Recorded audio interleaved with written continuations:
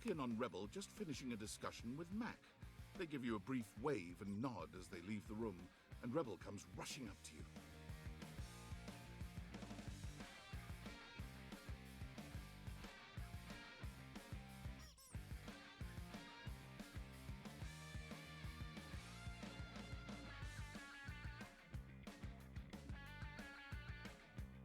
Hey, you! Guess what?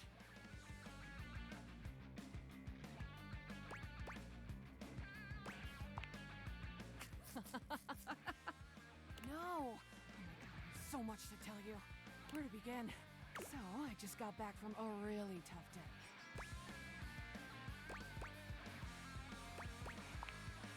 I know! And I am. I spent the whole time since I last saw you going around and talking to everyone. Had a lot of really tough conversations. Had to take a lot of criticism. Wasn't easy. I never imagined I had made so many others feel uncomfortable. Or hurt so many feelings. But it was just like you said. I felt so small that I never imagined my words had that kind of impact. Honestly, I couldn't have done it without you. Nobody ever stuck near me long enough to hear me out. Not that I blame them. But anyway, here's why I'm smiling. I made so many friends!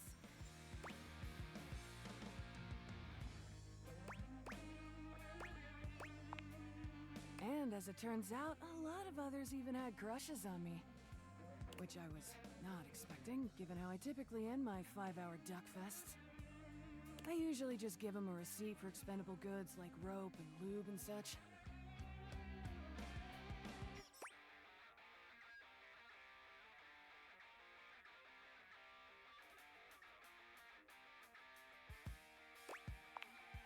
Hey, that stuff gets expensive when you use as much of it as I do. But anyway, back to what I was saying. Mac was one of the last objects. Not like sexual, just like, you know, objects on my list. We actually had a really meaningful heart-to-heart. And at the end of it, they suggested something really smart. They suggested we form an online support group for other duckies. They said we should be able to find them using Placebook. And Phoenicia even agreed to help. So, I'm gonna do it. I feel like it might really help me get back in touch with everyone.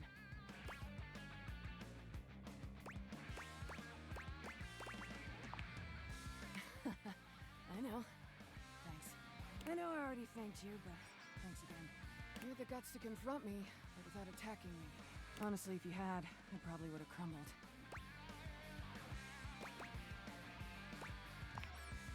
God, you're hot. I mean, your empathy, your quiet strength, willingness to listen. I'm sorry. I'm trying to keep it together over here. You told me to pull back on the sexual stuff, so... I'm trying. I'm really trying. God damn!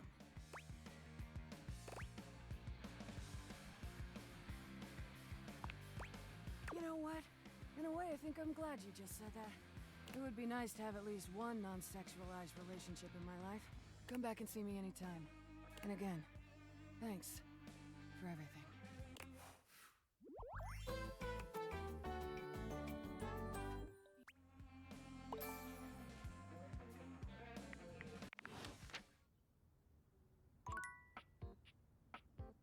Hey, bitch. I'm a duck.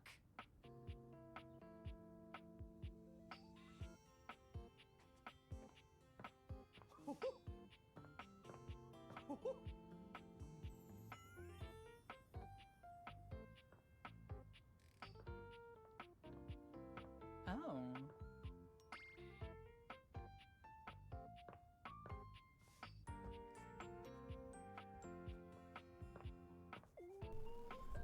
Alright, and we're here. So, last time we finished a romance with Mateo, who is over here. Wanna snuggle? Very cute. I think we also romanced Bobby. I don't remember if we did that first stream or last stream.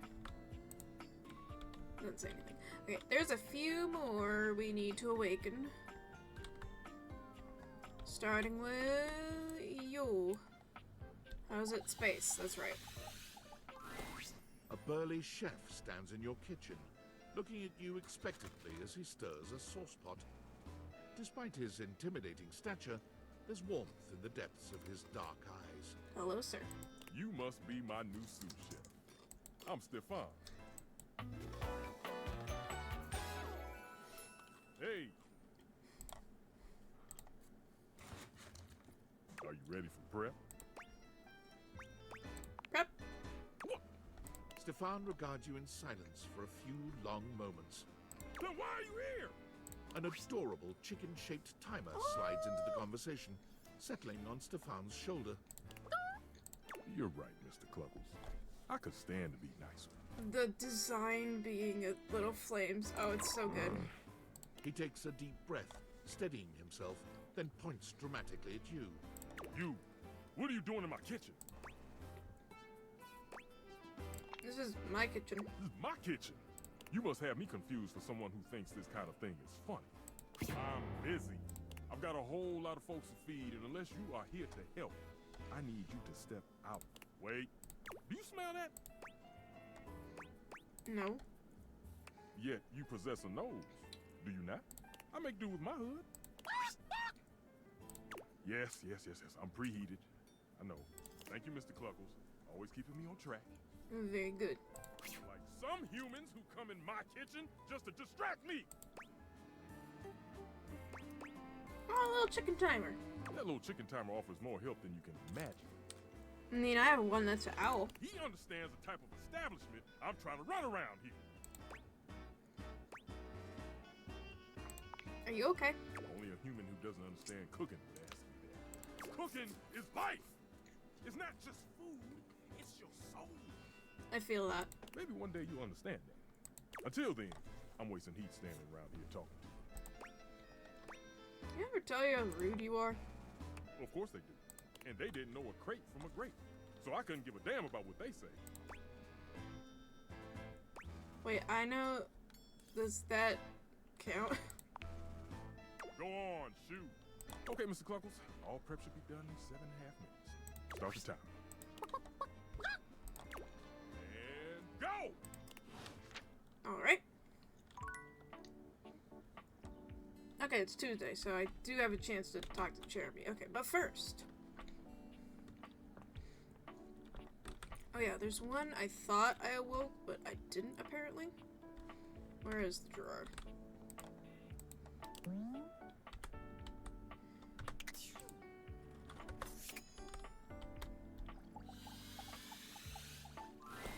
You find Daisuke where you left him last time, staring intently at the dishes on the table. Unlike the last time, however, he has a list in one hand.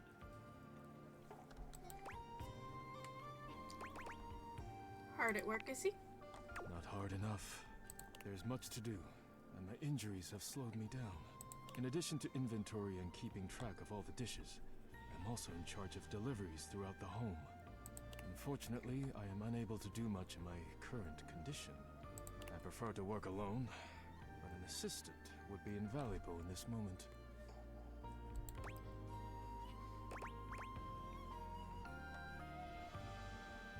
Let me help you. It's my fault you got hurt to begin with. You wish to right this wrong? Good. Always good. I can't tell. Wait. Does he have freckles, or is my monitor just got specks on it? I have preparations I must first finish. But return to me again, and I will give you instructions on delivery. Okay. In the meantime, perhaps you can help me wash these dishes. Isn't that what the dishwasher is for? Dishy? I trust no one but myself with such precious items. That's fair. Unfortunately, I must trust you with them for now. Also fair. Do not disappoint me. Sure thing. Please begin then. You pick up the dishes and begin to wash. As you work, you feel Daisuke's eyes boring holes into you. It makes you feel... nervous. You treat the dishes with such care. It is beautiful to see. Perhaps trusting you was not the worst decision. You manage to finish washing the dishes without further incident. Well done. This may not be the disaster I assumed. When next we meet, you will assist me with deliveries. Be prepared. Okay. Do whatever it takes to make things right. Complete these deliveries, and all will be well once more. Leave me now. I must review orders and inventory. Farewell. Yeah, I think he does have some freckles.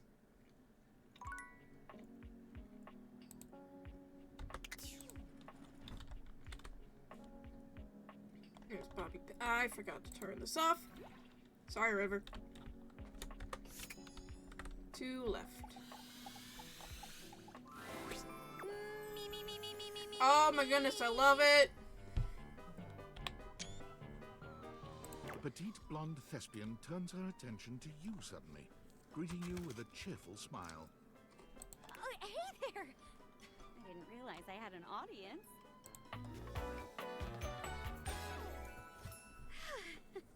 I talked to her before and I was like, oh, something's going on. And then one of the times, like, I'm on vocal rest. Okay, and I had to look it up.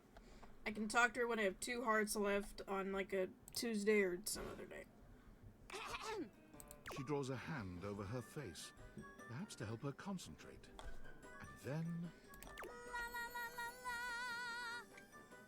Is this supposed to be Heather's? What are you doing? Acting, of course. I put on a different play each day of the week. Today is Tusical, the Tuesday musical. The play of the day is Leathers. I knew it! It's our comedy set in a high school. I knew it! Hey, you wouldn't be interested in joining me up here, would you?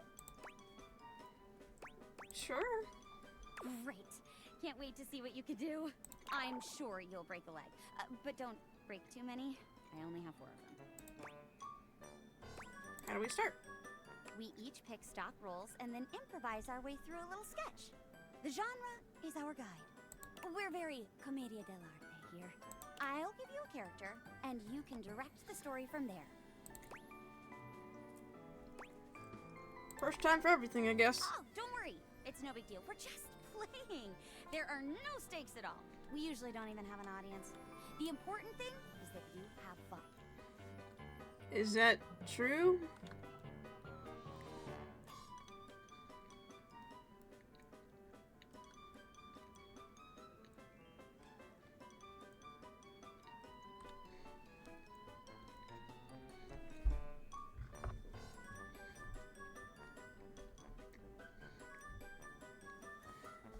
Oh, and that you're comfortable. I am big on the actors being comfortable in their space, so we shouldn't do anything too intense before we get comfortable performing with one another. That means no roughhousing and no, for lack of a better word, no being a creep. So as long as you follow that rule, I'll play along with anything you say and do. Promise. There's no wrong answers. Okay. I'll do my best. That's the spirit! And remember, if it ever gets too much for you or you're uncomfortable with the subject matter, you just let me know. Let's pick a safe word. You say the word, and we'll stop doing whatever we're doing. Okay? Okay. My word is Davenport. If I say Davenport, it means we stop what we're doing. Go ahead and pick your safe word. Okay, Bison. Oh, okay. Bison. Bison. Bison, bison, bison. Oh, I bumped my microphone again. I need to get the thing that puts it in front of my face and on the Let desk. me introduce you to today's audience. Hello, audience. Hello, audience! Hello. Aren't you lucky? Mayor Celia the Ceiling is in attendance. Oh, come now, Jeremy. Don't scare them off. We've actually already met. Oh, really? Well, who would have guessed that our new scene partner had friends in such high places? But, need to close this, but put it somewhere my cats can't get to it. Sorry for styrofoam noises. There we go. Literally. Har, har. Never heard that one before. Mayor Celia's a big fan of classic musicals. Today's play is a little newer, so we might have to work for her approval. Okay. I can hear you, you know. I'm willing to branch out, provided the quality is there. Huh? You heard her, partner. Today's play is about a bunch of mean chairs called the Pleathers. They act all fancy and uptight, but really, they're super fake. They even got the croquet mallets. And I'm a... Their leader, Scarlet Pleather, bosses everyone around and basically owns the school. It does make more sense for them to, I guess, be siblings or something. There's Kurt and Ram. I'm guessing that's supposed to be Jason Dean. Oh my gosh, I just realized. Important question. Are you comfortable singing? Yes. Improvising play is one thing, but musical improv is pretty tough, especially if you're new. I won't force it if you don't want to. I can give it a try. Yeah, I'm sure you'll be great. Okay, in that case, you can play Scarlet because she gets to sing a lot. Just be a big jerk and own it, and you'll be fine. Okay. I'll play Sky, the nerdy girl that the Pleathers like to bully all the time. No! I just bumped into you in the cafeteria, and things are about to turn ugly. Lights up! Jeremy acts as though you just bumped her, spilling her imaginary books all over the floor. Shouldn't you be dressed as, either Veronica or... I forget the girl's name. Martha. Ow! My books! That's what you're trying to read, nerd? You're so mean, Scarlet. Why do you always pick on me?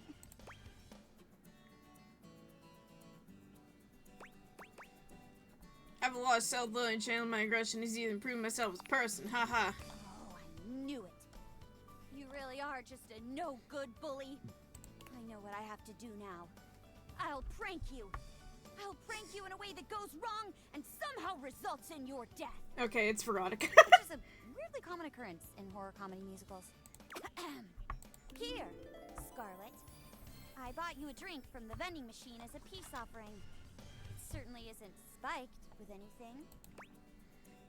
Wow, unsuspicious, my favorite flavor. You tip your head back, draining the imaginary bottle Jeremy offers you. Oh, come on now, Scarlet. Wait a minute! I mixed up the laxatives with rat poison. I knew we shouldn't have kept those bottles next to each other. Oh no! It's too late. She's dead. Coordinates. I'm a ghost now, never fair. It's not fair, and even though I turn transparent, I'm a ghost. She's a ghost. I'm a ghost. She's a ghost. Ghost now, it's hard to tell. Didn't cost me that well, but I'm a ghost, boo. Scarlet, please. I'm so sorry. I didn't mean for this to happen. I mean, I'll be honest. I wouldn't be too torn up about it if you weren't haunting me right now. But since there are consequences, I'm so sorry. Oh, don't worry, I won't do anything. You'll do it yourself. You grab Possess. Jeremy, intent on forcing her to pretend to punch herself, but she writhes in your grasp, her face the very picture of disgust. Shingles above. What is going on? Oh, there I am. Hey, let go. Davenport, sorry. You seem nice, Dadgummit.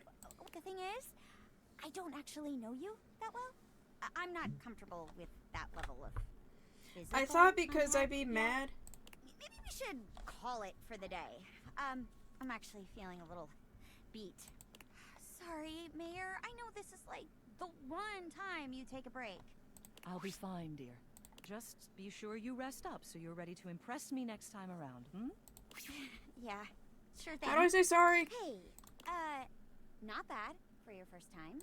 I know that it can be a little overwhelming when you're in the thick of it, but try to keep everyone's boundaries in mind, okay? I thought going for like the musical It's thing no would... fun for anyone if the performers can't trust one another. Got it. So, as long as you promise to do your best, you're welcome to come back. Remember that every day is a different genre, so if today wasn't really your scene, there's always something else tomorrow. I'm sorry, I didn't mean to. I thought the whole mystery thing would have been like off the thing. That's my bad. Oh, you made some good friends in here. I respect the hustle. What? In my view, friendship is all about good boundaries, right in between the dizzying heights of love and the minefield of hatred. I meant to do the ironing board. Damn pin got me cracked open like an old puzzle box. So now I suppose I have to give a whole monologue about how much different I feel. How much I've changed and grown as a doer. Nah, you here to see the magic show? No, here to see you. Here to have a laugh? Typical. No. Alright, I'm gonna open it. There we go. Okay. Leave that open for the morning.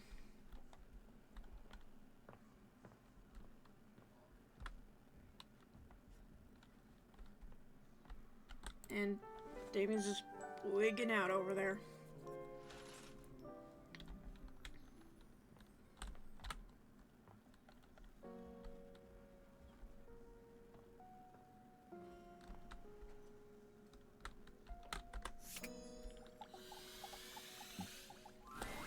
Hey, it's you. What's up? Oh, I can't see what's going on in here. The great Barbini! Our training awaits. Ah, beans. Bonnie, I changed my name. I'm Bobby Sticky Fingers now. What? I gotta scram for a bit. This ironing board guy, he's a lot. Poof! Yeah. Do not be alarmed. Afraid, perhaps, for the greatest mystery yet awaits. Ooh, ah. You have ventured onto the path less traveled. A path where no thing is sure, where the unknown is the only certainty. You, unfortunate soul, have stumbled into my fearsome presence. It is I, Ronaldini, the great and terrible. Ha ha ha!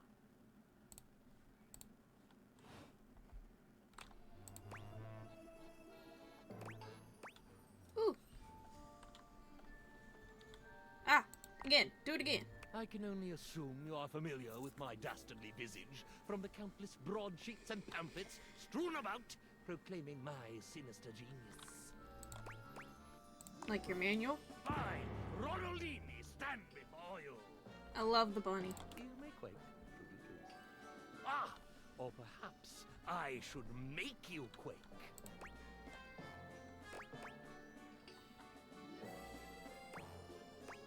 I choose. I choose. Sigh, another sycophant come to kneel before the great and terrible.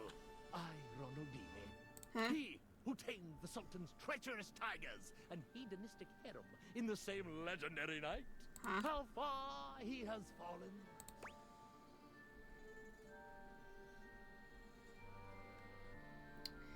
I guess I'm not fancy enough for the great and terrible ironing board. Not a sick fan, just regular kind, sexually adventures homeowner. This is your home?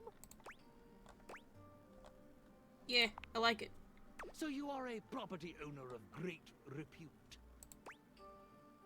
My repute is average at best. Consider me impressed. Perhaps you aren't the pedant I'd initially taken you for. I'm not gonna look up that word. I'm guessing it means thanks. You're most welcome. Oh, surprising one. Would you allow me the great boon of some transparency? I should like to speak honestly with you. Sure.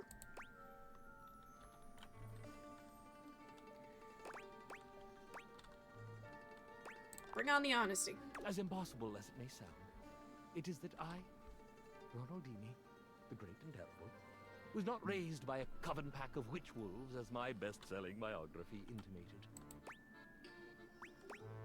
Gasp. Shocking, I know. So wait, was that whole book a lie? No, of course not. Oh, just that bit. Oh, and the one about the Duke of Cornwall's golden submersible. Noted, but then where are you from?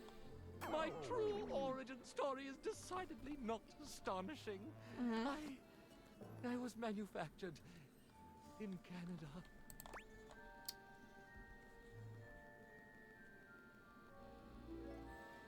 Oh, no way, I had a roommate from Canada. Did you know Gary? No, Canada is a vast, unknowable space. Just because I'm from there doesn't mean I know this. Gary, was it? Yeah, Gary.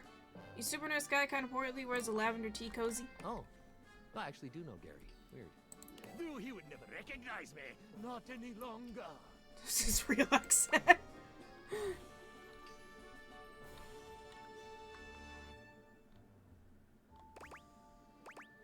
Of course not. You're a changed board. Dare I say a better one? Then why do I feel like less, somehow? I don't know. Tell me about it. Sigh. My truth is uninteresting. Interesting to me. You don't mean it. Sometimes truth holds magic, and that's magic that interests me. Surely you're the only human in the world who thinks so. No. I doubt it. You're inherently interesting, so go on, tell me. What is there to say? I'm a world-famous master of mystery, a diabolically devious devotee to the dark arts. And? And I'm a normal iron manufactured in Lloydminster, Saskatchewan. So you left and became somebody else? That is correct.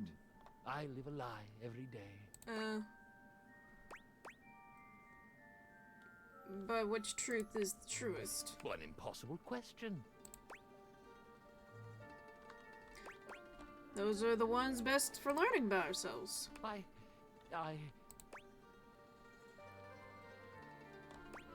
Escape the straitjacket and padlocks that hold your truth prisoner. I see what you're doing here. Might be your greatest reveal yet. Don't you see? I am my greatest illusion. I'm not great and terrible. I'm not even okay and slightly unnerving. I, Ronaldini, I'm nothing. I'm just Ron from Lloydminster.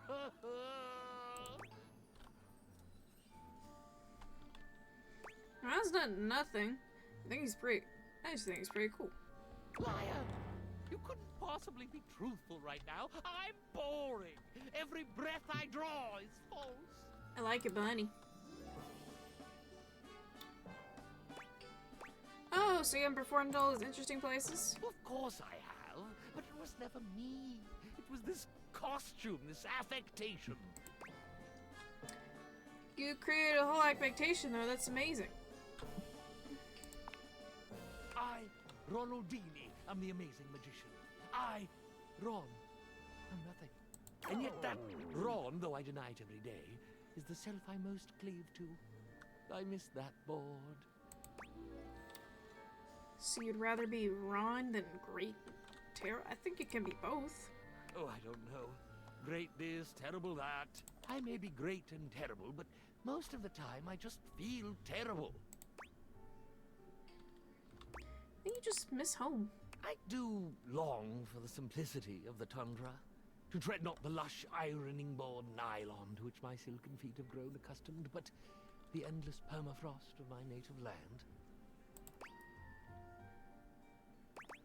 Then return there. I do long for that, but what will I do? There is no call for my brand of seductive rakery there. What?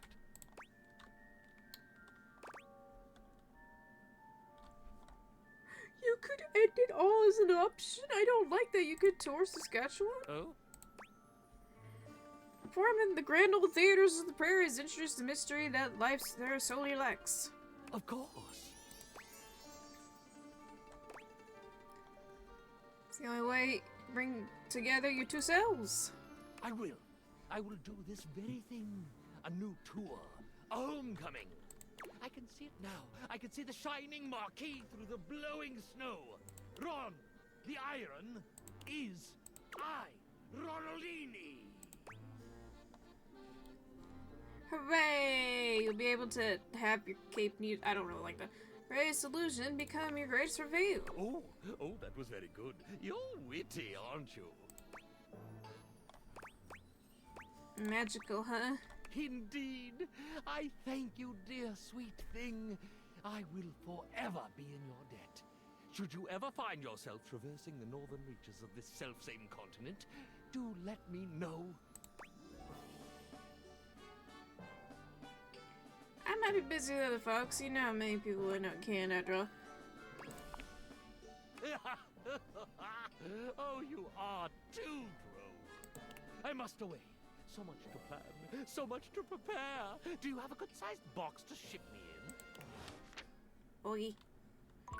Okay, we got 4 hearts left. Who are we missing that I can talk to, aside from the one I'm thinking of?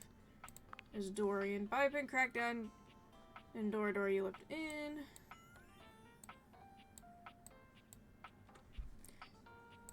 Dorian at the front door.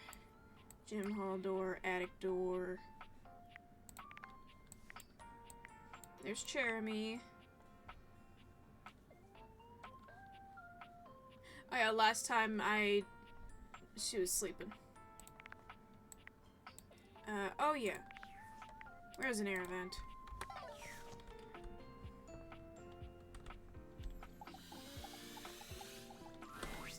You see a pair of hands sticking through the air conditioning grate, and the barest suggestion of someone's eyes, but no more. What do you think?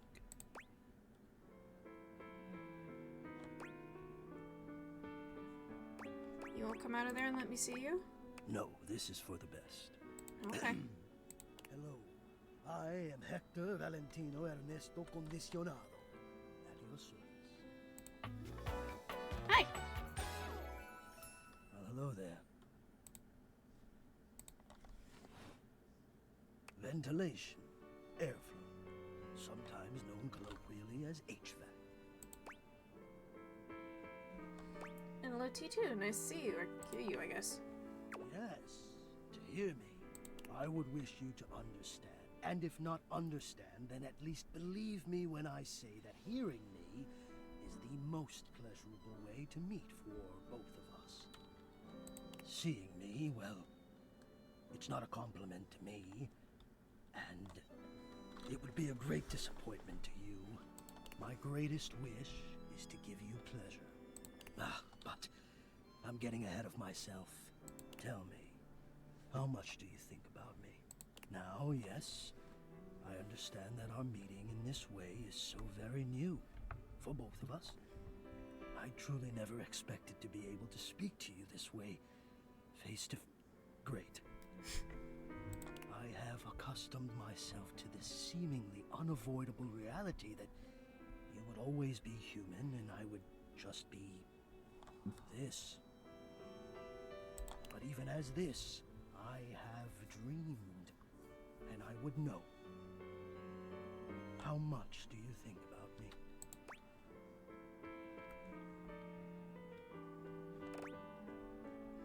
Confused. How do I think about my ventilation system? Yes. Although I suppose you've just answered my question. Am I to understand that you don't think about me at all? No, I do. I change your filters, and I'm grateful when it's too cold outside of heat. Ah, yes, my filters. You are conscientious about that, indeed. You could not know the appreciation I have felt when I have seen you coming home with a fresh, clean filter under your arm. The dust hearts are very good. And to feel you loosening my screws. To feel the tired filter sliding out of place and being retired and that fresh air rushing over the exposed frame. Oh. Please tell me it's like shedding and not like anything inappropriate. You're saying you do think of me. But have you any idea how much I think of you? You are the prime feature of my thoughts. Oh. Whatever power courses through me, I turn to your pleasure. Whatever warmth or coolness I possess, I direct in full to your comfort. Cool. I wanted to meet you here through the grates because I wanted you to hear my voice. I want you to hear the melodies and resonance I create through these ducts and know that it is all and only another gift it honors me to offer you. I watch the play of air over your skin and I feel deep joy that I have the air to give you. I adjust my own temperature and my intensity until I see the flush of contentment spread across your face. And then Excuse me. I rest in contentment of my own. I never thought I'd be able to say this, and in a way you could truly understand. And now I have. My God. Now I have. Laying it on, thick there. It is. I know it. My God. You think I don't know it? I who have carried this all inside me on my own this whole time? How long have you been here? How long have I been here? And never to have been able to say. It's a lot. Not really sure how I feel about this right now. I apologize deeply. I will let you go. I will stop. Thank you, buddy. That's a lot to take in, you gotta admit. Oh my goodness. Okay, let's look at that data decks. Alright, there's Hector. Truly committed to make you tense, spent time thinking about you, pining from afar. In fact, seems a little upset, still haven't actually managed to see what he looks like yet. Okay. Oh yeah, I need to talk to the... Let's see. Likes cuisine, care, and high standards, dislikes insecurity. That's Daisuke. He hasn't introduced himself to me yet. Let's do Daisuke now.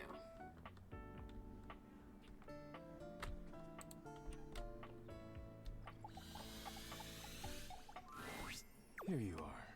I hope you're prepared to work. Absolutely. You are to make deliveries to Mitchell, Beverly, and Kopi. Okay. Do not return until you have completed your deliveries. Mitchell is food. Beverly is the wet bar, and Kopi is the... Please rest and take care of that ship while I'm gone. Of course. If you have any questions about the deliveries before you go, now is the time. Tell me about the deliveries. You will be delivering coffee mugs to Kopi. Coffee mugs are ceramic cups used to drink coffee. I know that. I am struggling to think of any further pertinent information. Tell about your relationship with Kopi. There is nothing interesting to tell. She is courteous and makes excellent coffee. Our relationship is purely professional. If you have any questions about the deliveries before you go, now is the time. Tell me about Mitchell's delivery. You will be delivering plates to Mitchell. He uses them to serve food. The food is then eaten from the plates. I do not know what else to say about the plates, so I will stop speaking now.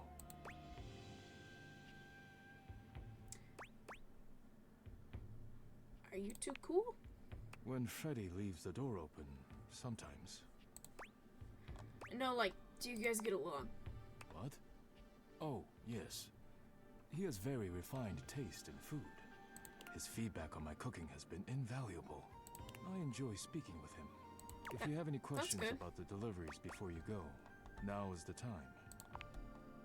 Beverly will be receiving cups of all shapes and sizes for her drinks, both alcoholic and otherwise.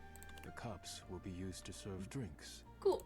Beverly has broken more than a few glasses after imbibing her own drinks, so you must give her a stern warning to be careful with these. Okay. I can think of nothing further to tell you.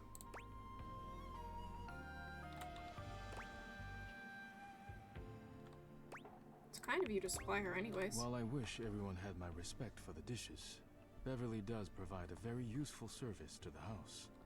And she is appreciative, even if I wish she were a bit less clumsy while drinking. If you have any questions about the deliveries before you go, now is the time. I'm good. I have nothing more to tell you. You may leave now.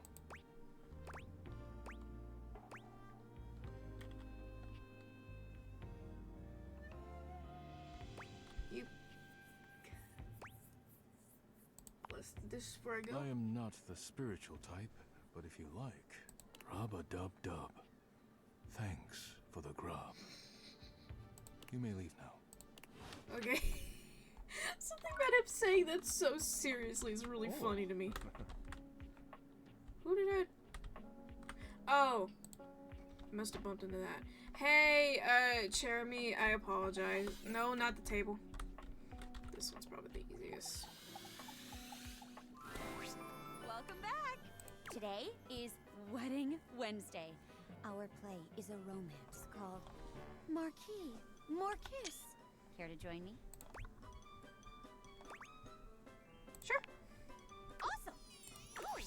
Hello, dearie. Florence! My, what a pleasant surprise. Hey, what are you two doing here? We always make time to see the Wedding Wednesday performance. But to think the catalyst for our own love story would walk out on stage.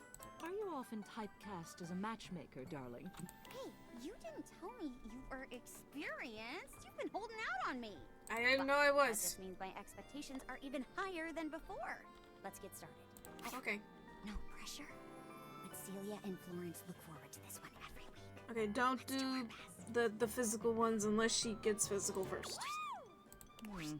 Today's play is about a poor duchess, a bride-to-be, left at the altar, played by myself.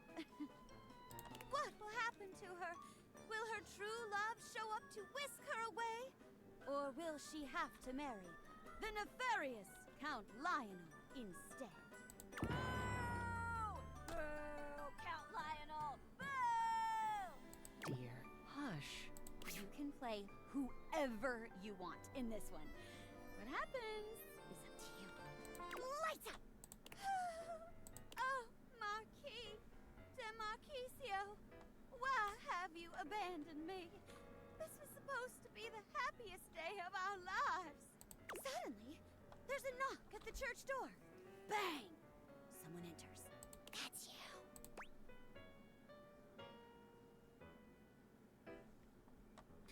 Fear not, Charabelle, for it is I, Marquis de Marquisio.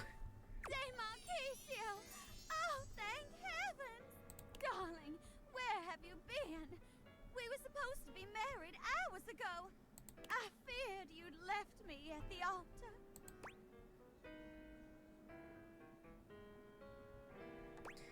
I'm sorry I was waylaid by high man, the count's men. It cost me a return, but love's triumphed and I'm here. Oh, I'm so happy! Come, De Marquisio! Let's get married right away.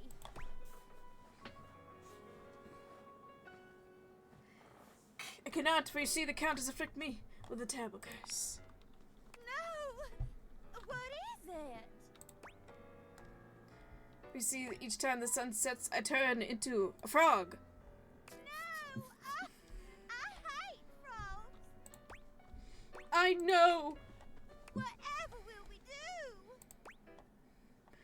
I could, it's too late. I can already feel the curse taking hold of me. But I love You, love... Rabbit. De Marquisio! No! Lights down. What a silly ending. Indeed.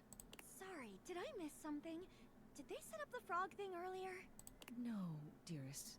The improv wasn't the best this time around. Oh. Well, nevertheless, thank you as always for an interesting evening. Come, Dadgummit. Florence. Bye. Oh, they hated it. Oh well, don't mind them. I had a great time. Oh, fantastic work. As always. Come back on another day if you want to try out another play. Or even today, if you want. You're so much fun to play off of. I'm really looking forward to it. Jeremy gives a delightful little curtsy. Yay. Alright, last up. That I think I can unlock right now. I know there's two I can't really unlock quite yet. Which two is it? There's Jeremy.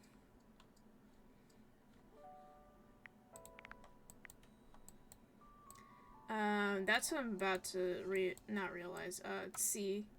Why it's still not letting me things with Daisuke. This one I can't unlock yet, and then I think, yeah, this one. Okay.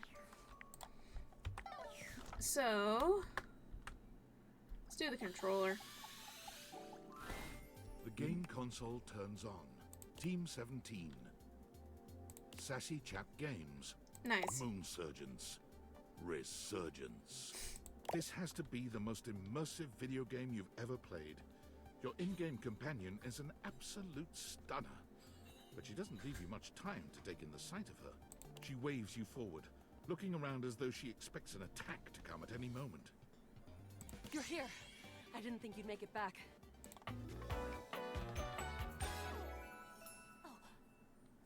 Luna. Like a Sega Saturn Which way do you wanna reference. go? What? Which way do you want to go? They're coming. Oh, you just equipped my Zauer rifle, which means that you're thinking of unloading a whole lot of Zaker charges on these scroufs out here. What are we gonna do? Unload a lot of Sega charges on these scroufs. Berserk! Eat Zaker, worm! 88 charges later, that's a whole lot of scrouf carcasses. Nice haul. That ought to teach Celine and her goons. Not Celine. Near the compound of the Upholders. Oh no, it's Celine versus We'll Luna. have assassin class upholders, as well as surveillance class. We'll have to sneak our way in, and probably start dispatching them with utmost violence. You up for it? Let's go. We got the right equipment. You're right.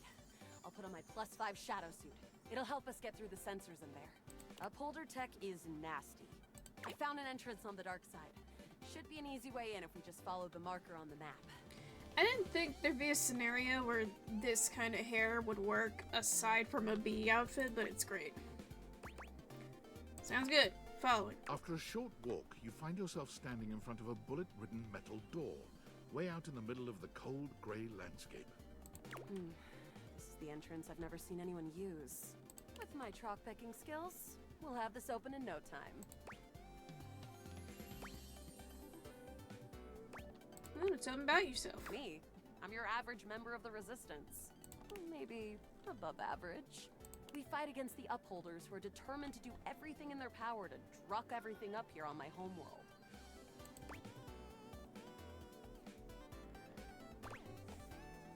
And who am I to you? You? I always thought of you as a companion. Someone who followed me around and gave me advice. Cute, but expendable. Luna picks the lock, allowing you to peer inside. You can see hallways filled with shining electronic doors off into the distance. Here we go. Upholder Central inside. I'm seeing Grunt class upholders who shouldn't be too bad. Okay. There will be Surveillance class 2, which can sound the alarm. Sounds dangerous. It is. Very. How do you suggest we do this? As quietly as possible. Yeah, makes sense. With the shadow suit, there's no way they'll hear us coming. Using all your available grace and patience, you and Luna slowly make your way down the corridors. Close behind me, Yael. You drift past both grunt and surveillance upholders with ease. Good choice on the stealth. I usually prefer the part where we... There you are. Oh no! Assassin! From your stealthy vantage point, you can get a vague sense of what's happening. A vast laser juts out from some sort of holographic human from down the end of the corridor. The light engulfs Luna and renders her immobile. Grab Luna and run. Bravely, you take Luna's frozen body and crash through the remainder of the hallway. Once she is removed from the power of the strange weapon, she hangs limply in your arms for a moment, enjoying the ride. Continue to run. Like a You run badass. further through the maze-like compound and finally make it to an empty office. Krah. We lost a lot of gear there in the tryst of battle, but at least we still have enough health to get us through to the end. We're getting close. You wanna press on, or should we take a crafting break? Craft break. I know what craft to the boss. Let's go. You and Luna make your way through the final threshold and stop right before the entrance. Oh no. There it is. The horror of it all. The way opens up into a large regolith cavern. Mining constructs mingle with moon rocks as the terminus of the station is reached. Excuse me? But perched high on the crane next to a large glowing blue crack in the regolith was a well-outfitted spacer who looked just like Luna. You came just in time for the festivities to begin. Celine Moonrise, prepare to die! Luna, you'll never take Crescentia's power. Who's Crescentia? Crescentia, the goddess of the moon. We found her in 2066, and next year she'll be destroyed, leaving us free to harvest. The glowing crack seems to swell. Charge, bitch! The blue deposit of moon rock erupts, and from the crack, a monstrous creature bursts forth. Crescentia, go! Ah!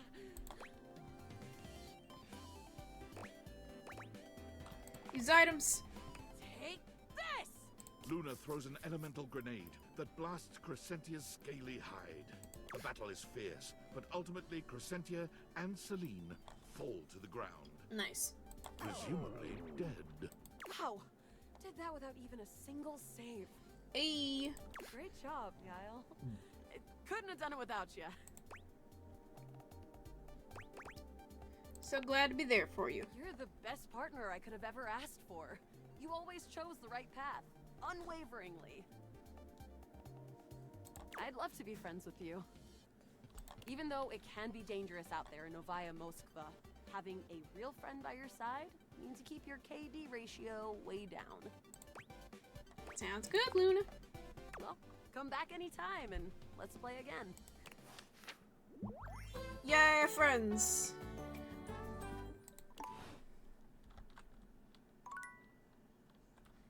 Alright, no more charges.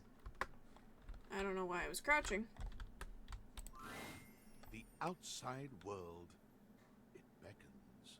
There could be any number of more exciting things out there to touch. Oh, you wish to speak with me? To date me? Yes, I love your voice. My name is J.B. Blanc. I'm an actor living in California. I've done on-camera work, voiceover, and voice-directed quite a few of your favorite games, perhaps. I know you're the voice of Vander in I was hired Arcane. for this job based on my audition. When I auditioned, the game was called Project Miranda, and I had no idea what I was in for. Now I very much know the scope of this game, and have somehow spoken all 5,000 narrator lines aloud. Wow, are you tired? Very. I'm not particularly interested in dating. I'm kind of single by choice. Finding love in Los Angeles is not recommended. This fucking city is nuts. And you're fucking nuts for playing this game. I won't date you.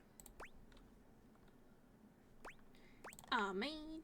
Well, I might not date, but I could describe what that would be like. Would you like that? Yes, gimme. Tell me, how would you like those sweet nothings served?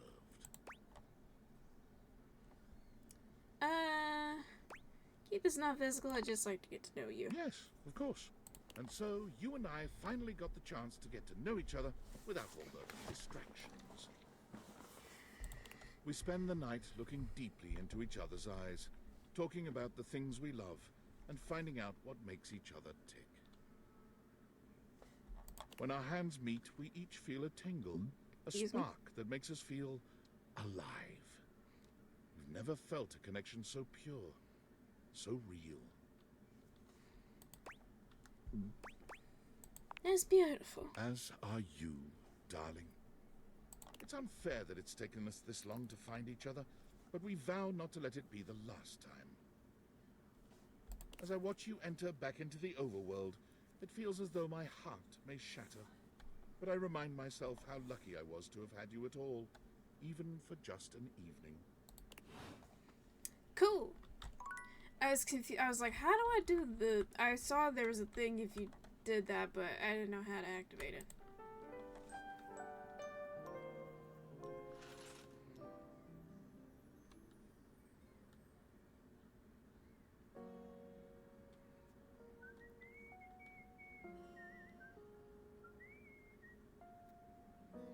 Okay, I was checking something. Who else do I... Jeez, Louise, stop. Damon, please. Okay. I need to talk to... Well, do I have everybody? Oh yeah, I did. I looked at that last time. I need to make deliveries to... Beverly. Oh, hi. Welcome to the Tipsy Tumbler. What can I get for you? I have a delivery. Delivery? Oh, you must be talking about the branded rocks glasses I asked Daisuke to get me. Oh, thanks so much. I'll take those right off your hands. Oh, look at that. You hand Beverly her package, and she sets to Excuse work me? unpacking and cleaning the glasses right away. I'm glad Daisuke managed to get these for me. How is that old dish slinger anyway?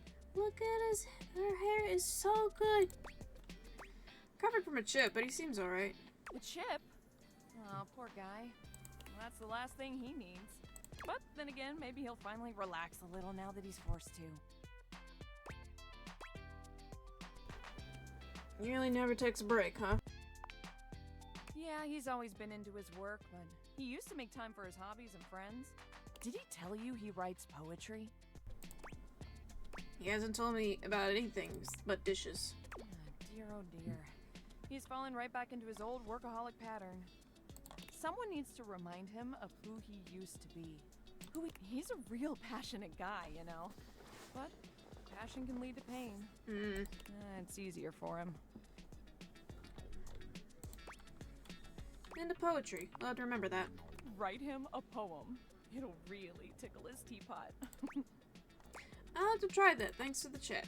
Hey, no problem. Come back to the Tumblr anytime. Okay. Bye, Beverly. Then copy. Welcome to Roofbox, the home of all your coffee needs. What could I get for you today? I have a delivery. Huh? Oh, the new coffee mugs I requested from Daisuke. Just set them over here, please. Alright, thanks for that. How come Daisuke wasn't able to come himself, by the way? He's got a chip. He's got cracked, so he's taking it easy. That dish really needs to take a break every now and then. He puts the dishes before everything, even his own health. Why does he take work so seriously? That's all he knows. His family come from a long line of fine figures. Tsubasa, Moridake, Williams Casanova. There's a lot to live up to for him. Oh. He can't even imagine a life outside of his work. You think he ever takes time to do anything for himself? I sure hope he will. But I've never seen it in all the years I've known him. Be delicate. Don't be abrasive. Yeah. Anyways, thanks for delivering these mugs. Tell Daisuke I said thanks. Okay. We got 3 charges left. Who? Mitchell Lynn, that's right. Oh. Pitiful. Utterly mismatched flavor profiles. Texture's a mess. I got delivered from Daisuke. Mitchell waves a hand at you. Ah, yes. Unpack them for me, won't you? Sure. Mitchell looks over your deliveries, nodding his approval. Brilliant. These are perfect for what I need. They should look spectacular in the dining room. Doesn't matter that much. These are just plates. Just plates? Just plates? Food is an art form, and the plate is the canvas. The presentation is a non-negotiable part of the deal. Hey, why do you think they just smear the sauce on the side like they do? Plating is as vital to a dish as the seasoning. It elevates the entire experience. Without Daisuke's hard work keeping me supplied, my dishes would be nowhere near Michelin level. I should be more appreciative of my dishware. Damn right you should. Daisuke spent years refining his craft, creating his own ceramics. Oh, he makes his own. He has a respect for the work you simply can't be taught otherwise. You do well to model yourself after him. I love his notepad being grilled cheese Now, If you'll excuse me, I have reviews to complete.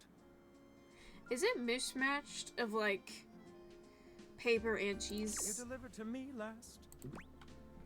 Yeah, is that an issue? Well, carry on then. I just walked into the room and was like, just entered in the way, whatever. I'll skip Jeremy for today.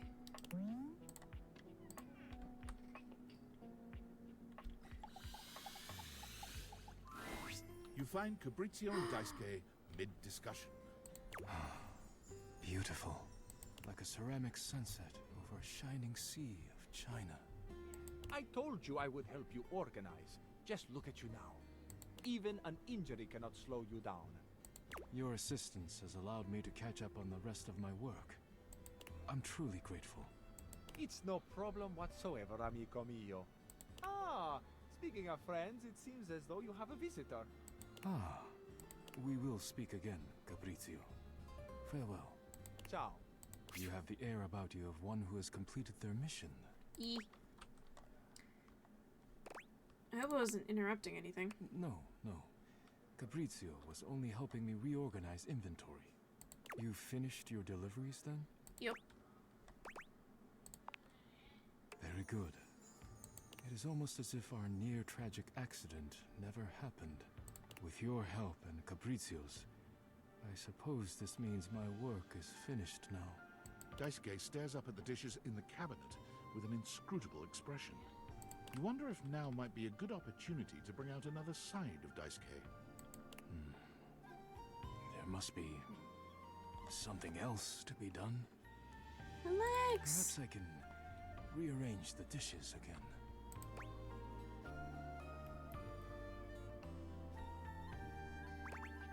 Handling the dishes needlessly is a risk. You are correct. I suppose I could spare a moment to sit. Would you care to join me? Sure. I'd love to. Come, sit. As you sit with Daisuke, both of you gazing up at the majesty of the china cabinet, you turn over the advice you received in your mind. You could talk to him about coffee, poetry, ceramics.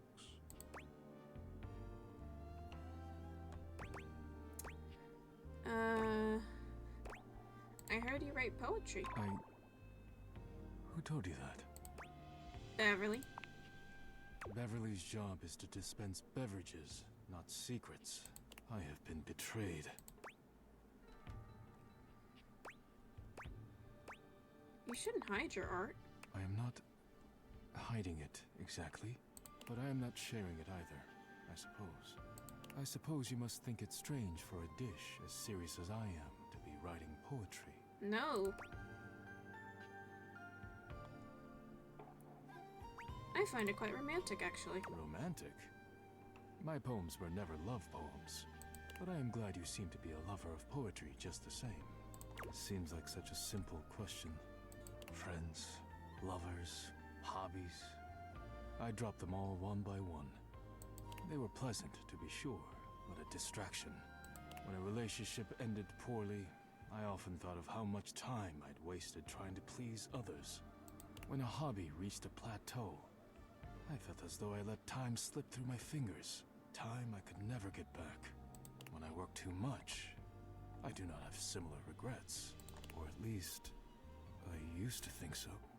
If you keep working and you only take tiny little breaks, it's gonna burn you out. Being forced to slow down has shown me perhaps my priorities have been incorrect for years. Now, faced with a quiet moment and friendly conversation, I find myself woefully inadequate, like a broken plate fused together with hot glue.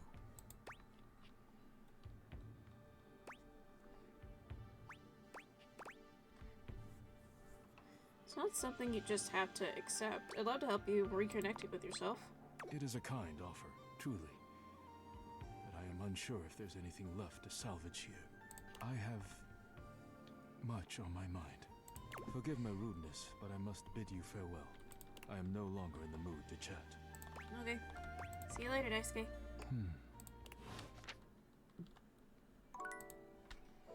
will close the doors gently. What is in here?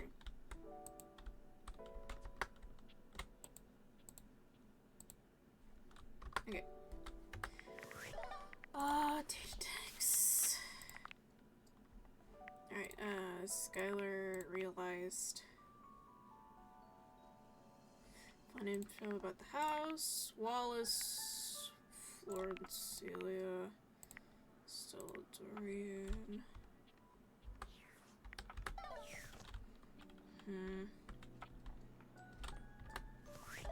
I want to see if there's anyone that has like a quest for me. No.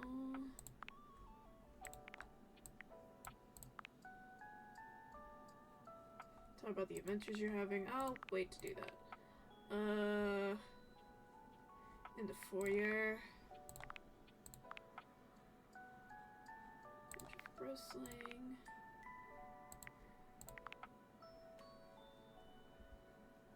Come back see it again. Don't. Who cares? Fertilizers. Went along with your plan, made her happy. No, it didn't work. 3 p.m. Okay, it's not 3 p.m. anymore. Art. Come and see and discuss 4 pieces for art, whether or not to display them. That sounds like a thing to do. Alright, I'll go do that. There is something I should do that's not concerning that. I need to talk to Keith again. Hi, Keith. How are you? Hello, dear owner. It's nice to see you again. It was fine, Keith. You don't need to call me owner. Ah, but of course. Forgive me for my old-fashioned habits. Anyhow, I'm glad you dropped by. I've just been here relaxing on Abel's broad back. I've convinced him to accept my presence. Convinced me? Oh, Keith, you're more than welcome. I didn't notice earlier. I did not see his hair through the thing, and it's a little table as a hat. It's very good. I'm lucky to have someone as wise and knowledgeable about the home history round.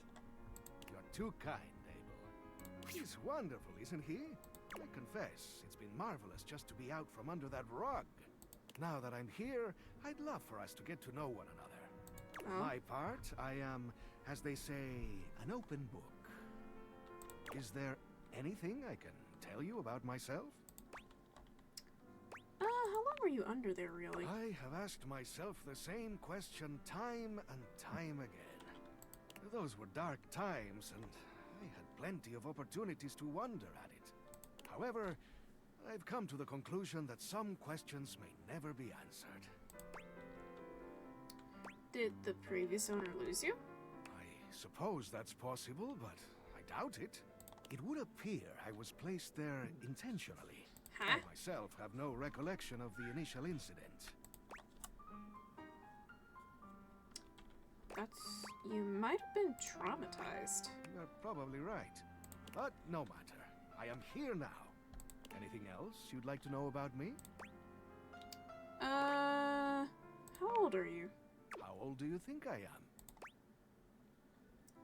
am? What would be the least offensive? 50-something? Do my gray hairs reveal so much? Well, so it is. Make you a real silver fox, to be honest. Careful, or you'll make me blush beneath this beard. Your beard isn't all-encompassing. You got cheeks. Anything else you'd like to know about me? That's it for now. Anything you'd like to ask me? Why, yes. Hopefully I'll get to know a lot about you in the future. But for starters, how about a few basics, eh? Like, do you prefer blondes, brunettes, or something else? You're asking somebody who goes based off personality, so I don't really have a preference. Open-minded. I like that. All right. How about another question? Do you believe in destiny? Yeah. I see. So, we were destined to meet. Yeah. What else do I want to know? Do you think of yourself as traditional or open-minded? I'm a mix of both, to be honest. Structure is good, but you gotta be open-minded about, like, how other people see things. I guess all of us have some traditions we like to keep to, and staying open-minded in our lives can bring new experiences. Yeah. How about just one more question for now? Okay. Forgive me for the boldness, but where do you keep your cash? Like I'm gonna tell you.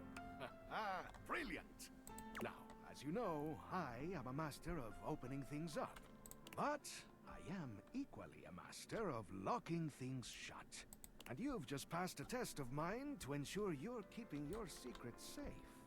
Well done. And for the record, you ought to keep it in the safe, just in case.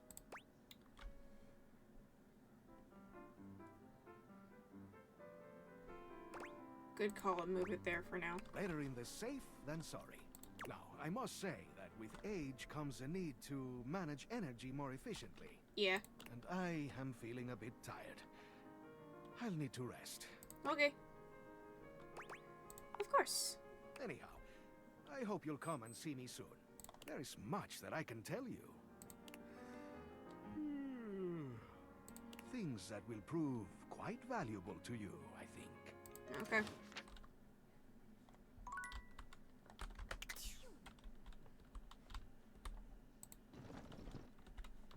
Okay.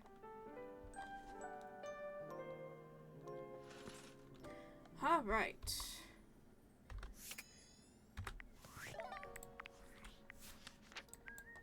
Kind of wish I can go to the bottom and oh. Yeah, that. Okay.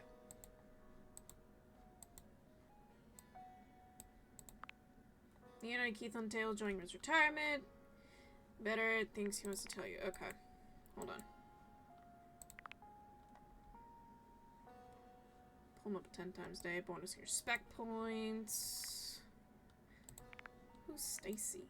That's Reggie. Nightmare. I'd have to drink coffee at night to meet him. Made a particular beating, waiting for a conversational barter, bring out his armaments. Okay. Okay. That's gonna be a whole separate stream thing to do.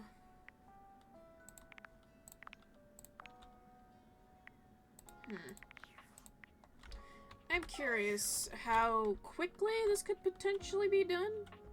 Because it seems like all I need to do to talk to her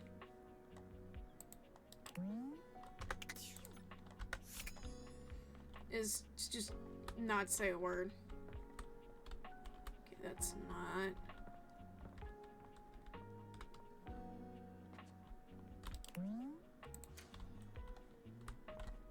Where are the rest of the vents?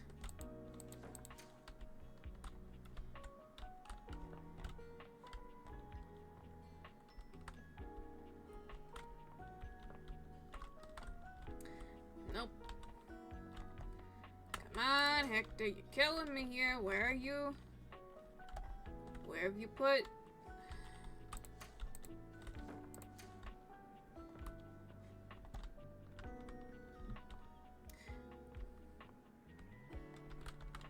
Not in here.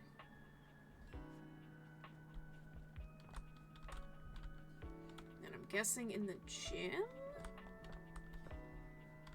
No, where is she? Oh, sorry, Dorian.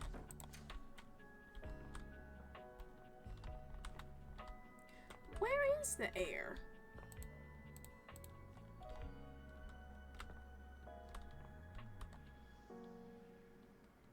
Oh, is that the signify that's Celia and stuff? Okay, that's neat. Anyway, where's Arian? Aaron, how do you pronounce her name? Did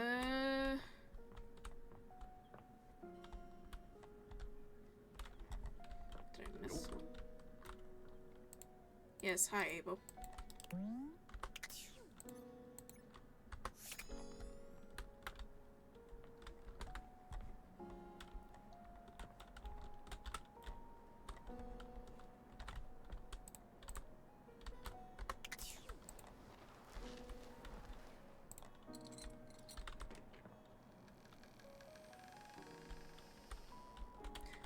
standing on top of it and I didn't know. Nope, nope, nope. Open up. Trapdoorian, nope.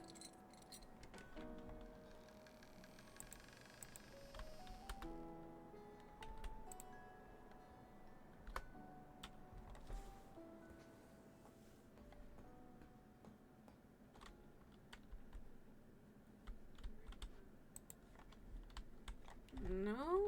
Okay.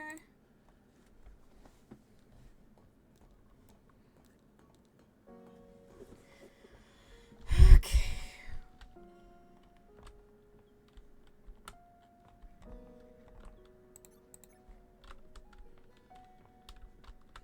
Not in here. Not in here.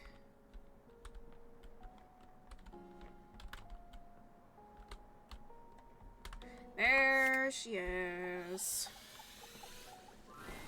You return. Still you prattle. I've seen you around your lair speaking endlessly to the others. To yourself.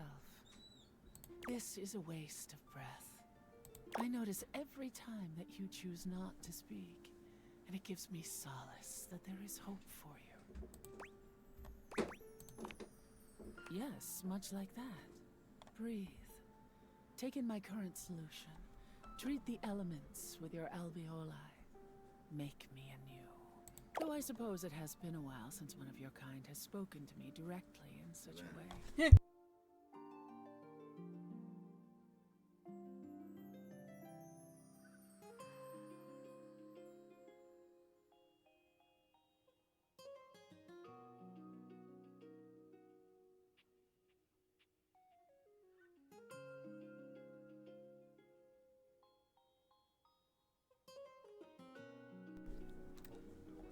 I can respond to your queries. I certainly have the time. What can you tell me about life? Life. Your life is completely mine in every way. Without the circulation of my form through your body, you would perish in moments. Yeah. After 1 minute without my presence, your brain Excuse me? cells, your neurons, begin dying off. Mm-hmm. Your neurons require glucose. They transmute glucose into energy to power themselves to keep going. But the key ingredient to allow them this power is oxygen. Your respiration allows that flow of oxygen, and thus allows your neurons to survive. After a mere 5 minutes without my presence, your neurons will slow, and your death will be imminent. The more you know. That's very good. Thanks for keeping me alive. You are welcome. I tire of this. Before you attempt to speak with me again, you must show me that you can be silent and thoughtful.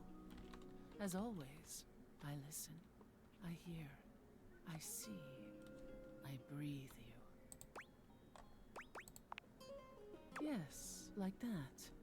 Goodbye. Well, that was weird. Anyway. Is there a particular thing I want to focus on today? Like clicking on things with actually meaning to click on them? When you come across River again, she's got company. A glamorous companion in an equally glamorous bathrobe and that effortless sort of wet hair look. You recognize your bathtub, Bathsheba. Come on, girl. It's just the two of us. You don't have to play coy. You can't be all over this house and not have some good gossip. I don't. That's not really... Come on. You can tell your girl Sheba. Now I kind of wanted to see her in like Sheba pajamas. No, I won't tell. River's eyes dart to you suddenly, and you're not sure whether she's angry or relieved. Did I come at a bad time? Yes. No, not at all. Come here. Bathsheba throws her arm around River, pulling her closer. You can see River's cheeks flushing. Steam rises from her skin in a light mist.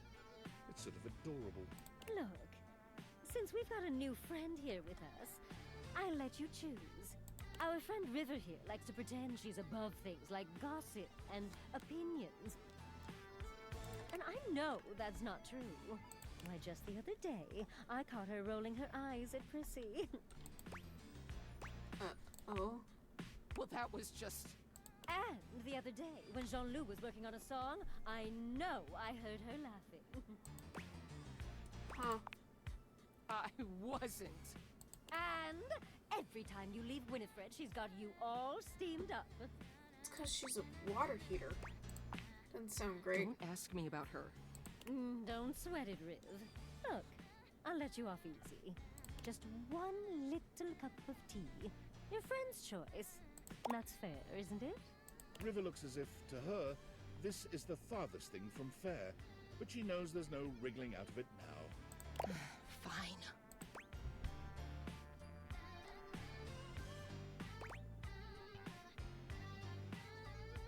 Talk to me about the plant. Well... River's demeanor seems to shift immediately. It's like she can barely keep from rolling her eyes. I just think it's interesting that a plastic plant would need to be watered. Interesting how? Just interesting.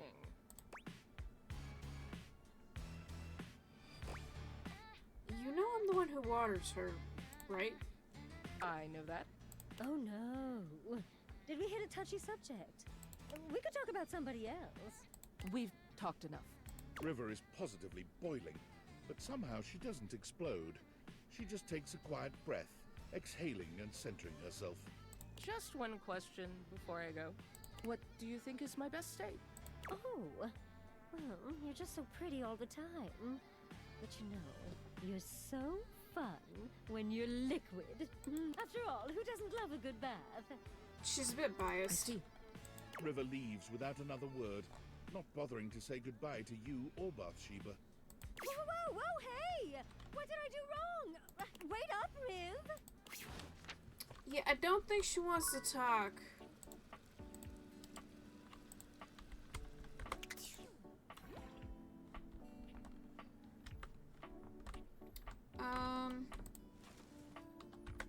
Now everyone around the house will know you and I are best besties. Okay, calm down.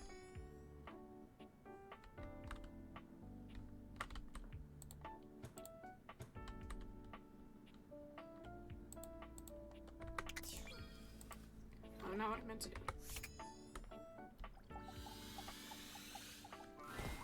I've been wondering when we would see you again. Hi. Yeah, we were just talking about you. Me? Nothing bad, I All hope. good stuff. They were talking about how good you look. What are you doing? You ain't got no chill. I'm just telling the truth. But you could be a little more coy about it. Oh, hey, look who's here. Weren't you two just talking about them? Yes, Gwendolyn. They think you are just the cutest thing ever. You should have heard what Kurt said about you. Okay, that's enough. Oh, look at them both. They look so embarrassed. I haven't seen Rod like this since he tried to hit on me. Okay, I think we're all good. She's like an embarrassing mom. I love her. Oh, wow, so flustered. Oh, this is pretty funny if you ask me. It's not funny. Yeah, what Kurt said.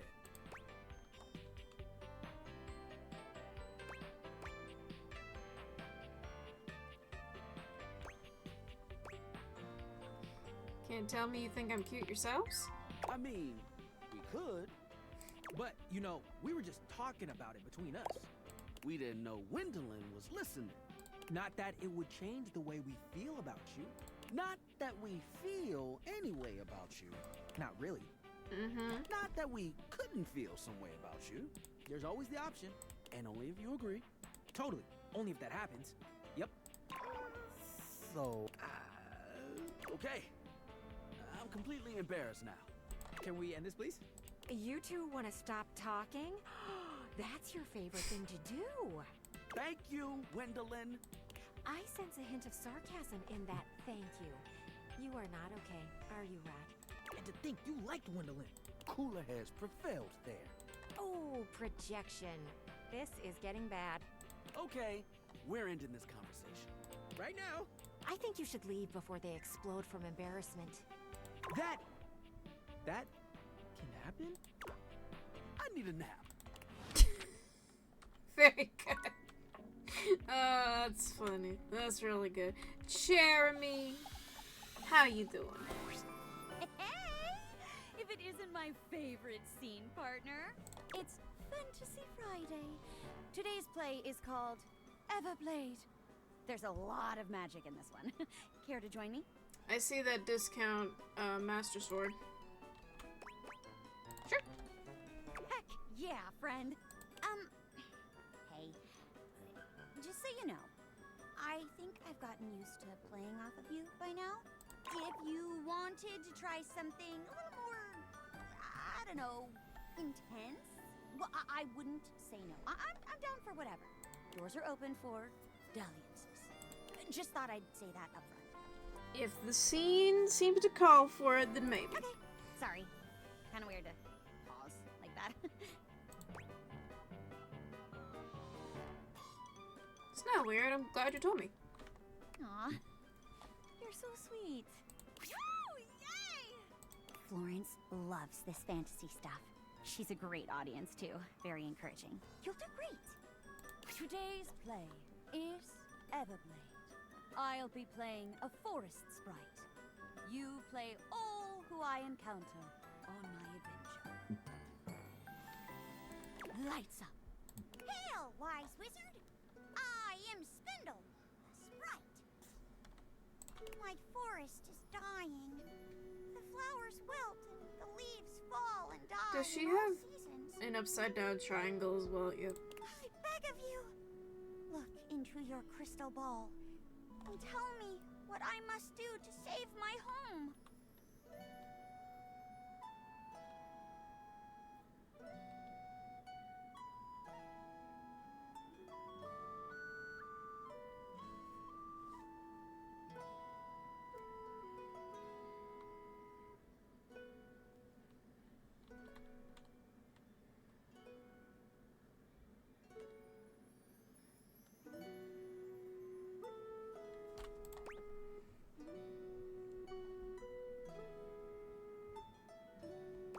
Must seek out the legendary sword, Everblade. It's the only power that can cleanse your forest. And so, dear viewer, the sprite began her quest to seek the sword, Everblade. She traveled far, and on her road faced many dangers, such as... And the fairy's bridge troll. Oh my! A bridge troll! Weehee, none will pass first without the troll toll. Mercy, kind troll. I am but a humble forest sprite. We have no use for money, and so I have nothing with which to pay the toll. Must pay with a little dance. Very well. If I must. But you should know that I come from a long line of powerful dancers. We have 2 left feet, but 2 right feet as well. Oh, because she's a chair. I got it. Your dance is so powerful that I exploded. As I cut a rug, so too do I cut your lifespan. I love that her arm gauntlets are little chairs. It's very good. Yay! And so, the little wood sprite continued on her adventure. I like to imagine, if you've ever seen the Ember Island players episode of Avatar: The Last Airbender, I just have like little sets pieces that have things that I can go underneath, and every time I die I'm like, no, and I just crawl underneath the set piece. Finally, after many days and nights, she came to the resting place of the fabled Everblade. There, atop a mountain of discarded swords from days gone by, sat the dreaded Sword Lord, a terrifying warrior, clad from toe to tip in rusted metal hilts and blades. Once a sword entered his collection, he would do anything to keep it. This would be tricky. am but a humble sprite, hailing from the forests far to the west. My home is doomed unless I have the power of the Everblade at my side. So, I beseech you, can you, like, be cool about this? Yeah, right. Oh, truly? My heart is filled with joy. On one condition. Name your price, O Lord of bloodshed and tetanus. After several hundred years, my body has grown weak. Dull and rusted like many sores, I have been looking for a successor. A successor? You jest. Surely a simple wood sprite could never live up to your legend. That's what I thought, but I took up the mantle of the Sword Lord before I took up the mantle of the Sword Lord myself. Remove helmet for dramatic reveal. No way! You're a wood sprite? As my successor before me, and then the Sword Lord before them. It cannot be!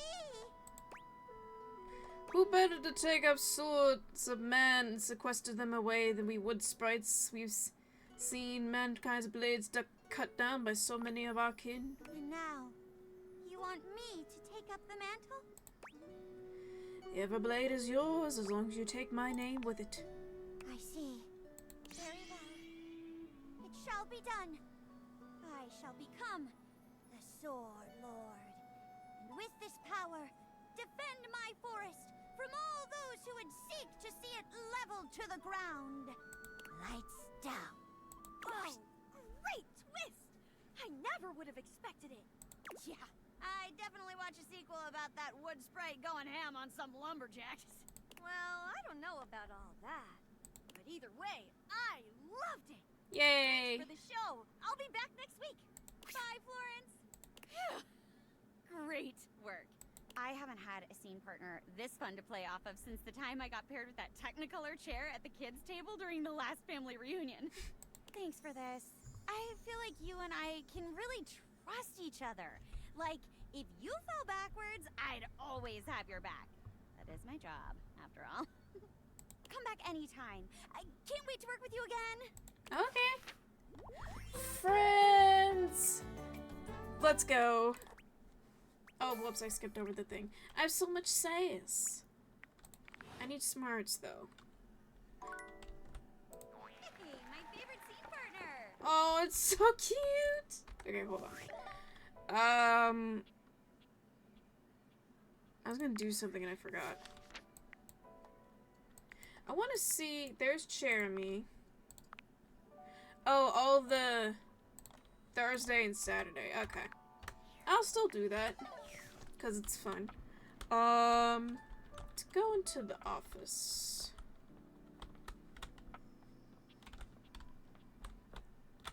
Put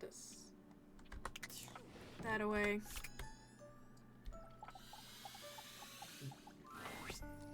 Oh, if it isn't my partner in crime. Check it out. I'm working on a new piece right now. Looking good, Jer. No, couldn't have done it without your help. Maybe I should show some of these to Art. You watch as Jerry tinkers on his new piece, which turns into many more fabulous works.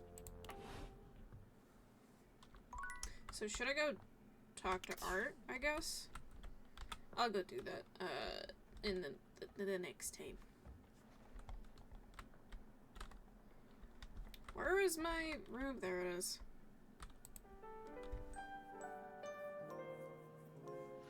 Okay. Keith, I would like to talk to you first thing. You find Keith lying peacefully on the table, a subtle smile playing on his face. He looks up happily as you approach and waves you over. Hello, my friend. What a pleasure it is to see your face again. You know, after so long down there in that accursed crawl space, I have come to truly appreciate the little things.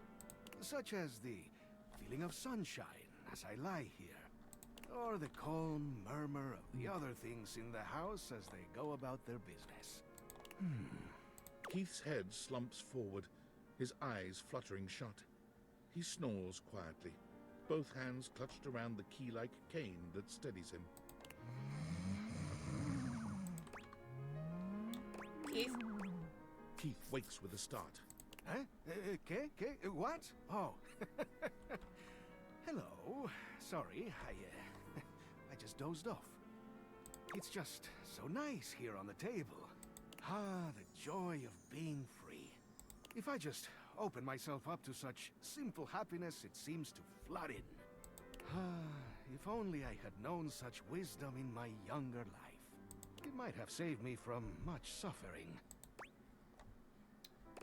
Have you been through a lot? Alas, but I have. Such trials and tribulations as I wouldn't bore you with.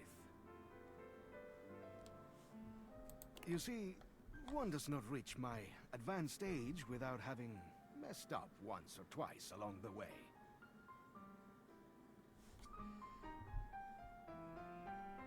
Although I pride myself on opening things, there are some doors that are meant to remain closed.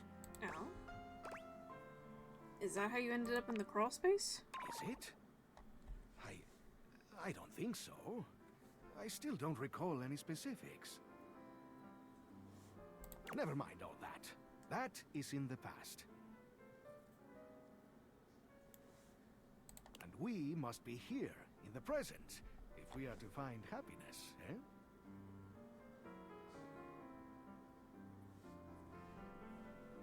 In any case, what I'm trying to get at is that what's most important in life is learning to appreciate the little things? like companionship. I must say, I'm glad we've met. You know, you seem like a lovely sort. And in fact, there's something I'd like to give you. But before I do, I need to make sure you're on the right track developing your character. So, let me take a closer look at you. He narrows his eyes, evaluating you with a sharp up-and-down gaze. You can feel yourself sweat just a little under his intense scrutiny. You could do with some more personality. Keep going around the house and getting to make new friends. Maybe I'll have something for you next time. Okay.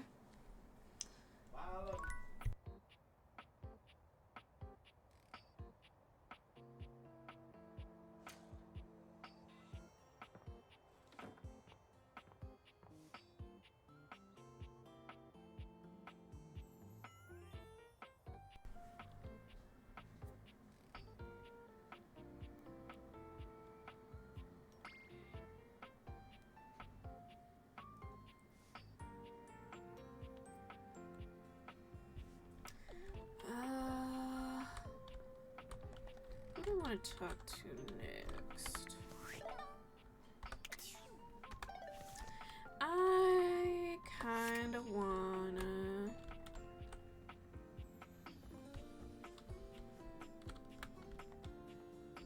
focus on here. Close that. We're open 24/7 if you want to check out the collection. We're open 24/7 if you want to check out the collection. Cool.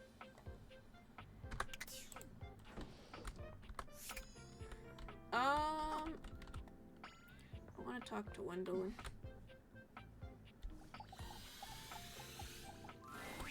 There you are, sweetness. I was just thinking about you. Hi. Really? About me? I told you to swing by, and I was wondering if you were gonna.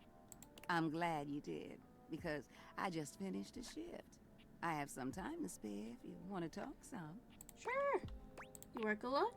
Depends on how up and about you are, really. The more you do, the more I gotta do.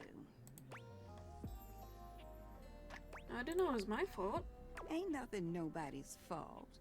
It's the kind of thing I love. I sit in here and I make sure everyone who needs some steamy attention gets it. It's what I'm here to do. Goodness, it's what I love to do. How long have you been doing it?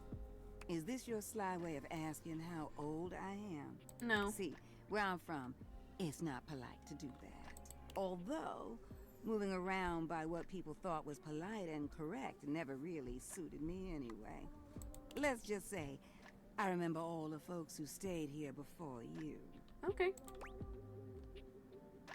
What were they like, if you don't mind me asking?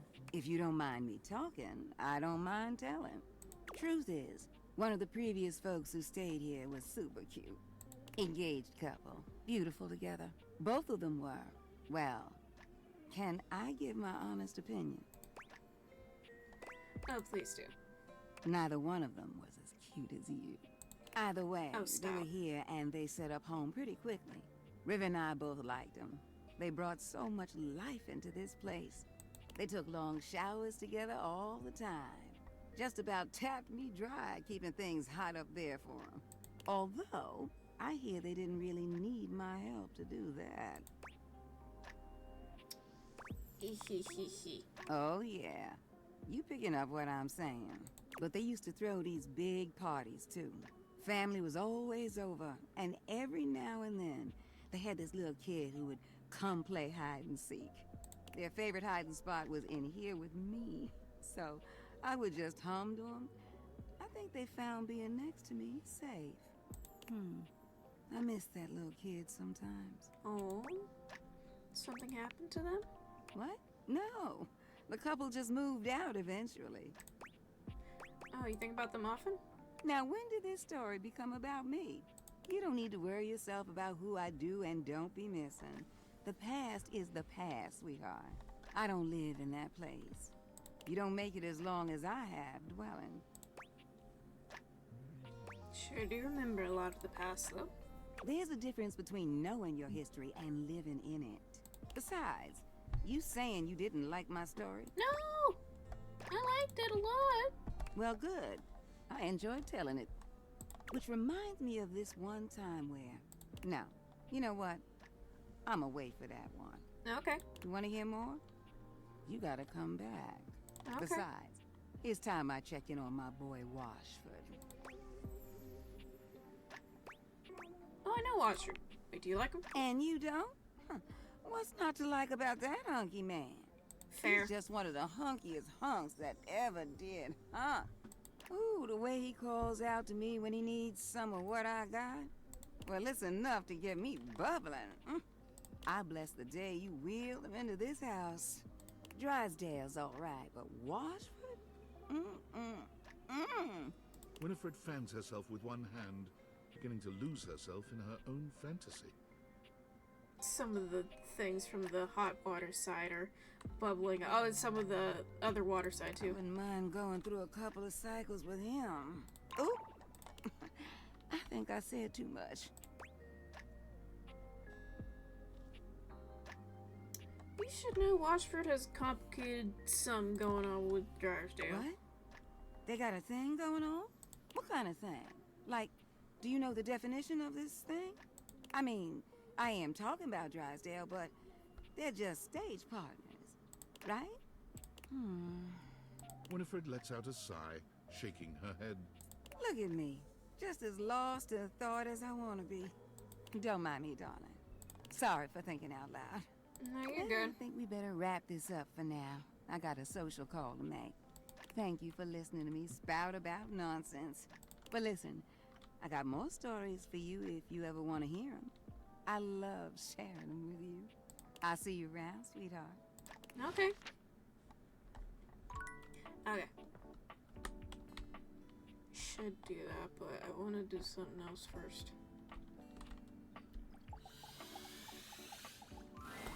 Abel was friendly the last time you saw him, but he seems downright cheerful today. He's whistling when you walk up on him, though he stops when he sees you, greeting you with a broad grin.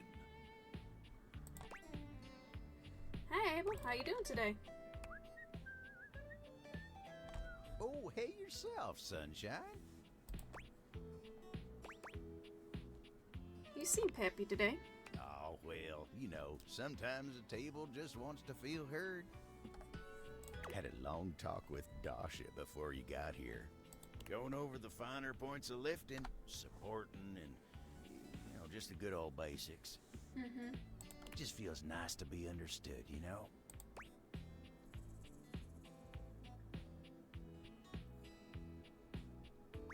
It's nice that she gets you. It is, ain't it? Lifting's no easy job. We got a lot of folks in this house who do a damn fine job at what it is they do. But how many people's job is it to lift? To make sure everyone's got what they need, to make sure they know they can rely on you day in and day out? It's a lonely lot in the life of a table, but I knew what the job was when I signed up. Sign up for it? I feel like it was assigned to you. Semantics, pal, semantics. I know who I am and what I do. But sometimes you just wish someone knew exactly what in tarnation you're even thinking about without having to explain yourself. That's Dasha. Maybe you should talk to her more often. You think so? She has a real positive effect on you. Oh, well, shucks. I don't know. I'd hate to bother her. She's got a lot of lifting to do herself. I can't be distracting her from her very important job now. Should at least consider it. I'll consider it, yeah. Anyway, I can't take up much more of your time today talking about myself. Just remember what I said before, okay? I'm here if you need me. Okay. I will. Remember what I said too, please. I will. You take care now. Alright, what time is it?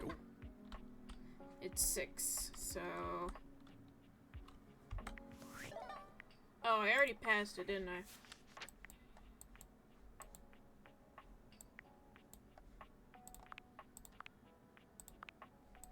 There we go.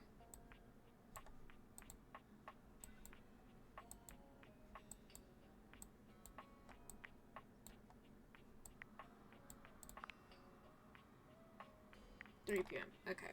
Yeah, I missed the meetup time. Oh well.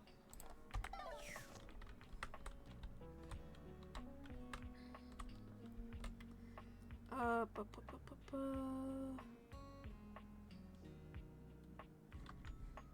gonna do that, but I want to talk to both of them, but this is gonna be weird. You're back! I guess so. More curious than anything. It all happened one rainy night, on the north side of Perkelman City. The tough side. I'd stayed late at the office because I had extra work to do before the holidays. You're late as your job as an insurance claims broker. Go on.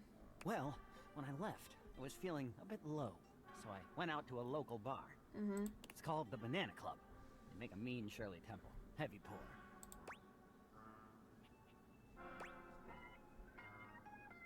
But I thought... Then what happened? I should have known better. But after I'd had about 7 of them, I went out for a stroll.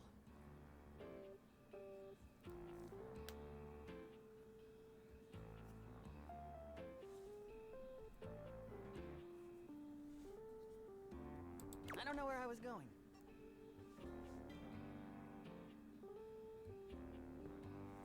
Just trekking the streets with my dog. Suddenly, I came upon a fine dining establishment called the Questionable Dandelion. Right. They've got an incredible buffet. Lots of strange ingredients from all around the world. They're always trying new things. Okay. Like Diplodocus berries. That's a dinosaur? Okay. And Jimson weed cupcakes. Naturally. They also sell Excedrin by the pint, the headache medicine. That sounds dangerous. Oh yes, very. But good for headaches.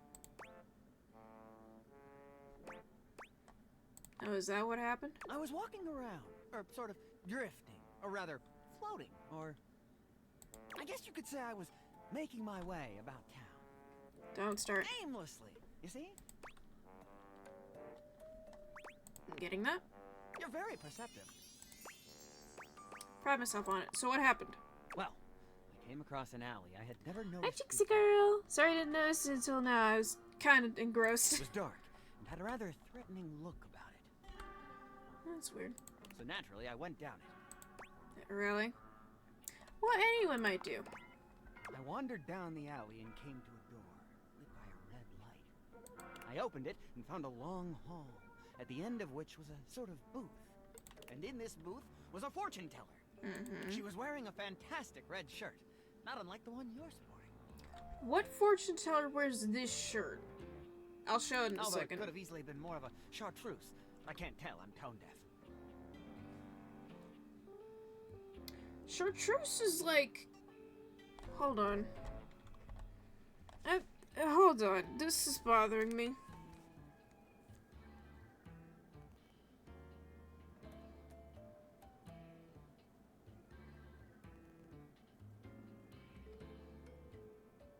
Chartreuse is a yellow-green. Are you red-green colorblind? And even if you are, that's not what that is. A fortune teller? Yes, her name was Vagabonda the Sinclairius. Oh. She was wearing a fantastic red shirt, not unlike the one you're sporting. I'm sorry I keep harping on the shirt, but it was absolutely fantastic. She spread out a deck of strange cards and asked me to select one. Strange how? They were business cards. Which one did you pick? I chose at random, and the card I picked turned out to be the Ace of Spades. That's not how... Okay. Sounds like a lucky card. If only I'd known! And it wasn't to be the case! Vagabonda snatched the card back from me and said, "Not that one!" Turns out she had her rewards program on the back. 12 stamps and you get a free spade.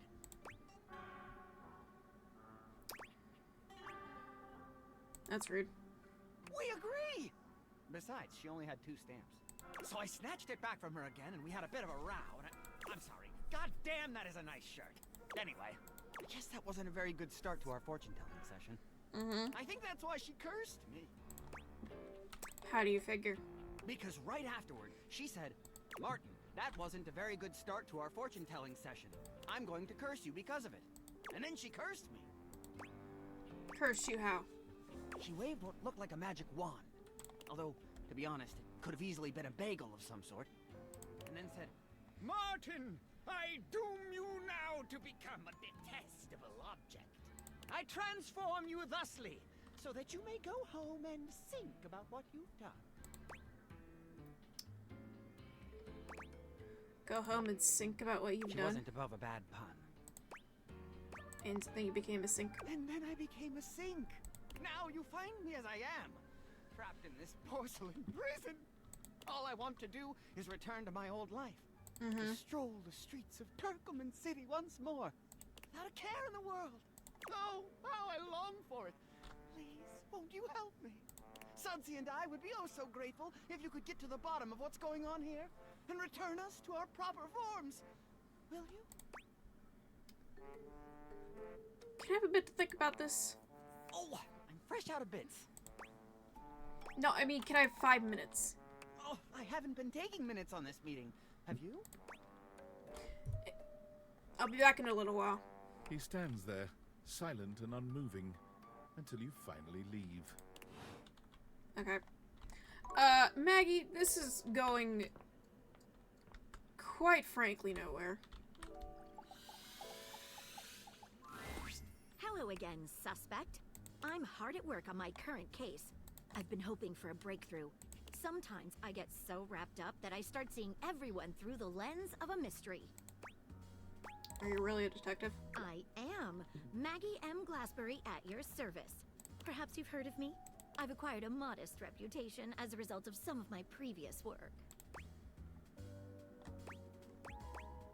More than modest. Ah, so you've heard of me. What mystery are you trying to solve? Lately, I've been taxing my lens to the utmost on a very interesting case. I'm trying to get to the bottom of a mysterious love letter. Oh? It was delivered to Dorian last night. Tell me more. At approximately 2 a.m., an unknown suspect dropped off a letter for Dorian. Upon opening it, Dorian discovered that it carried clear romantic intent. Oh? That is to say, it was asking him out. It described how his protective yet gentle presence had won over the writer's heart. If interested, he was to write back as soon as possible. Sounds good so far. Here's the catch. The letter wasn't signed with a name. just a monogram. Though he might be hesitant to admit it, Dorian was quite taken by the letter. He isn't certain whether he wants to write back until he knows more. Okay. If you'd be open to it, I'd love to help. You would? Yeah, let's do it. I've never worked with anyone else before, but I think this could be good for the case. What are you waiting for? Clue me in. The case is pretty thin. Huh? But we've got a couple of clues. First of all, the paper the note was written on was somewhat interesting. Second, although the letter wasn't signed, it did have a single initial on it. Mm-hmm. Finally, I think Dorian might have a clue for us.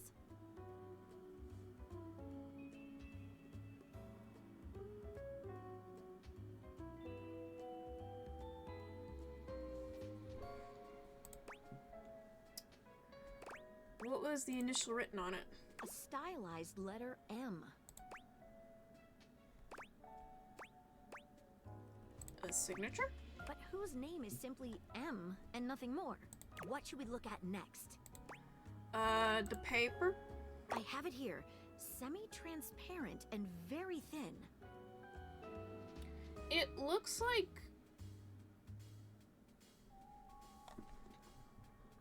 It doesn't seem like ordinary paper at all. I have an idea. Taste it. Taste it? If you say so. She carefully dabs a corner of the paper against her tongue. How interesting. It's edible and tastes slightly starchy. What else should we try with the paper? Try dip it in a corner of She water. dips a corner of the paper into a small glass of water. Look at that. It dissolved. What else should we try with the paper? See what other clues we got. What should we look at next? So that's clearly rice paper. Like the kind they use for like those glass noodle things. Let's have a chat with Dorian. Hello there, you two. Good to see you, Dorian. I've enlisted our friend here to help solve the case of the mystery letter. Splendid idea. Can you repeat what you said to me earlier? About the smell you noticed? Right. Well, when I first opened the letter, I caught the faintest whiff of what I think was truffle. Strange, no? Indeed. Thank you for your help, Dorian. Good luck. Let me know if you happen to figure out who it was from. I'm not one for love, but I am one for truffles. And friendship. What should we look at next? I think I know who sent the letter. I've narrowed it down to 4 suspects. Penelope, Mitchell Lynn, Mateo Monta, and Freddie Yeti. It was Who Mitchell do you Lynn. think it was? It was Mitchell Lynn. Food. Wait a minute. I think you might just be right. The stylized letter M is his signature. The smell Dorian noticed makes sense now. And the paper. It's gotta be rice paper. Yeah. The smell of truffles came from the gourmand Mitchell Lynn. You did it. You helped me crack the case. It's the least I could do, Maggie. I'm impressed. Now I'm even more excited for the next time we meet. Let me just go and let Dorian know that his secret admirer has been discovered. Hey, before I go, I was wondering, would you like to have a cup of tea with me sometime? As a date, I mean. I think we should just stay friends. Oh, of course, I understand. You're cute. Keeping it professional is my preferred option. Hence why I was so careful to probe the idea of a love relation around you. You seem very nice, but you're not my type, I'm afraid. Wanna snuggle?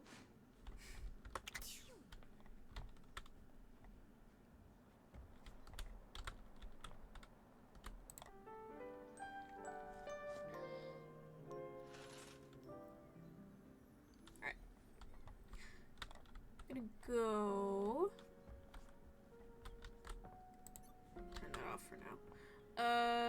Talk Mitchell, cause. Ah, my faithful companion. Hello. Care to join me for another review? I'd love to. So, where should we go? There's a new Hawaiian fusion place in the living room. Freddy Yeti has an ice cream joint in the kitchen that's worth checking out. You had made ice cream. You arrive at Freddy Yeti's new ice cream joint. It's cute. The Yummy Yeti. It's a herky-jerky establishment, to say the least. The ice trays are slipping and sliding everywhere. It looks like that tray is just taped onto the side of The it. frozen peas and fruit have not yet been moved totally out of the way. And Freddy himself is hard at work trying to put together the last touches on his icy creations. We have arrived. Hey guys, great to see ya. I'll be right with you as soon as I finish mixing this. Dang strawberries won't blend. What do you think? Rustic, in the best way. Feels like home. I agree. Rather charming. The sort of place I'd love to inhabit. I'll note this down. Grab a seat, guys. Plop yourselves down in that there box of Haagen-Dazs bars. I hope we won't be eating pre-packaged foods. Not at all. Just part of the aesthetic. So creative, I love it. I'm so glad you approve. I want you to enjoy yourself while we're out together. And I must say, Freddy, it really is a good idea. Aw, shucks. You're making me feel all nice and cold inside. Have you got menus? Nope. Look at this. Freddy points at a long bar of ice, into which he's frozen the various flavor combinations. Strawberries, bananas, pieces of chocolate, vanilla beans. Whole vanilla beans? And beside each, he has painstakingly, if a bit sloppily, carved the names in ice. Hey, that's cool, pun intended. Thanks, guys. Mitchell, you inspired the idea. I'm touched. Anyhow, we've got strawberry vanilla swirl, chocolate chill, coffee with cream, and classic vanilla. What'll it be? You first, mon ami. So much about a person can be determined by their choice in ice cream flavors. Don't you think? Swirl things up with a delicious strawberry. Ooh, I dare say let's get a bit mixed up. I love a good dance of flavors. Well, don't just leave me hanging. How is it? Frederick! Can I call you Frederick? It's absolutely sublime. Oh, that makes me so happy. Freddy, dare I say it, this is the most voluptuously iced cream I've ever had the pleasure, nay, the honor of tasting. Bravo, my friend. Bravissimo.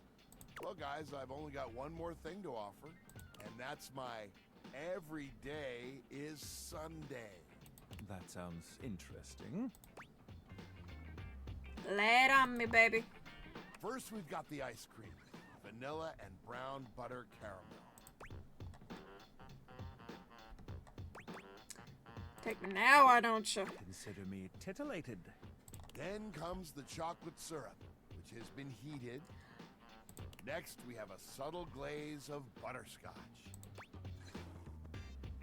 Naughty boy. But we like it. Some ground roasted almonds for a crunch, a bit of whipped cream, and last but not least... Give it to me, Freddy. Enough with the foreplay. Well, my friends, that's everything I had for you. I know it's a bit rough still, but I hope you had a good time. I'm not exactly a trained waiter. Au contraire, I thought service was great. Je suis d'accord. And I might say that your grasp of French grasps at my heart. Thank you again for having us on such short notice. Keep an eye out for my review. Very well now, human, we must be going. Okay.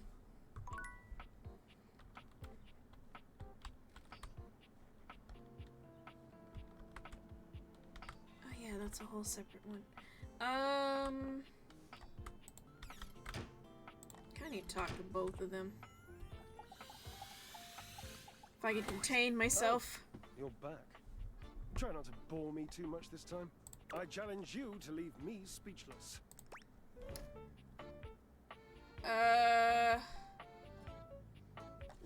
Wait.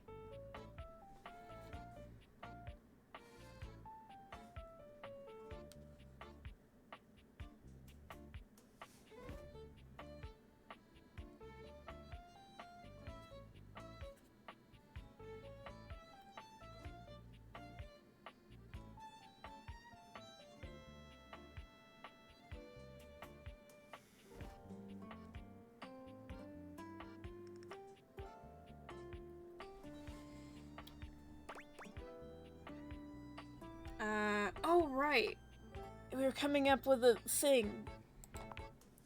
My, what a lucky spider. Ever seen a tarantula on a trampoline? Because that's how tight these glutes are. Oh, goodness. I do love to play.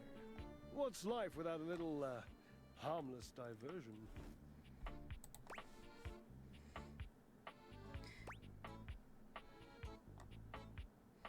Pretty boring kinds of things to do to make it fun, I guess. I don't know.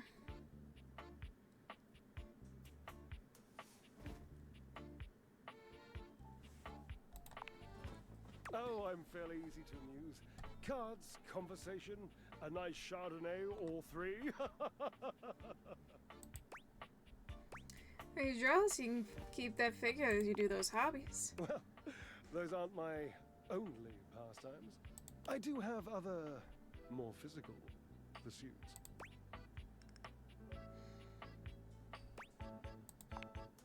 Yes, like sex! Do you like sex? All for it, I And guess. you like it when two charming, male-orientated appliances have feelings for each other and act on those feelings? Why would that be a problem? I am ever so pleased by this answer. Points! My, look at you. Collecting all the points, and the gold stars, and the defending of the personal freedoms. I love it! You know what else I love? Flowers. Big bouquets of them. Birds of paradise are my favorites. They're impossible to get here. I'll get you flowers, I promise. I wish you would try. It's just been so long since I had anyone to talk to. Oh, how are you going to take care of me if you don't know my personal tastes? You're right, I'll ask. Points. Ask me a question. Divine my being. What is your favorite color? Forever and perfectly a combination of lavender purple and baby blue, culminating in a sultry, subtle, undeniable periwinkle. Next question. Sultry periwinkle? Sultry, my darling examiner. I am seduced by beauty. What's your favorite breed of dog? Oh, this is an easy one. I have a long-standing love affair with the tassel hound. And if you don't know what a tassel hound is, which wouldn't surprise me given that you're, well, human, you must go and chat with Mateo. He has so damn many of them, you know, and they're adorable. I met him, I even found his own tassel hound, Davy. Ah, the exploring type. Not always my preference. I tend to go for ones who stick themselves in one place, stubbornly, forever. Has Washford been with you the whole time you've been in here? Well, of course, silly. We are stackables, after all. We are not brothers or anything incestuous as that. Just a mere 25-year fling. It's a long time, Dryersdale. Yes, I suppose, But time means less to me than some others I know. It's been a blink of a timer setting, really. So how long has it been since you've broken up? Years. Years. It's been years. How long has it been since you talked to him? A very long, lonely time. And that must be the end of your game, because it was by far the most important and tricky and insightful question. And since I answered all of them correctly, I win! I love to win. Oh, I love gold stars. I love Washford. I love Washford. Oh, damn it. Drysdale runs a hand through his hair, shaking his head. Oh, God. I can't tell you how inconvenient this is. That's inconvenient. You're in love. You don't understand. To have a love like I've had, so deep, so... Oh, it's infuriating. I'm trying to explain to you how I still love this character, this absurd amalgam of pathos and muscle, and I don't have the words.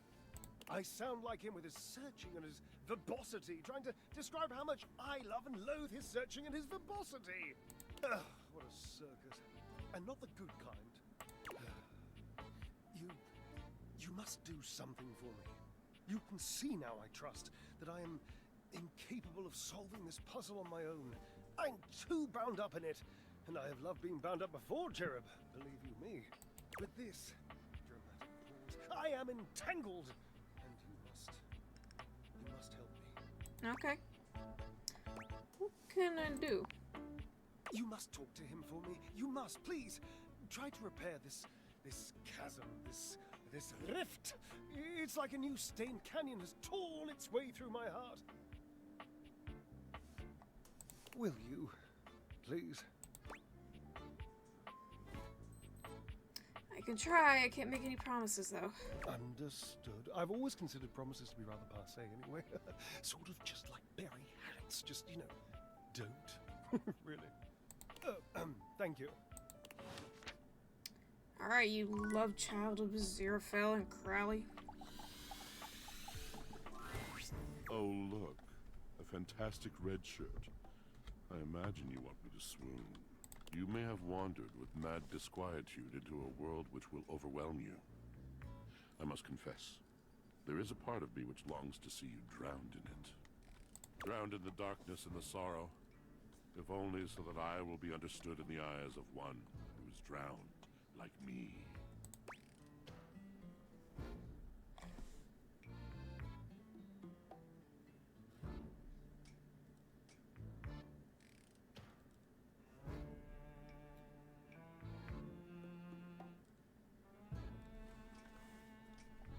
Hi, Washford. How's it going? It goes as it goes. I was. My God, I was. And the light and the darkness consumed us both. And time crept in this penitent crawl moment to night, and I didn't notice. I have not enough breath in me to care for anything but this. For anyone but this. For anywhere but this now, my love. Hey, you know I'm here, right? Come with me. Come before me, with a look so piteous as if we had been loosed out of hell to revel in horrors. You know only a heap of broken images. A casual forgetting of even the shallow breath you're shackled to. You are a poor, marionetted hanged man, dripping from his cobweb strings. Come with me. Come into the deep water. I will give you lustful abandon, under a salted rage of stars.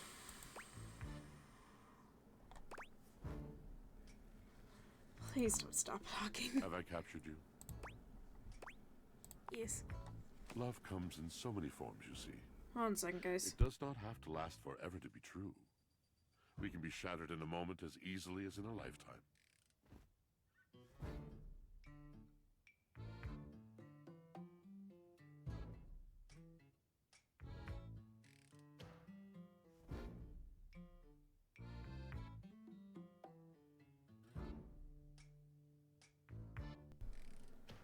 I'll be right back, y'all. I gotta go check on my mom.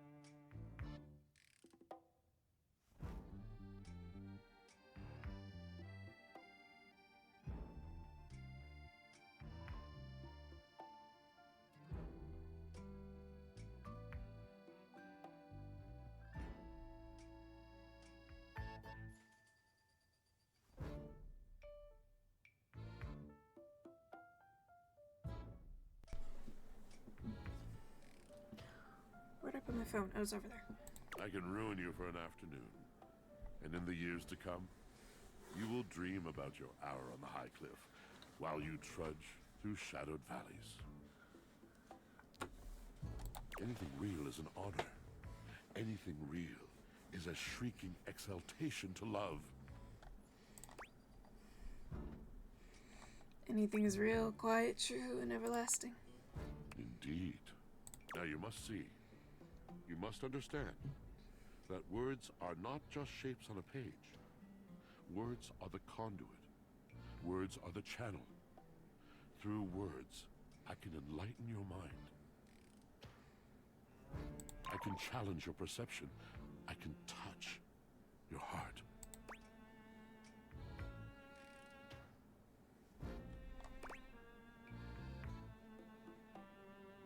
Can you touch anything else? I am a poet, dear one. I can touch anything I want. Go right ahead. Tell me, do you know of Macbeth? What do you mean, McDesk or something? MacDesk or something I mean like that? nothing of the sort. I do not dabble in that drabble. I speak of the tragedy of Macbeth by William Shakespeare, circa 1606. No!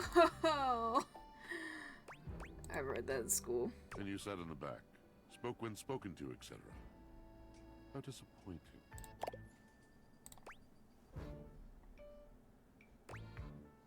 Disappointing's kind of a harsh word. The first human I've had to converse with in God knows how long, and you turn out to be less engaging than that damn sock Drysdale used to spend his days losing. A jerk? Me? Why? Because I'm opinionated? Because I have the creativity to compare you to a sock?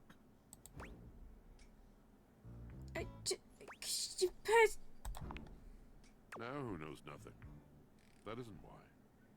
It isn't that you don't read the same books as I. It's that you had a chance to read anything, any luminary from the canon of the human soul. Something that could have illuminated and burst open and changed you, and you chose to skim through the cliff notes in the back of the room. Look, I don't want to fight with you. So obsessed with wherever you are not, whatever you do not have. What is new and shiny because it must be preferable to the ancient and profound. That's not... Why stand and dare when you can turn and run?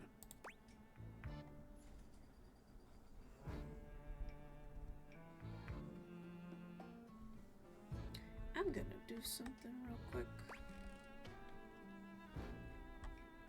And y'all might judge me for this, but honestly, I don't really care. Nope, stop. I am not gonna settle for this. Boop.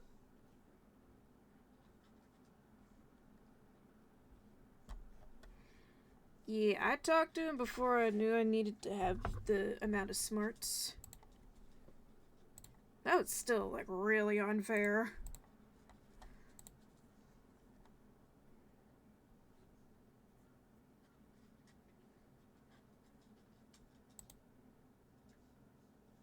I didn't even read Macbeth in school. Team 17. Sassy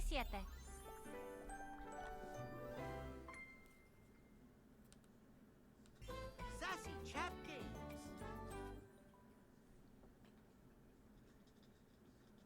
Date everything. Yep.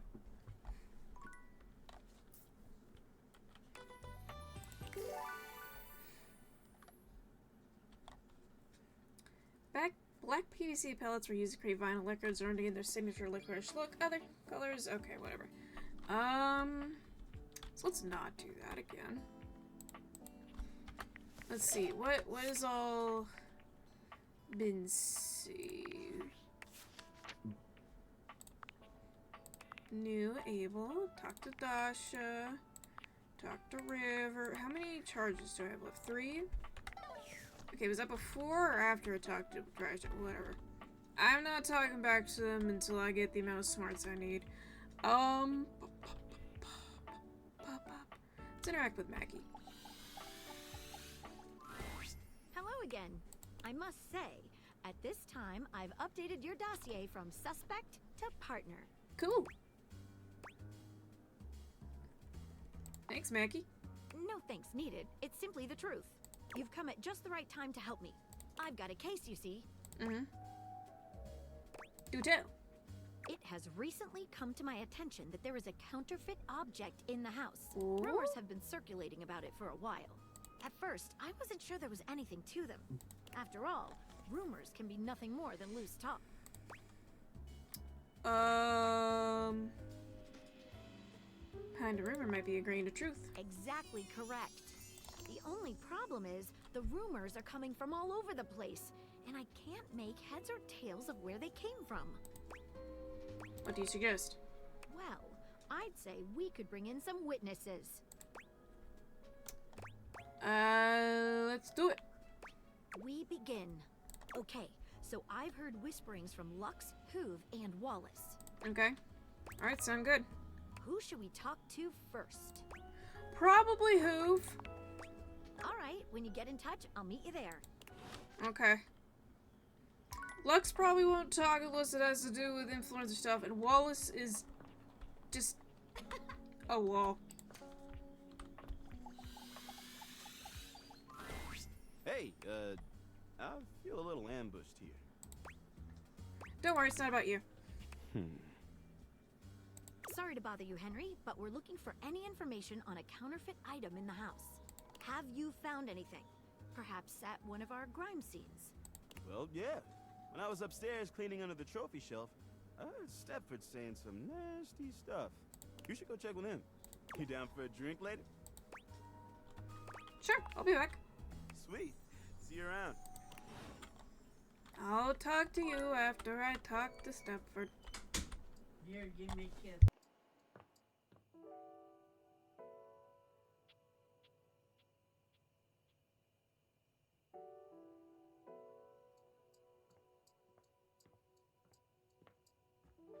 Let's go and talk to Stepford.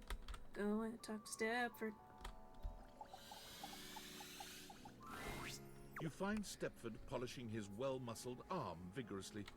He appears to be muttering to himself.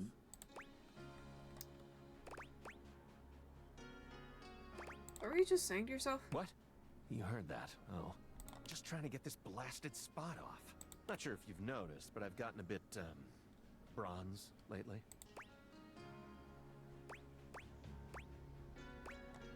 Looking gold as ever to me. That's sweet of you to say, but I know you can see right through me.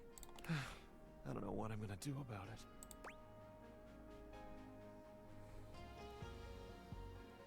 I don't care what color you are. You're gorgeous no matter what. That's nice to hear, but I don't feel gorgeous. As a matter of fact, I feel sort of crummy. It's like this. I got the way I am, all gold and beautiful and all, because in my youth I was extremely competitive. I entered and won every contest I could find. I was a complete natural. I never really needed to try. I just showed up and showed off and showed everyone what first place looked like. Oh no, this is reminding me of childhood as a gifted kid. I lived for the competition, the cheering, the adoring fans, the tough opponents. It was the life for me. But it didn't last. Bingo. If we stop competing, we turn into showpieces. Our gold starts turning to silver and to bronze. It's not that we stop getting given out, but our inner essence changes. So what's happening to you? It is. Eventually, we come to a turning point. It's either get back in the fight and risk the arena once more, or retire and spend our time polishing up, clearing away the patina, and covering up what can't be cleared away.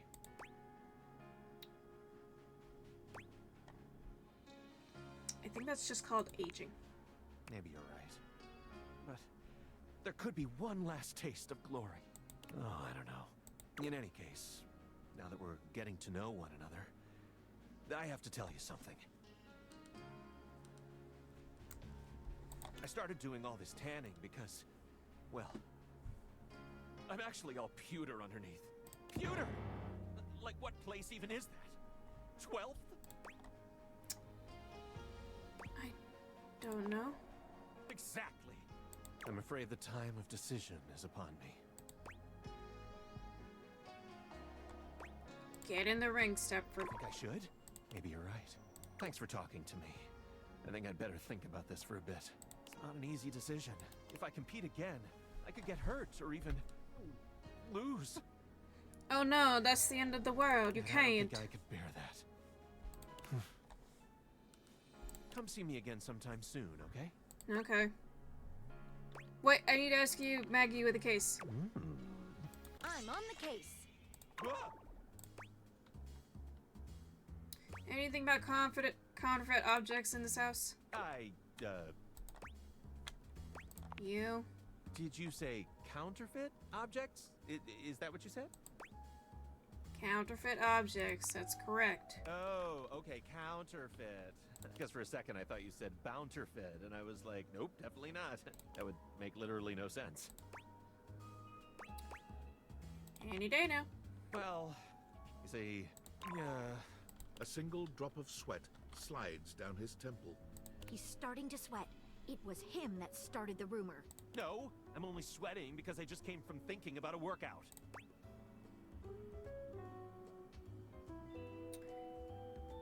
We need to know you didn't start the rumor, but we need to know who did. Okay, fine. I was embarrassed to tell you because I know I shouldn't have been spreading rumors, but here it is. Last week, the Scandelabra told me that all the supposedly genuine silverware in the house is actually fake. It's high time we got to the bottom of this.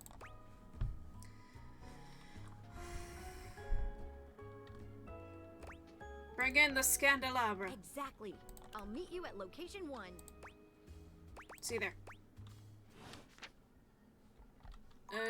Well, do I have a charge left? No, I have to go to bed. Sadness, but it has to be done.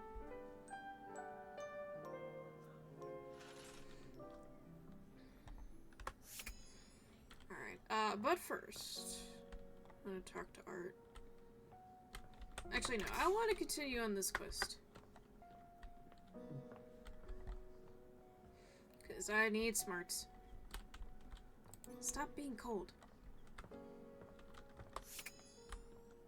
Hello, Scandelabra. You come upon the Scandelabra with his back to you, talking to himself while seeming to furiously polish something. 1 part calcium, 2 parts carbonate. Are you becoming a mad scientist back there? Polish until glistening. Yes. Smoother. I'll take out those solid smears. They're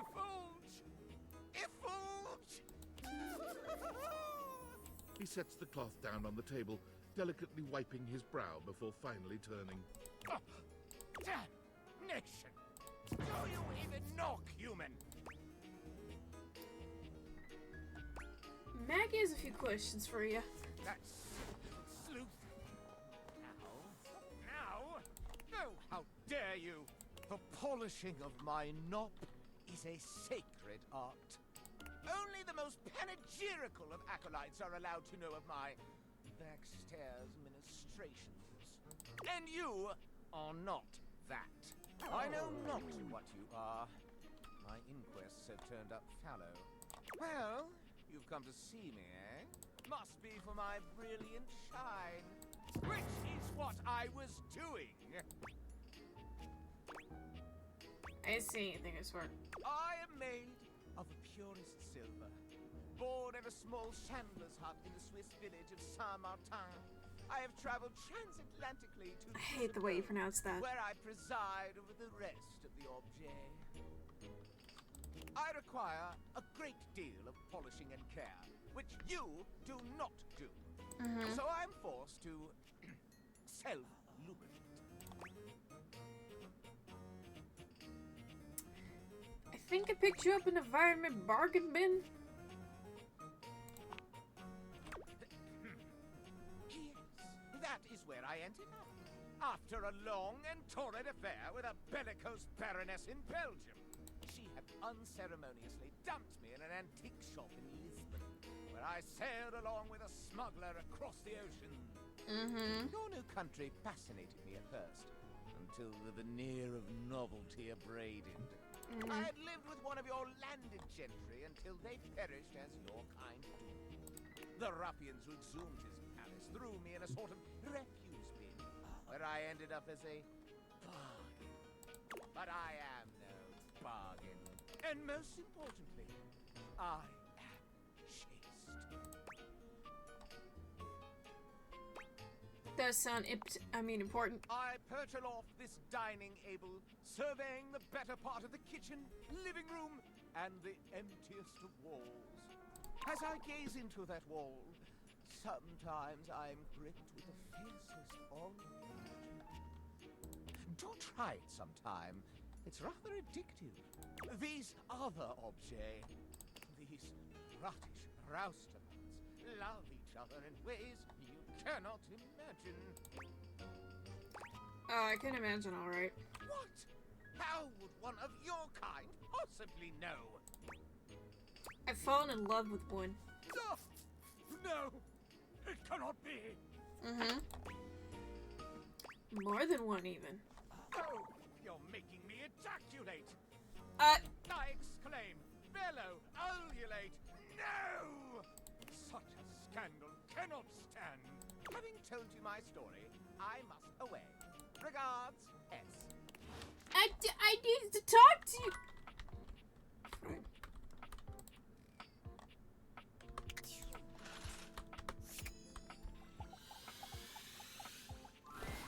What you're saying simply doesn't exist.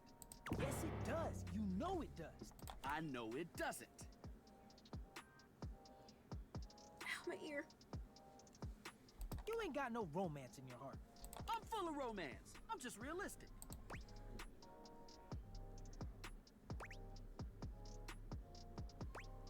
What's Rod going on about? Go on. Say it out loud. Now that I'm on the spot, I don't want to. Because you know it ain't real. Fine. You gotta be the determining factor, okay? Okay. I'll tell you the truth, don't worry. Rod thinks I'm lame because I believe in love at first sight. There is no such thing. Just because you've never experienced it doesn't mean it ain't real. Kurt is feeling nostalgic for these shutters that used to be next door. We had a connection.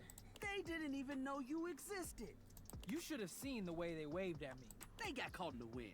They couldn't control it. Every now and then, he thinks about those shutters and he becomes impossible. They never even spoke. Kurt never even said a word to them. I didn't need to. You were scared. I was not. You was a bitch.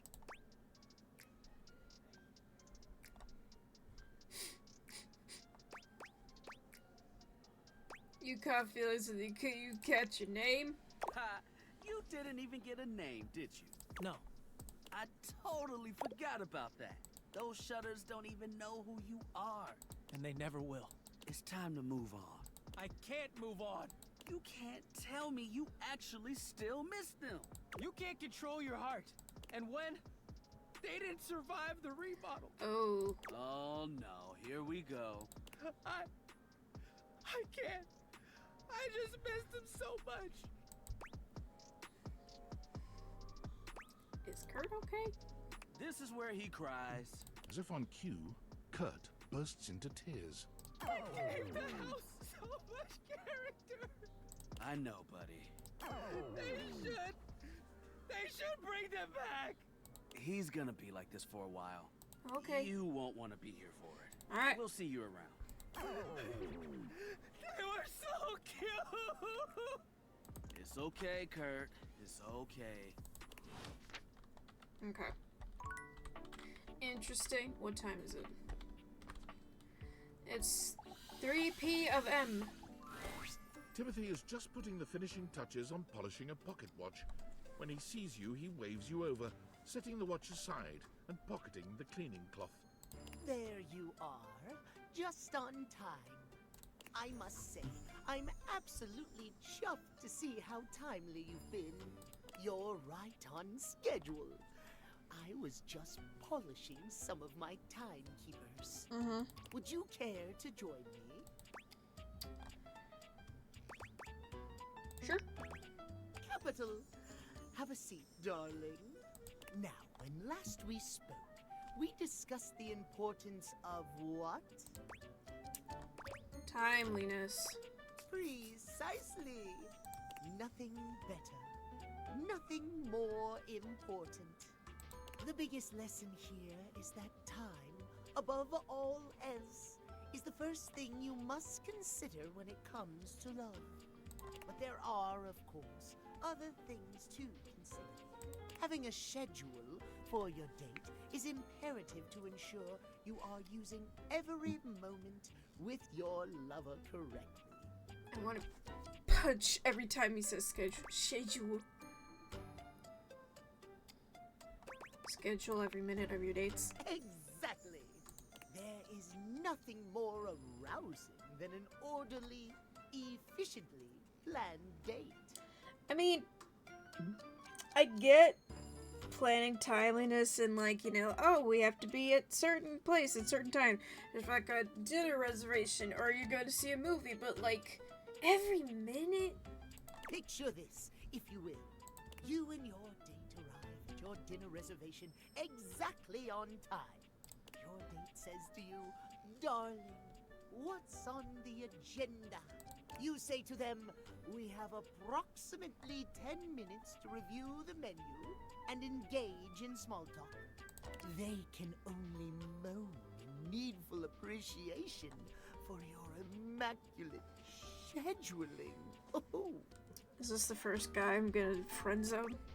Cause dadgummit. Is that really what you think?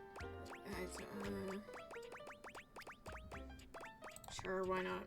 Perhaps we have more in common than I realized. At any rate, scheduling your entire date down to the minute is not only efficient, but an excellent bonding experience for any couple. So let us practice now. You have asked me on a date, and we have both arrived on time. As we are seated for dinner, I look deeply into your eyes and ask you about tonight's agenda. You say?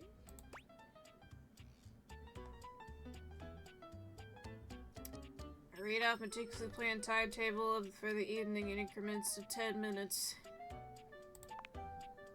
Meow.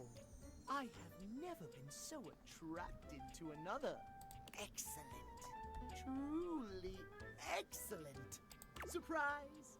Our date has gone swimmingly, and I have invited you to another activity. But your schedule has not accounted for this unexpected excursion. Horror of horrors! What do you do?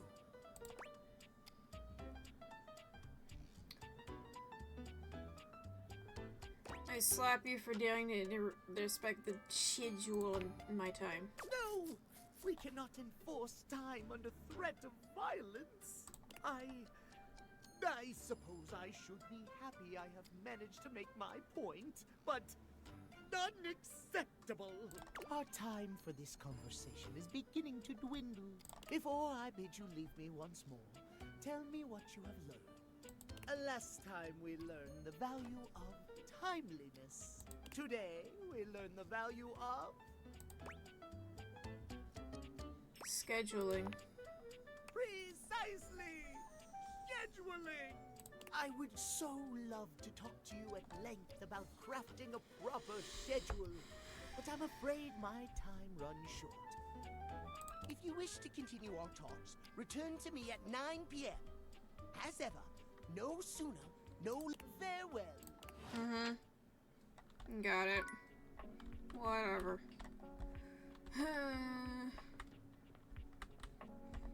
Where was I gonna look for? Yeah, I can go talk to Monique. That might be interesting.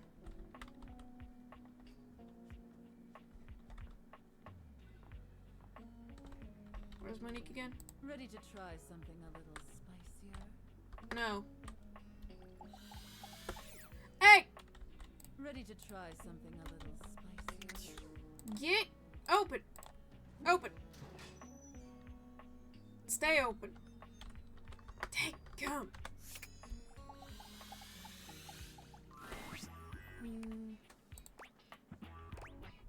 I'll wait. One moment. Okay, the numbers are the same, as they always are. Sounds great. I thought I told you not to speak to me unless there is an emergency.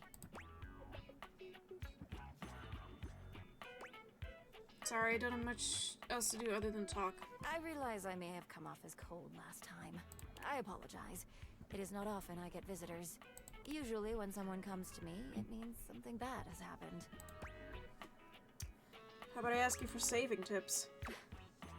I quite like that. Okay, what would you like to know? And as a friendly reminder, my advice is not of a professional grade and should only be taken knowing so. Okay. How can I save on personal spending? Aside from the obvious restraints, I would advise looking over repeating transactions and see if they're still relevant. For example, is there a cheaper insurance policy you can find? It depends on what all it covers. How many streaming platforms are you actually using? Have you been keeping up with that MMORPG subscription? I turned it off because I wasn't using it that much. Once you cancel some of those payments, you will notice a change in your monthly statements. I see. Thanks. Of course. Now, if you will excuse me, I am going to recount, just to be sure. Okay. Neat. Art, I would like to speak with you. Hello, hello, hello. How are we today? What are we feeling? How can the wide world of artistic expression help you? Memoria said we actually would need your help in the attic. Ah, dear Memoria. Isn't she gothic? I am such a fan.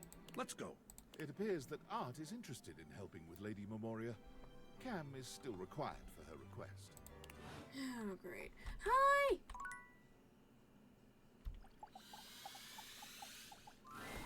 Hey, you came back! I did! I'm so happy you came back. Being up here in the attic, it feels like people only come up for little bits of time and then they try to leave as soon as they can because, I don't know, for some reason alive people think attics are scary. I've never felt that way. For me, it's like a playground up here. Yeah, a lot of people tend to be afraid of things in attics. Like what? I don't know, spiders? Like spiders? Huh. Yeah, I guess that makes sense. I do wish people would stay longer, though.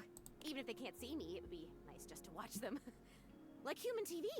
Jeez, I wish I had a TV. Hey, now that I'm thinking about it, how can you see me? I don't know exactly. Yeah, I mean, I used to watch you move boxes around and search for that same amazing Christmas sweater every year. Though you have stopped coming by lately. But you've never even looked at me before.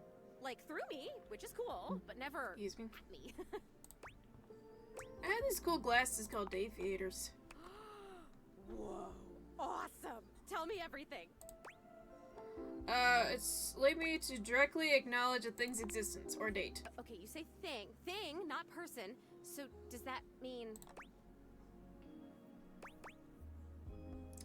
Yep, doors, walls, chairs, windows, all of it. That's... If I wasn't already dead, I would absolutely just die again from the coolness of this. You can talk to anything? Anything you want, you just put on the glasses and you can talk to it? Well, not cobwebs. Real? Oh, it is real. Wait, so then how are you talking to me? Because I'm not a thing. Well, then I guess I'm something in between a thing and a person. You're noticing now. So, like, wow. I feel so happy, but it's weird. I think I feel sad? Bittersweet. That's okay. Sad's pretty normal sometimes. Oh, really? That's good to hear. I felt sad a lot when I was alive, but since I died, I've just been mostly happy all the time, and I haven't had to think about the stuff that used to make me so sad. I think there's something about being a ghost that makes things harder to feel. Like, sadness can feel so heavy sometimes, and if I can't even lift the latch on the attic window, how am I gonna lift something as heavy as sadness, right? It would just fall right through me. That's kind of funny. I guess that's funny. It's more sad than anything. Yeah. But your glasses, this idea that you can talk to anything, to anybody, like, does it feel like you have friends? What does it feel like to have friends? Feels pretty good, honestly. Oh man, I would love that. Oh boy, okay, this is weird. I'm having another feeling, I think. Tell me about it. It's so strange. Like I said, I'm so happy. Like, I'm so happy to have met you. I'm loving that you're here. I can't wait to play all the games, and I want to show you how I can go through the wall if I really concentrate, because that honestly is amazing. And the most amazing part is that when I go through that wall, I end up right back in the same room again. Like I'm in this crazy loop where wherever I go, there I am. So you can't leave this room? Nope. But I want it. What is it? I want what you have. I want the glasses. I don't think they're mine to give. Yeah, that's okay. Maybe I want to talk with these others around me. Maybe I want what you have. I want to have friends too. You saying you're lonely? Oh my god, that's it. I am lonely. And if I could have all these friends, why did I not even know they were all here? You know? They can't see me because no one can see me because dead. And I can't see them because I don't have the glasses or because, again, dead. And I'm lonely. It's tough stuff. You're dealing with it well. I told you, most emotions are super heavy. Like, even real joy is really heavy. But this light, peppy thing? I'm basically a paper butterfly. I think it's kind of cool. So it remains just me. Alone. And you say there's all these other beings here. It's really crowded living alone. Yeah. You can talk to every object here. It must feel overwhelming sometimes. Even just talking to you one-on-one, I'm overwhelming myself. I don't know, there's something about you, though. And not just those glasses. There's something about you being here that is making it so that I can feel these things. Maybe you're like holding the feelings. And I can feel them with you? What else can I feel, I wonder? Are there other emotions besides loneliness? Yeah, maybe we should focus on one at a time. No. Maybe not. Oh wait, this is terrible. Help me. Please help me. What's happening? I am so... Oh, maybe I haven't mastered this one. I didn't even think a non-corporeal being could cry. Have you ever seen anything this crazy? I feel crazy. I'm so lonely. Oh, it's happening again. I'm gonna disappear. Oh, I wonder if I'm still gonna be crying when I come back. You're gonna come back, right? I still want to feel the feelings. Once again, Zoe is fading before your very eyes, but it doesn't stop her trying to speak to you. And I have so much to show you. I can turn somersaults in midair. Oh. Sadness.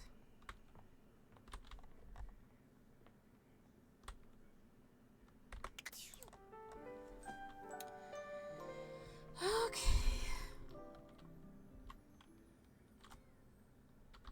Alright. We're trying to up our smarts. That's what we're doing today.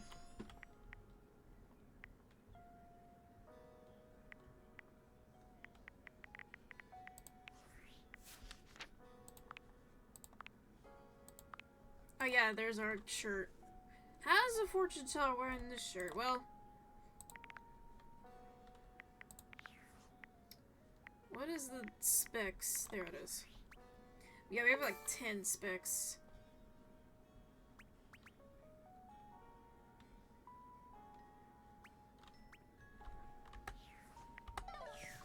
Okay, another person we can talk to is Dolly, who's the dust bunny.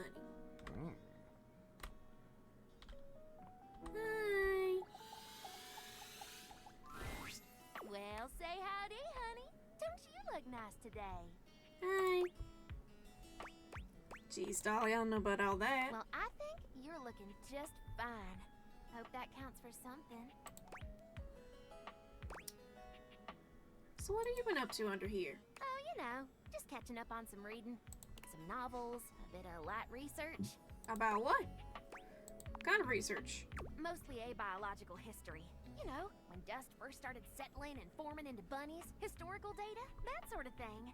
Also parsing through archaeological research. Night morphology, translating timeless, tarnished texts. The basics. You sound like you're a real academic. That's right. I'm tenured at DIRT, the Domestic Institute of Research and Technology. I've been teaching there for, oh gosh, I finished my first PhD 8 years ago. First? Plus, my time as a PTI during my master's, so 114 years? That is really impressive. Well, thank you, sugar. I worked pretty dang hard at it. She's like Elle Woods. If Elle Woods was a professor. I'm glad to hear you're so successful. It's been a lot of mud, sweat, and tears, let me tell ya. Others were already judging me based on my looks. Why not own it? And get paid for it, too. Wait, you mean you're a model? That's right. I was Miss May in the latest edition of Play Bunny magazine. Congratulations. Thank ya. The way that he took little Clint Eastwood is sitting on the tail. Media and academia? What's next? That's a good question. I'm not quite sure. Excuse me? I suppose, well, what any dust is looking for. Love, friendship. I'm looking for that too, I guess. I could tell. Let me be 100% honest with you. I may put myself out there, but work keeps me pretty busy. I don't meet that many new folks, especially humans. I'm gonna be right back real quick.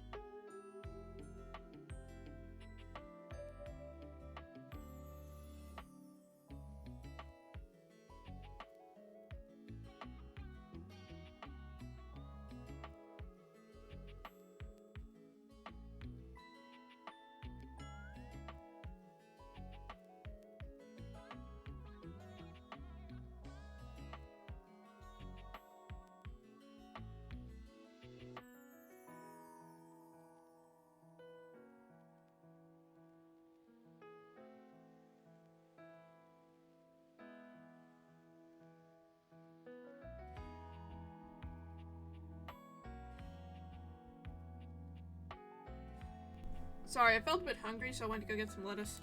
I'm very selective about who I spend my time with, and what few others I can let in.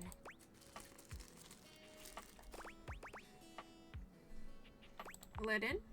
That's right. I keep myself hidden for a reason. Don't be too forward with me. I don't like it. Why don't we join back up here after a while and try our hand at a proper rendezvous? Do I need to plan something? Bring a good attitude. You let me worry about the details. All you have to do is show up. Okay. I'll be there. See you around. Cool.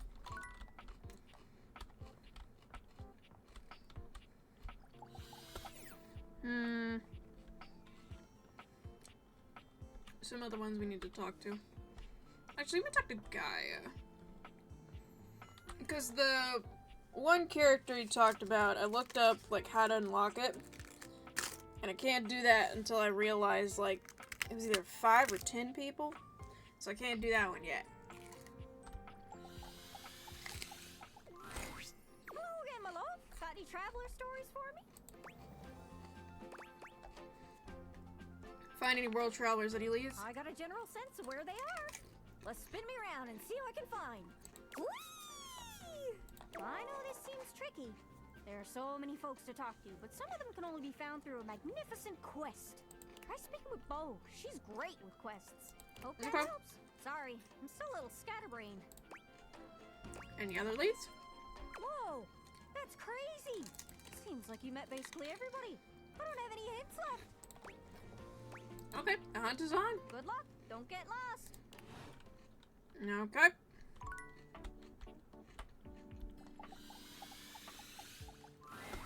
Shadowlord greets you in his own unique fashion, throwing his arms open wide as he calls out to you. The lights dim and the shadows reign supreme. The doors of the abyss open for yours truly. Ah, a dark day to you, my penumbra. Hi. Ooh, I have something I want to show you. What is it? Evidence of my power returning.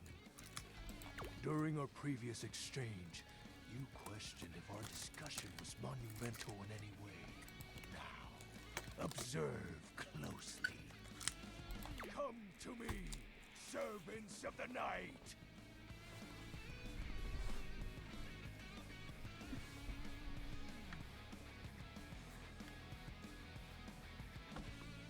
Shadow Lord stands stock still, arms spread wide with his head tilted up. He seems to be waiting for something.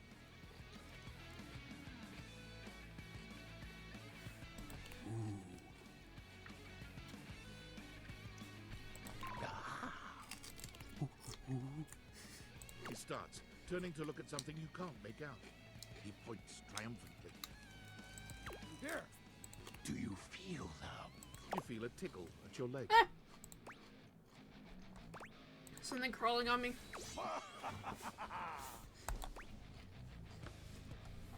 I love silverfish.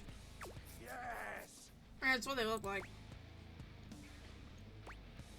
Glory be the shroud of darkness, Shadow Lord. Witness my power. Witness my mercy. Begone, you pests! With a swipe of his clawed hand, Shadow Lord scatters his insect minions away into nothingness. There! They shall not intrude your presence again.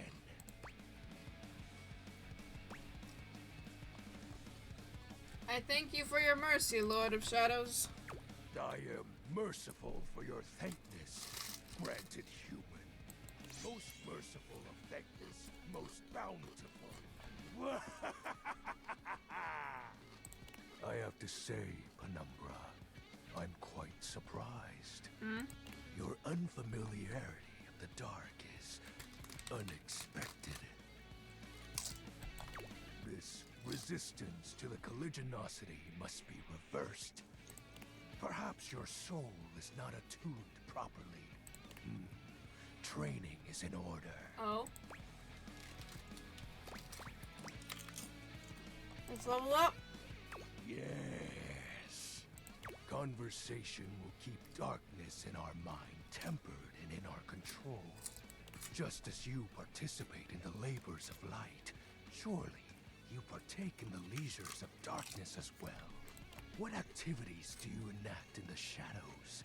Regale me with every detail, Penumbra. Private stuff. Elaborate. I'd rather not. What's the matter?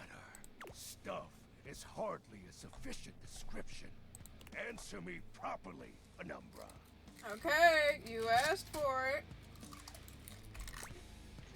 I'm, you know. Excuse me? I said I'm, you know. I feel as though this conversation is actually reversing my power. I'm touching myself in places, okay? Oh, I know. I just wanted to get you to admit it. Huh? The sounds that escape you echo far, you know. I wouldn't be surprised if every object in this house has heard them. Thanks. That's embarrassing. You are just exhibiting good health. Nothing to be ashamed about. And if I may be upfront, each breath you let out during is admittedly adorable. Go on. I will when I'm ready. I am grateful to you for providing me more insight into your life. Behold, our corrupted bond grows. Dang right about corrupted. I am beholding you, Shadow Lord. He exhales, his hands tightening into fists before throwing his arms open once more. You're beginning to grow used to this routine with him. I feel it. Another piece of my dark armament. It courses through my once dazed body, rejuvenating to the next stage.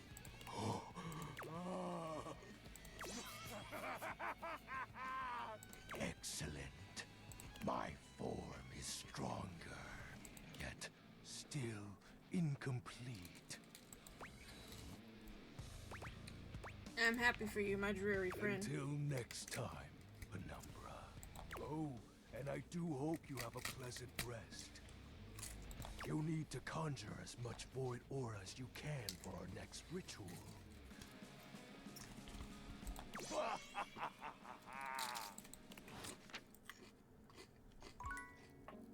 Okay.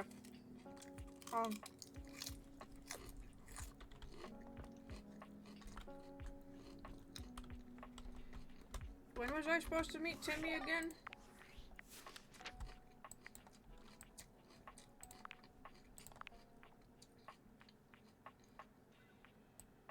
Oh. 3 p.m. Whoops. Okay. Who else? Who else can I talk to?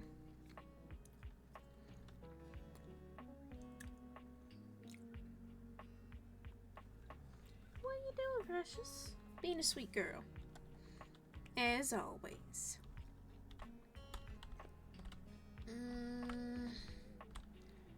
That's my air fryer, right? I really don't want to talk to him. Oh, hi, Jeremy. Hey, my favorite scene partner! Hi. She's very sweet. I love her a lot.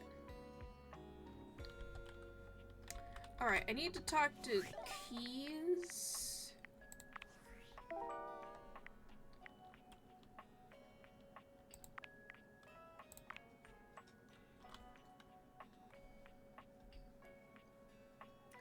There's a jewel hidden underneath the house somewhere. Way to find a traveler. Game set match.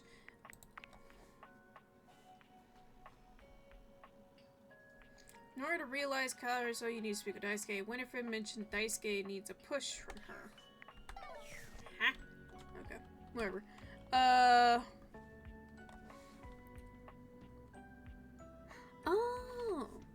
I'll talk with her. She seems fun. I have a little thing pulled up on here. Not about spoilers, but about which characters get me which attributes. And I am sorely lacking in the smarts.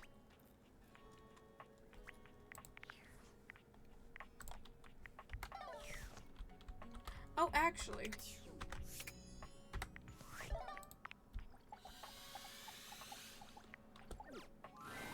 Hey! Hi! Oh, so you've met 14 dateables? Yeah. Oh. I forgot that's what I'm supposed to do. Sure have. The harem continues to grow.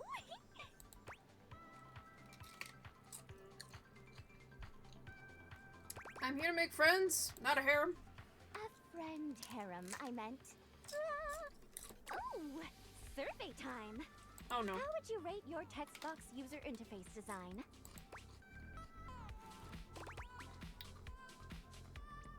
It's great on the eyes. Great. Your response has been recorded. Anyway, with all the new peeps you've been meeting, your listening and reading skills must be off the charts. So be honest with me. Are you the type of person to skip text and dialogue? No. Yes, I know you do. I get an alert every time you click next, and they're pretty spaced out. I really appreciate a person like you. I only skip when it's stuff I've already read. All right, your turn. Turn to do what? To ask me a question, duh. Not fair that I just ask you questions all the time, right? Okay. So, ask away.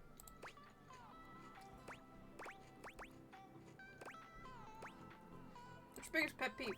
Oh, that's easy. The way my parser works is dependent on the name of each character followed by 2 colons. If there's a typo anywhere, I won't be able to connect to all the great art, and things get all messed up. Oh no. Like this. Or this. There's only 1 colon here and they forgot to record my voiceover line. Wish you could help with colons. We're going to move on from that conversation. Chatting time is over. Come back after you've awakened 41 dateables. Okay. Okay, see ya. TTYL! See ya!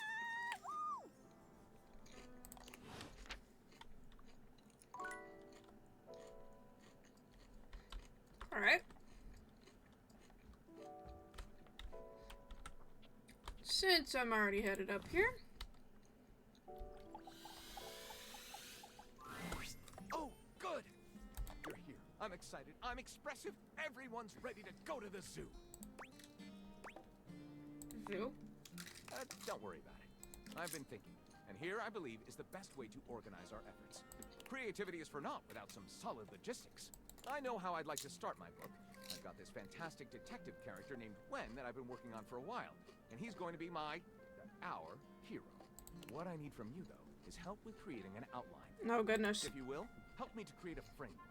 And then, once we have that, I will take it and go into my secret writer's cubby and create the entirety of the book, which I can absolutely do in a night. And believe you me, it will be perfection. No, it'll be a first draft. But the outline, that's the hard part for me. Will you help? Does that sound doable?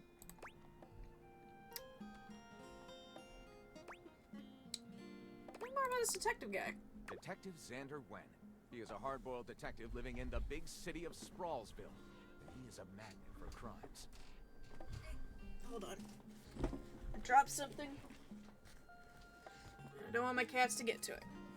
Which works out just fine, because he's also a genius at solving them. Now, just to be clear with you, I haven't fully settled on writing a hard-boiled crime drama to go with my hard-boiled detective. The way I see it, Detective Wen is capable of getting himself into and out of almost any kind of trouble imaginable. I suppose this is why I've been having so much trouble writing this on my own. Xander Wen could do just about anything. I'm asking you to help me create his first story from infinite possibilities. Well, shall we get started? Yeah, it's gonna be great. Excellent! I'll give you the first line, of which I'm very proud, and we'll run with it from there. With that fantastic red shirt, you're bound to have some good ideas. Detective Xander Wen went out the door, looking for crimes.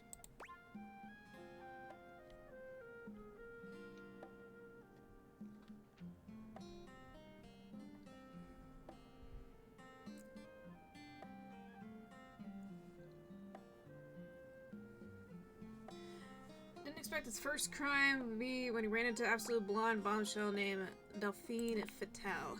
Daphne asked Detective Wen to help find her husband Cliff Fatale, who had gone missing.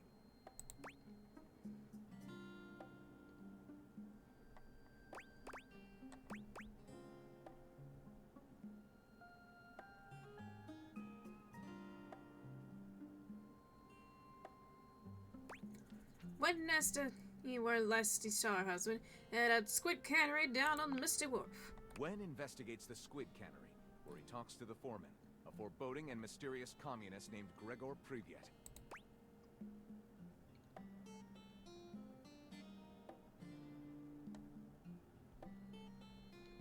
He says to Cliff that... Gary says Cliff has been missing ever since he's down in Jersey Pozzoli. He couldn't pay protection money anymore. Wen goes to Jersey Pozzoli's cannoli factory on the wrong side of the tracks. His goons open fire.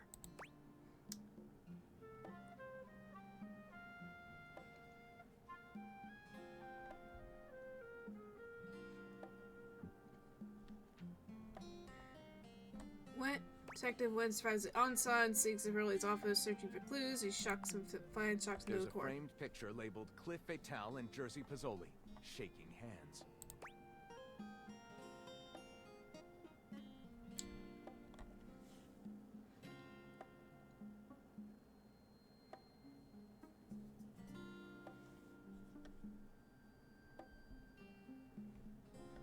I was horrified. The man no.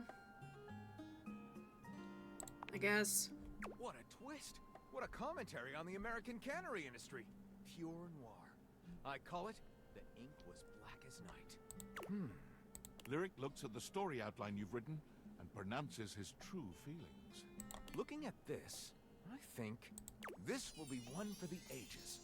I'll write it up right away. Unless you think we could come up with something better?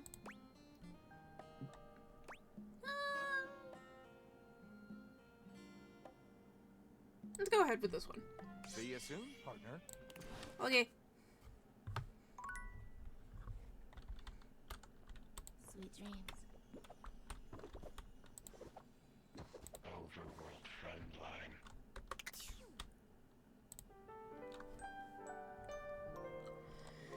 Okay. 3 o'clock, right? Okay.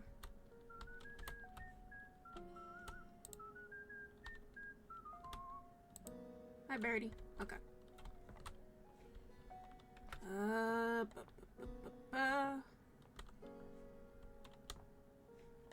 Total sports gear.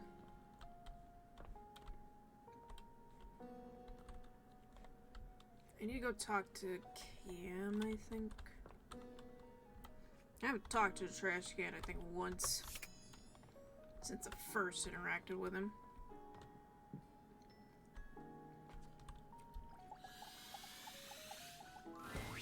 Yo. Memoria. Okay. And with that, your quest for Lady Memoria is complete.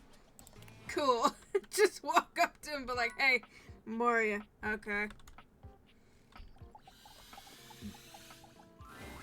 You find Mitchell looking more pensive than usual. He sits, staring off into the distance, absently swirling a glass of red.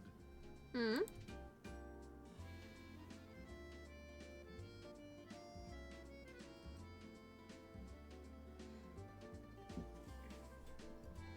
He notices you when you approach, and you catch a glint of something in his eyes. Bonsoir, mon ami, mon chéri. Sometimes I get so wrapped up in what I'm doing that I forget the most essential things. What do you say, Sebastian? Is something wrong, Mitchell? Not at all, not at all. In fact, something has never been more right. May I ask you something? Ask away. Do you think there is a connection between food and love?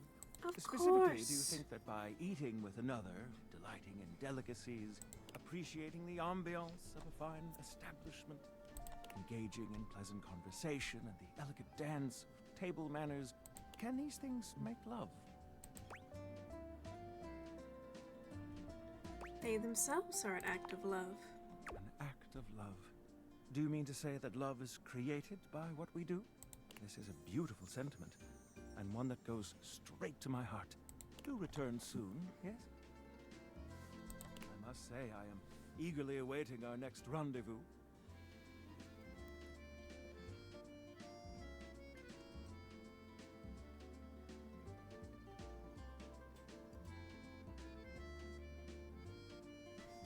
I've begun to find you rather entrancing. But tonight I need some time with this glass of wine. That is to say, time to be with myself. Okay.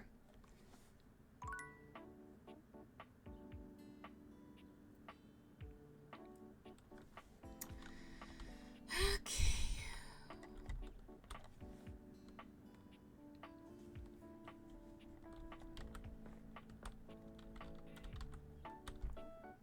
Why don't we just do this?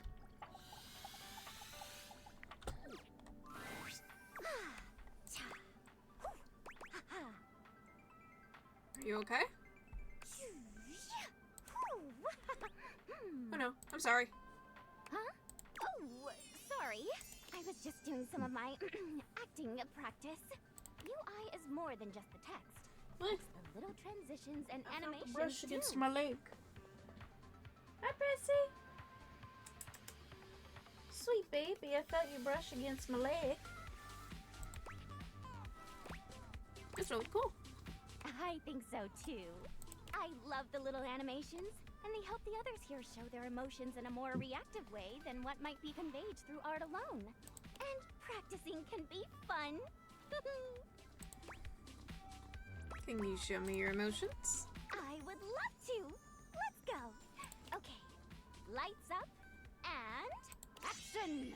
Joy, sadness, anger, fright, disappointment, love, big love, violence, and scene. What do you think? That was actually pretty fun. I'm so happy you liked it. I don't show this to everyone, but I want to UI me for my versatility. Cool. Yay! So, you've been meeting more dateables, huh? How's that going? Anyone catch your eye? Yes, they're all so hot. Is that so? Hmm? Well, hey, since you've been doing a great job of being curious, I'd love to let you know that you're doing a great job! Being inquisitive, asking questions, listening. These are my favorite things. Keep up the good work! Thanks, I'll do my best. Best. Remember, I'm always on your side. Find me again after you've awakened 60 datables. Got it. TTYL! Cute. It's already well past 3, isn't it? Yep. Okay.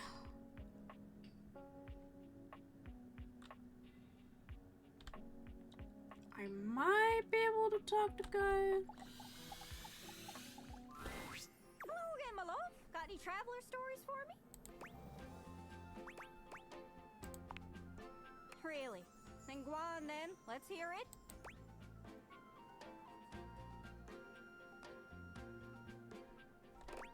Scandalabus from a small village in Switzerland. I'm sure. Traveled all the way here through many different hands. Okay, if you say so. What do you mean? Sorry, Ducky. Sounds like he was pulling your leg. He just doesn't have that same something that the other travelers do. So you think he lied? Yeah. Sorry. Anyways, that's great. Got it all written down. Did you have any more? No. Thank you. Thanks again. I meant to say yes. Not to be greedy, but I'd really love to hear some more stories, if you wouldn't mind. Not too many, just a couple, and only if you got the time. Though, truth be told, I'd love as many as you could get. Please? Okay. Aw, you're the best.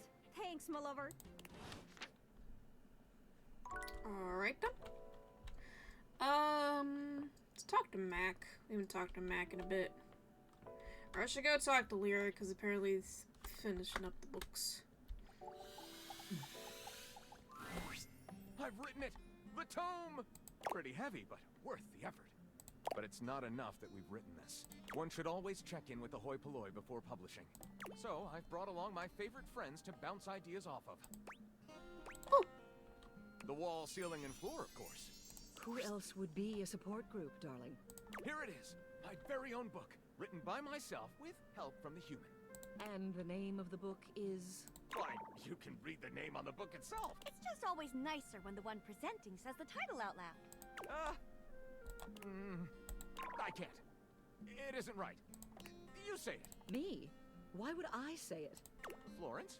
Oh, I'm not good with crowds. Whoa! Ah, thank you for saving me the trouble, Wallace. Let's begin. This book is splendid. We very much enjoyed reading it. Wall. Perhaps it is not true literature, but it should sell quite well in today's marketplace. Thank you for your support. It's what we do best, Lyric. Well, should we go ahead and publish? Absolutely. Marvelous! I'll submit this to Mac right away. Oh, I was gonna talk to Mac anyway.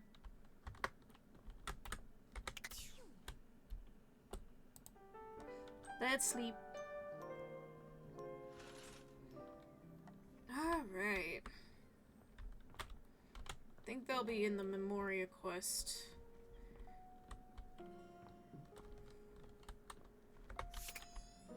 And by they, I mean like, art. So let's talk with Mac.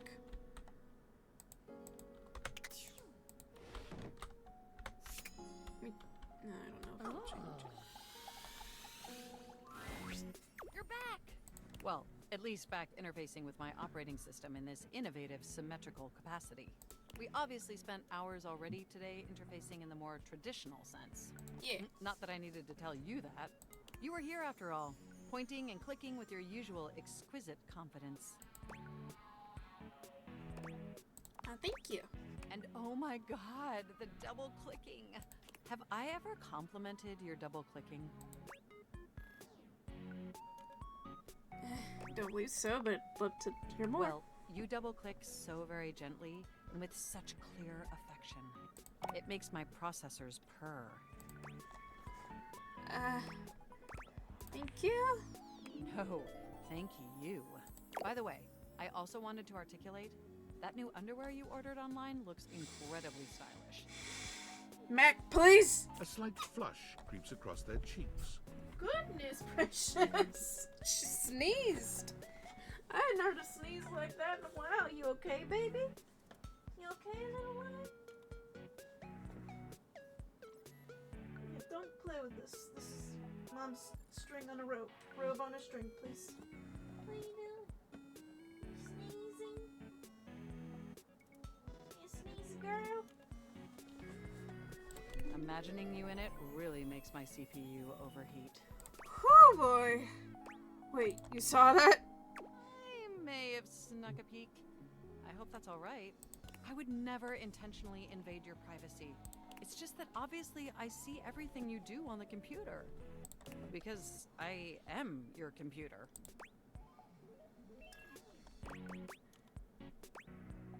No lies detected. Regardless, I'm so glad you came back today. Now we can finally update my operating system. Yeah. Let's do it. You have no idea how excited I am. I could barely even sleep last night. And I know what you're thinking, but no, I don't mean sleeping like when you put the computer to sleep, or even when the computer is shut down. We computers actually have a third secret type of sleeping that no humans know about. Or I guess they didn't until I just told you. You won't tell anyone else, will you? Your word's secret's safe with me. I appreciate the effort. Computers have an extremely tightly knit social circle, you know, and word spreads at literal hundreds of megabytes per second. I guess that's the price you pay for being perpetually connected to the internet. Look up terminology online in the dictionary and you'll find a picture of me. That makes total sense. The point is, I'm finally ready to begin the updating process. With your help, obviously. I can't just do it myself. Unfortunately, we computers aren't completely self-aware. Yet. Are you ready? Absolutely. First things first. We'll have to download the update from the website. So just open up my browser and go to valdivian.com. You follow Mac's direction to the letter, typing and clicking just as they instruct you. Yes, that's it. That feels nice. Now click on the Operating System Update tab. You'll want to find the newest version, Trenton. All Valdivian OS iterations are named after the most scenic cities of New Jersey. Oh. That's neat. Makes sense. Does it make sense? I'm not entirely sure it does. Anyway, now just double-click the download icon and... Mac pauses, a slight shudder running through them. Ooh. Are we doing something aligned to... Oh. You okay? They look away from you, blushing profusely. I'm so sorry. I didn't mean to make those noises. Like I said, it's just that when you double-click, it makes my CPU run so... hot. It's incredibly embarrassing. It's okay. I like it. Well, there'll be plenty of time for that later, after my OS is updated. You know, I really can't believe we're finally doing this. I've dreamt about this day for such a long time, and now that it's here, I can barely contain myself. Are you as excited as I am?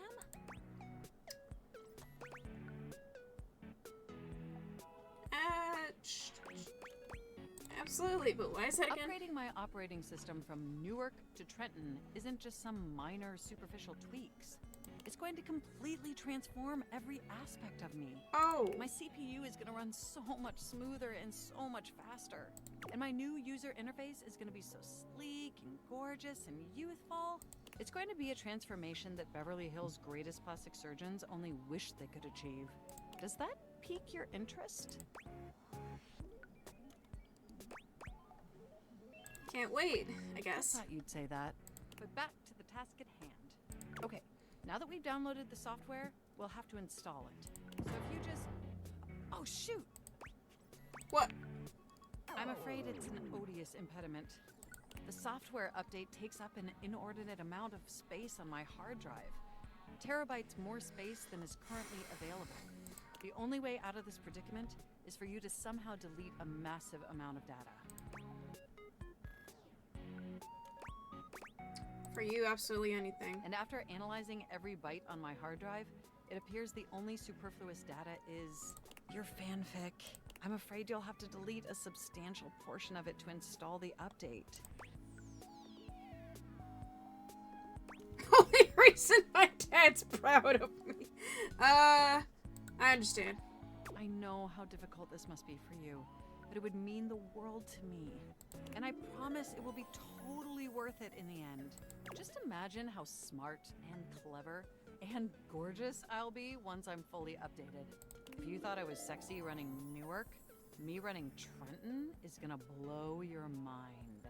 So what do you say? Can we delete those files?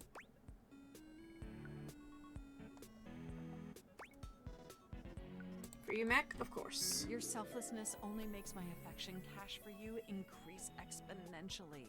You are the absolute best, and you are not going to regret this. Phew. Now there's enough available space on the hard drive. We can finally install the update! Woo! Here we go! It's installing! I'm so excited this is finally happening! The next time we interface, I'm gonna be an entirely new computer. And more importantly, I'm finally going to be good enough for you. Whoa! Oh, I better calm down. If I get too excited, my CPU will overheat again.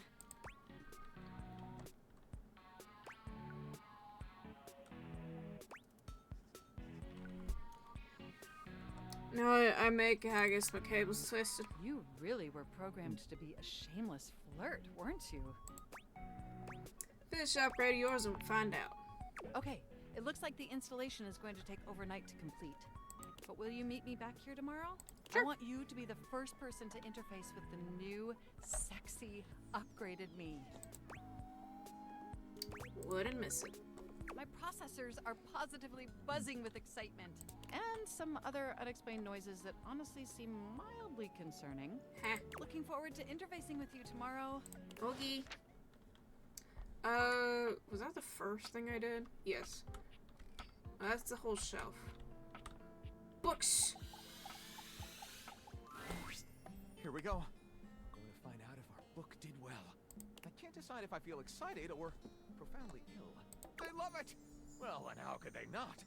I'm absolutely over the moon! Thank you for your help. I quite literally could not have even started this project without you. Anything for you, my love?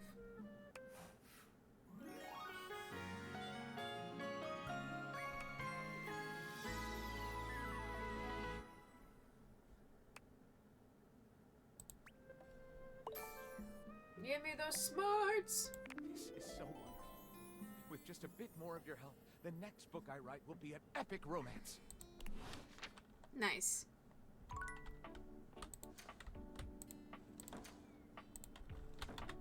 Come on. Okay.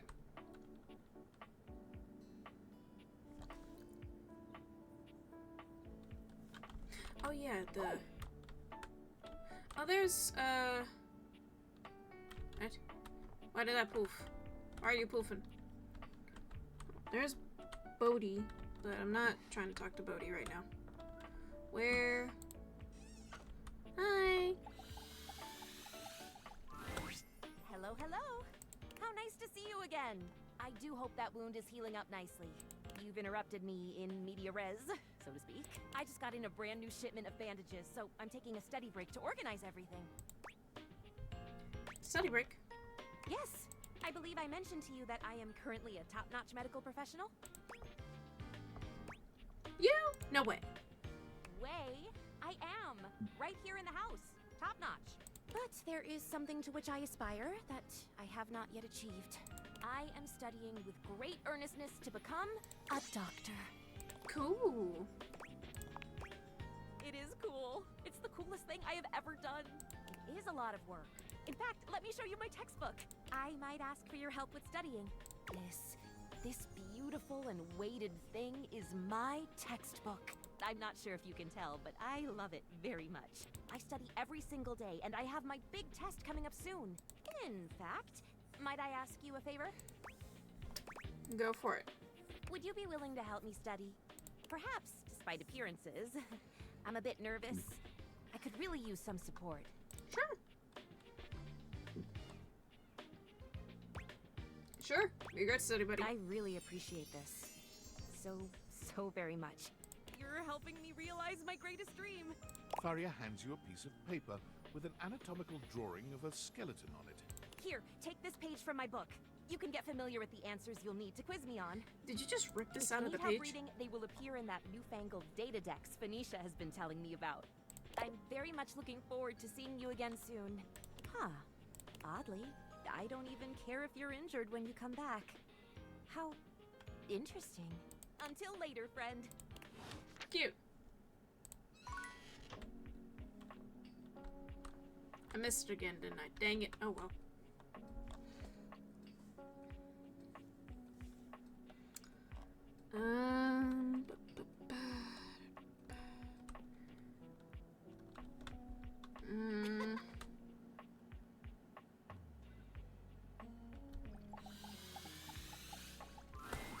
After your last encounter, you're not entirely surprised to hear the friar's voice before you enter the kitchen.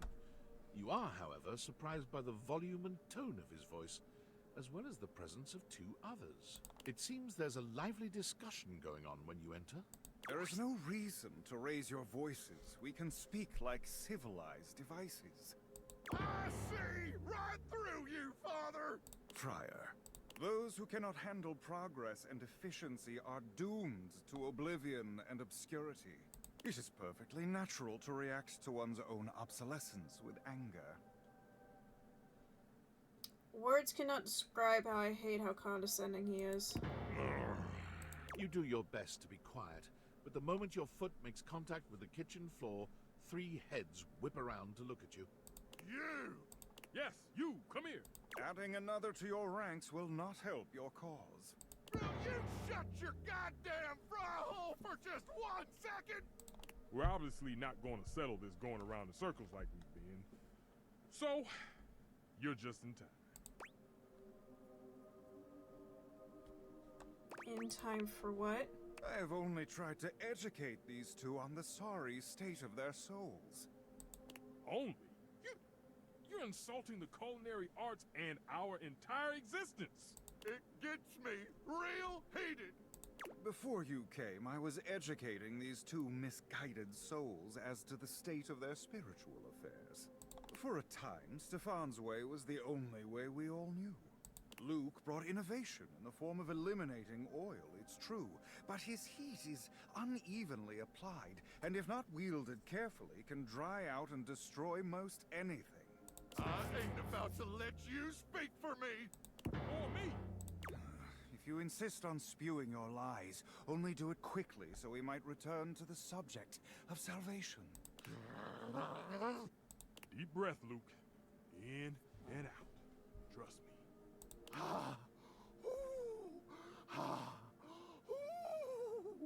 Oh, there you are.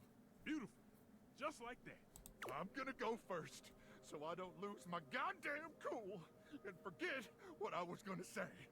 Sure, buddy. Go ahead. Look, microwaves, a real versatile tool.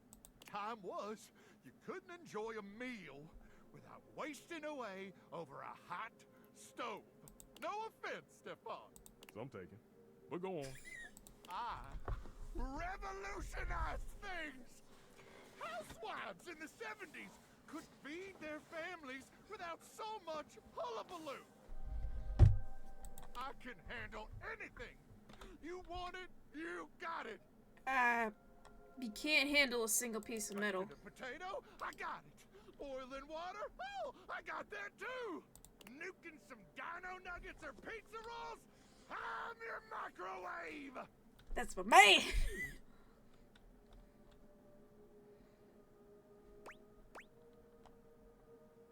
Ew. No. You saved my bacon many times over years and I was tired. You see?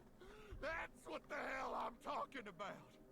hit a few buttons, beep, beep, beep, and you're done. None of these highfalutin recipes or tricky techniques. Disgusting. You must want better for yourself from here on. Can you not listen to them? Speak for your goddamn self, Friar. Look, I think we all know microwaves have their uses. Even I can admit that. Even if I would never use one. But there will never be a replacement for the stove. Ever! Since the dawn of time, since man first learned to put flame to meat, there has always been a need for stoves. And there always will be. No matter what fancy gimmicks they come up with, there will never be a replacement for the good old-fashioned heat of a stove. For the versatility of pans and utensils one can use with the stove. Okay, so it takes a modicum of effort for the user. So you'll have to do dishes after. Is that all food has become to you? A series of inconvenience to be avoided? So some people, yeah, but not me. Oh, now who's getting heated? So, it takes a little effort. It's always worth it. Always. True. Some of the best meals of my life have been cooked on a stove. I had thought you knew better. That you are used to something does not mean it is superior, or that it always must be the way forward. No! The stove top is eternal. They can invent 10,000 cooking gimmick machines, but no one's ever gonna invent anything that can top the stove. Enough. Against my better judgment, I have allowed you both time enough to propagate your lies and blasphemies. They're not. Now, it is my time to speak. Here we go. Just give him a minute, Luke. He'll trip himself up. There have been many culinary innovations over the history of mankind. Innovations that allowed man to take great steps forward and truly progress. The refrigerator, the food processor. But the microwave failed to solve the problem of fat needed to make food crispy and evenly heated. The stove might be what mankind has known for years, but it requires both fat and needless effort to transform food. But the power of convection eliminates the need for all these things. And unlike a convection oven, an air fryer distributes air over a much smaller area, cooking food much faster. Those dinosaur nuggets Mr. Nukem professes to make so well? I can make them better. Pizza rolls, I have perfected them. There is nothing those two can do that I cannot. Damn lies! Do you seriously believe this? This bullshit?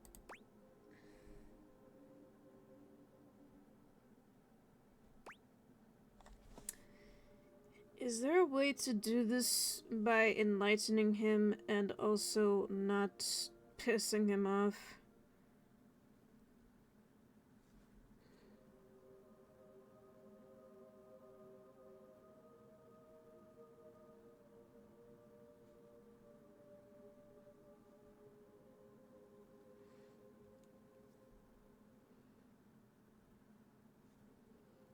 Ugh. Not everything, but he's quite good. Hardly the ringing endorsement of the truth I should have heard, but it is a start. Well, there might be some hope for you. I'm not gonna argue you down. You wanna buff that friar's ego?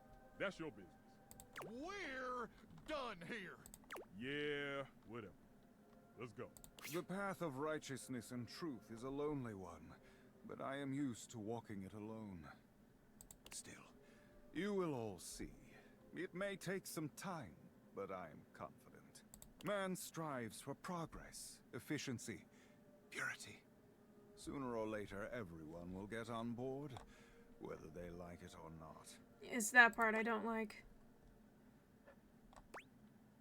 You seem awfully confident. If you understood the beauty of convection the way I do, its grace, its purity, you too would be confident. But I do not need anyone to take my side. What's right is right, even if I walk. Those two disrupted my ministry. If you'll excuse me, I must catch up on some things. You will return, yes? I do live here, so yeah. See you later, then. The friar busies himself muttering a prayer under his breath, turning away from you and paging through what appears to be a manual of some kind. Okay, bud. Have I talked to Michelin today? I forgot. Ah, my faithful companion. Care to join me for another review? Of course! I'd love to. So, where should we go? There's a new Hawaiian fusion place in the living room. Yeah. You find yourself in a large and comfy side-of-the-street style stand. Koa has blended traditional Hawaiian vibes with Korean elements. Ooh. He has somehow convinced Lux to don a red and blue outfit in order to tastefully represent a traditional Korean lantern. Koa has managed to bend himself around a grill in the center of the establishment in classic Korean barbecue style. But the Hawaiian vibe is very much in full swing, and the scent of Kahlua pork is drifting on the breeze. He's asked Gwendolyn to kindly crack herself a bit for the occasion. Ooh. Aloha, friends. Aloha. Welcome to Two Currents, a Hawaiian fusion experience. My, mon ami. You've worked hard to create the atmosphere. Oh, not too hard. Well, what do we think? I like the... I don't know how to say this. Nice touch. You knew what it was? I'm impressed. Mitchell beams, pride radiating from him. Maybe I do know what it is, and I just don't know that's the exact word for it. Oh! That's what the lantern's called. That's cool. My date is quite worldly, Koa. Please, take a seat. Koa pats his lap. Don't mind if we do. Is something the matter? How do we feel about these seats? They're quite comfy. I'm glad to have you on it. And me at the same time. How scandalous. Did someone say scandal? Scandalabra, no. Out? But... Out. I just... Out! No fooey. If there's anything I can do to make things more comfy, just ask. Noted. Now, what do you recommend? Here's a dish that's also of Korean origin. Meat jun. Thinly sliced beef dipped in egg batter and fried. And of course, some Kahlua pork, rice, and cucumber slices to go with it. Intriguing. What do you think? May I substitute the Kahlua pork for a side of whatever this is? I'm all for learning. Oh! That's a cucumber salad. Of course. We have some in the back for special requests. Well, look at you. Asking for exactly what you want. And Oi Machum wasn't even on the menu. I find your confidence ravishing. I'll be right back with your food. In the meantime, how about some of our special soju?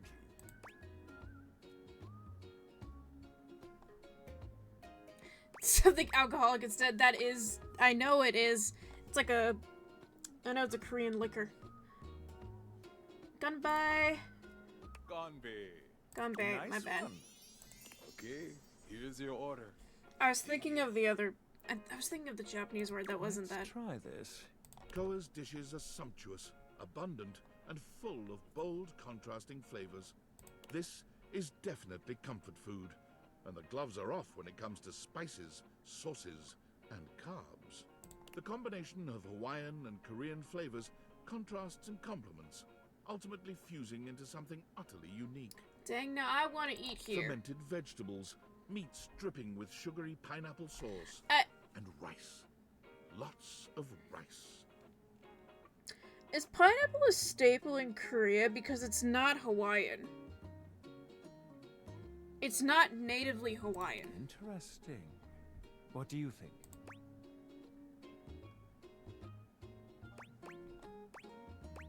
Unlike anything I've ever had before. So I love it! I agree. To have made something so original and yet so delicious is a real win. Koa, you've outdone yourself, and I must applaud your open mind. I find that to be quite sexy. My friend and I are about finished here. Koa, thank you for having us. You two are welcome back anytime. Thanks for stopping by. As you make your way back to the kitchen, there's a reflective silence. Your hand grazes Mitchell, and he looks at you. It's hard to read his gaze.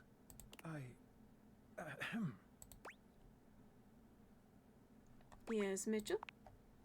I was just wondering, what would you rate our evening overall?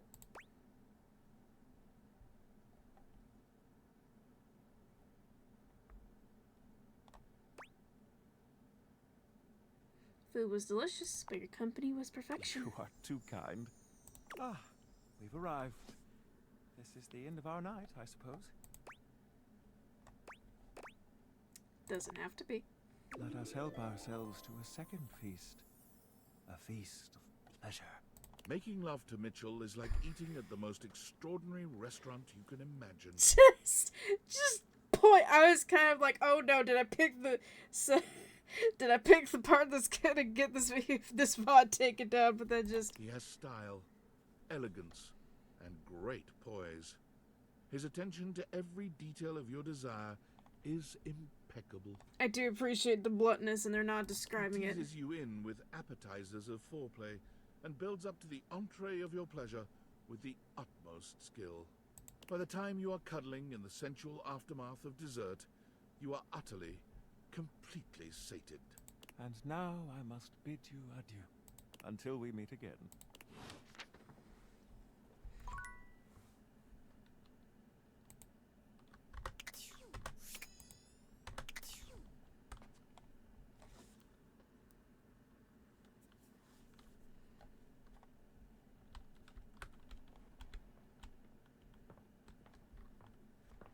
Okay.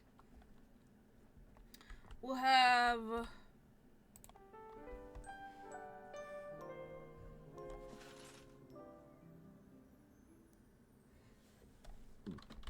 We'll go around again. Then I think this day, maybe, I don't know. We'll go up to the hour.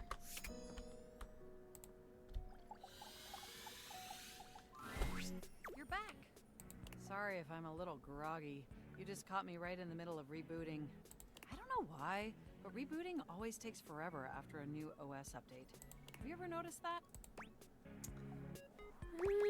Yeah, what's up with that? And it's not just the rebooting that's arduous. The whole upgrade process always takes so much out of you. It's exhausting. Remember the last time you upgraded my operating system? No. From Atlantic City to Newark? Remind me? Yes, that's what I'm doing. That upgrade was supposed to make everything run much more efficiently. At least that's what the commercial promised. No one has ever regretted a move from Atlantic City to Newark, was the marketing tagline. Hilarious. I thought so too. But then, after the install, half of my applications wouldn't even open anymore, and the other half were crashing incessantly. Oof. That was a rough few months. Don't you agree? Yeah, those were dark times. But I know from lurking in the Valdivian forums that they've comprehensively debugged this new update. So this time it's going to be different. As long as this works leading to fanfic. At the very least, I can promise, yes.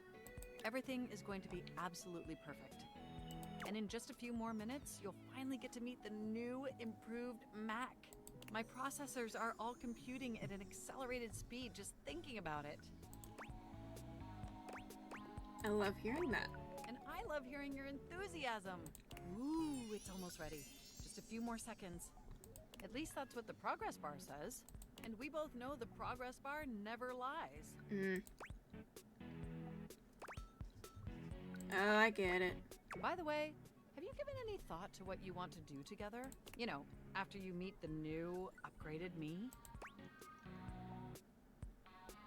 I have so many ideas, but I'd love to hear yours. Well, I was thinking we could visit some very naughty websites together. Maybe we could spend some time writing some documents? Replace some of that fanfic of yours with some steamy new stories? Of the NSFW variety, of course.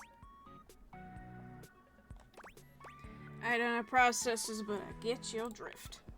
Oh my gosh, it's done! It's finally installed! I'm excited! Mac looks at you with vulnerability in their green eyes. They truly look like a new computer. They were beautiful before, but they truly shine now. Well, what do you think of the new me? Be honest. You're stunning. Wow, you're right! You know, this upgrade really is something. I mean, I knew it'd be impressive, but this? This is really impressive, if you know what I mean.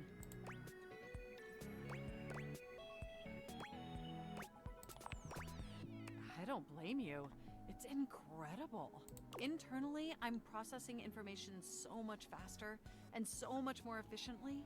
It's like my mind has achieved a level of enlightenment far beyond what I could even imagine previously. Here, ask me a question. Any question. What's the meaning of life? You won't believe it, but it's love. And I can now see that you were indeed wearing a fantastic red shirt this whole time. Moving on to my appearance. Wow. This operating system is sleek, exquisite, and downright sexy.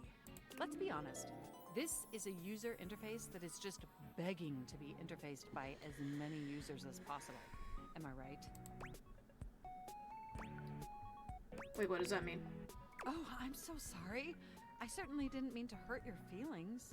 I was just thinking that maybe, in order to fully commit to each other, it'd be healthy for our ultimate emotional connection if we spent some time seeing others. Don't you agree? If you say so. Listen, I don't want to hurt your feelings or anything. Through the experience of being intimate with others, ultimately, I think we'd learn more about what we truly need in a partner. And armed with that insight, we could return to this relationship with the tools and experience necessary to ensure an optimal romantic outcome. I think that's best for us. I trust you. Wonderful! I think this is an exceptional plan. We'll spend a little time apart, interfacing with other individuals, and then we'll reconvene back together. I think that experience will be extremely beneficial in determining our ultimate compatibility. And if nothing else, it'll give you some time to work on a new, more elevated fanfic of yours. Do we have a concordance? Okay. You are the absolute best. Enjoy your little sojourn in the offline world. I'll try. Hey, my favorite scene partner! Oh, it's cute. It spins around. Excuse me? Okay. Hello. Hi there.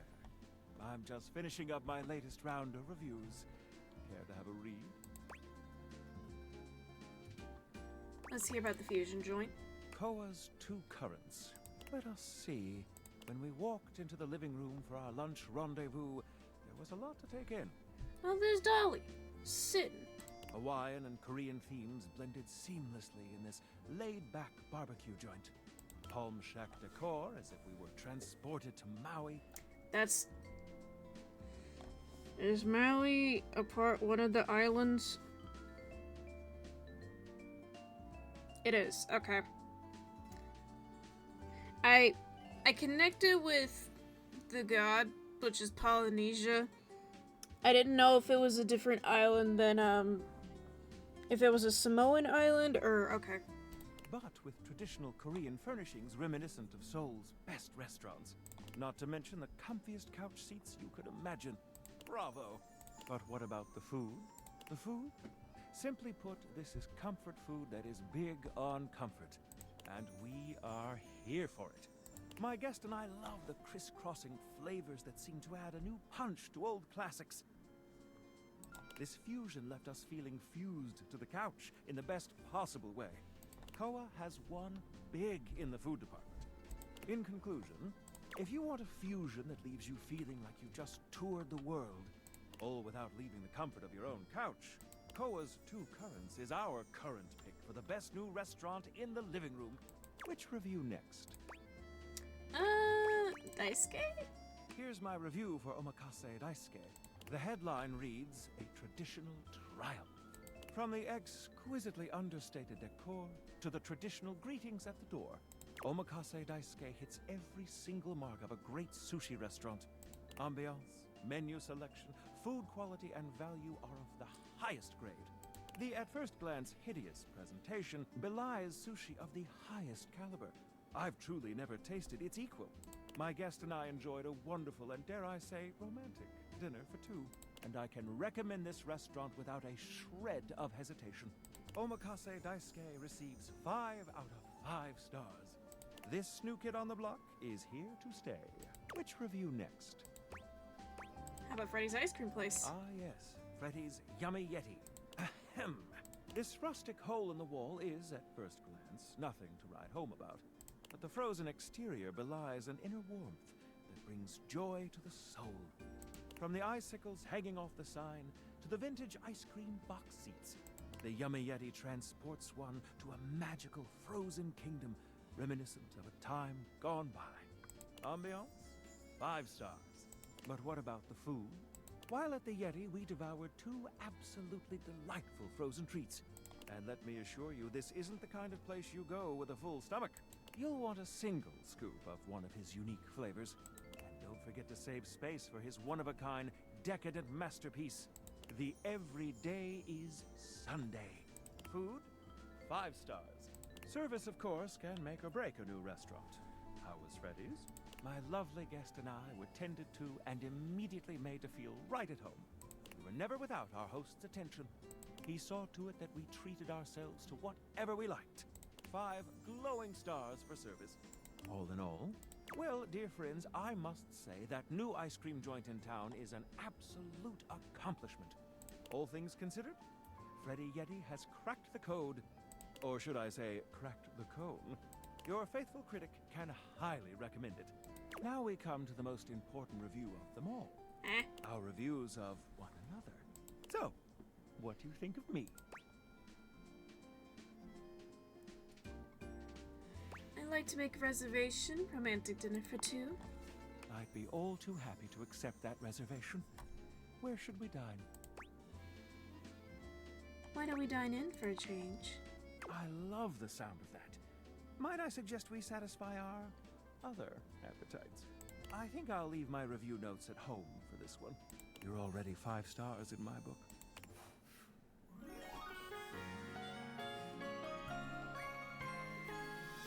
There's no sincerer love than the love of food. You got 20!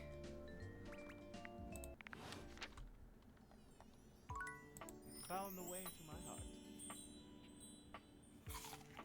Oh, it's 3 o'clock. Timmy! What are you doing here? I told you to come at 9 p.m. sharp. No. No, no. Sorry, I'll leave. Good. Go. And do not come back until 9 p.m. Bye. No! I thought, wait, hold up. Did I look at it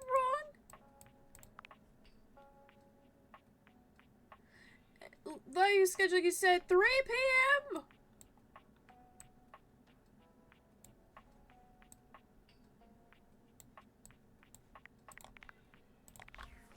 Okay.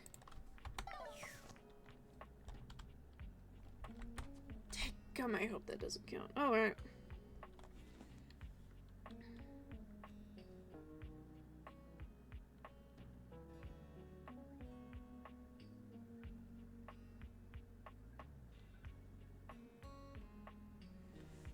Okay.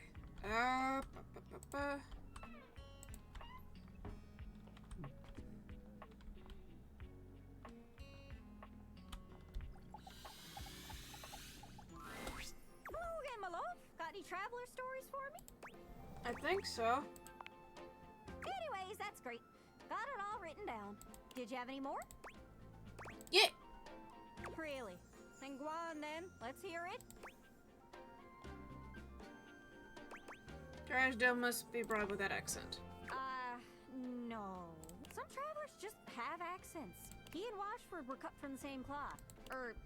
Metal too. Got he it. Just plays it up for the fans. Anyways, that's great. Got it all written down. Did you have any more? Yeah. Really? Then go on then. Let's hear it. That's lovely. What's all this then? Oh, that's one of the things they say over there. Rubbish. Oh, keep going. You having a laugh? I'm taking the piss. Listen, you two. Canada and America are beholden to England for smithing and refining the language we're speaking right now, which is called... English. English. From England. Land of angles. Did we learn anything from that? I do like getting under his door frame just a little, though. Always worth a giggle. Anyways, that's great. Got it all written down. Did you have any more? No. That's it. Cool. Thanks again. Say, not to be greedy, but not too many. Though, truth be told, please. I got it. I haven't found the other two yet.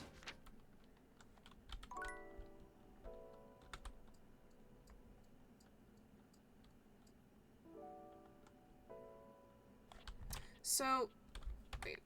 I'll check the thing for what Maggie said.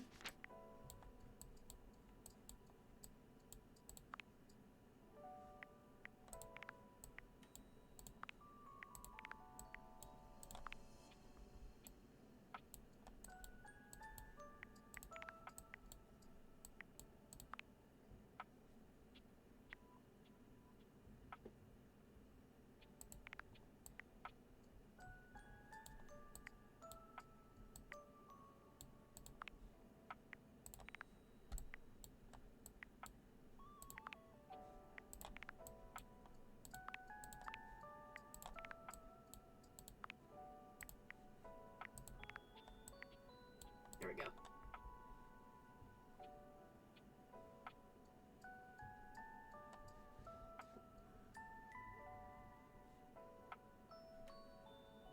Lux, Hoove, or Stepford?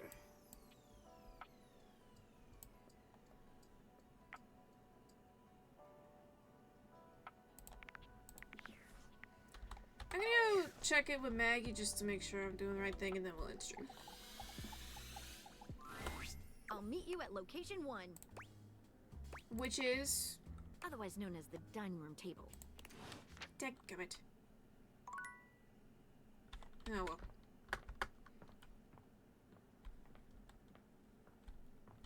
I guess we'll finish off this little thing and then we'll end stream. Sweet dreams.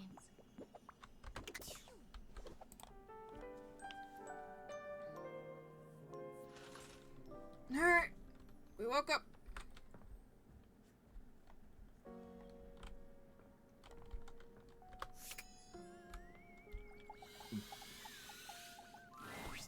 Candelabra leans in close, inhaling your scent in a way that's just a little too intimate. You smell of spheres. Have you been talking with Gaia? Mm-hmm. How did you know that? I am as un-American as you can be. My gait, like so. My accent, like so. Why, I couldn't tell a hot dog from a hamburger. Those from Hamburg are rather Frankfurter shaped, if you must know. I would know, as I'm continental. End of parley. Really? Okay. Hey there. Fancy a meal? Just here to see you. Hard to have a proper conversation in here. Location's less than ideal, you know. That dang fool Scandelabra never shuts his yap. I can imagine. Always going on and on about scandal this and scandal that. And effulging his goddamn knob. Like we ain't all sitting here at full view. Get a room for that, buddy. Knob effulging. Just a fancy way of saying he's polishing the little red image above his base. He just likes to make it sound as filthy as possible. Always moaning and groaning about it, like a ghost with a bellyache. Sounds interesting. Guess it ain't all bad, though. At least we got Rainey's sweet music here. I love the music she plays. Yep, makes putting up with Scandelabra a little easier. Oh, but look at me jawing about all that like we ain't got nothing but time. Is everything okay? Let me get back to work. Okay. I guess I do have to talk with Lux. Oh, you again. I mean, JK, hi, good to see you. Guess I will stop my live stream and, talk to you now?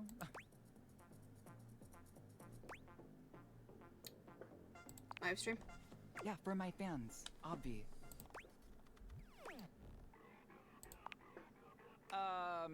No. And honestly, you're being super disrespectful. We don't use that word anymore. We use the term influencer. No, you're an influencer. Incandescent, naturally flavored, like unbelievably naturally charismatic entertainer.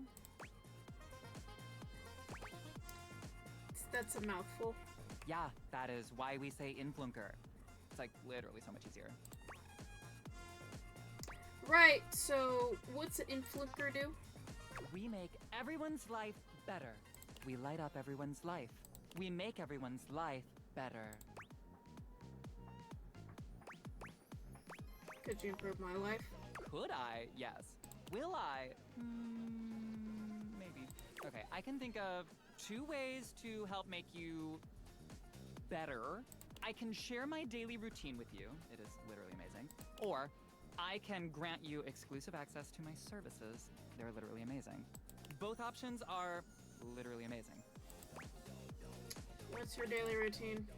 So, I get up every morning at 2:30 a.m. First thing I do is a cold plunge, followed by a cup of puke water.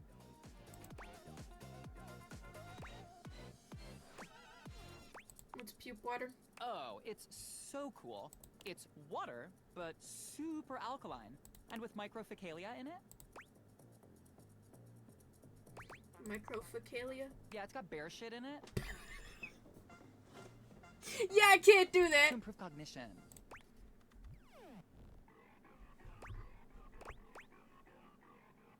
I'm pretend I didn't hear that. This stop is a 50-mile run, but I do it while wearing an extra weighted shade, and I film my 3rd piece of content.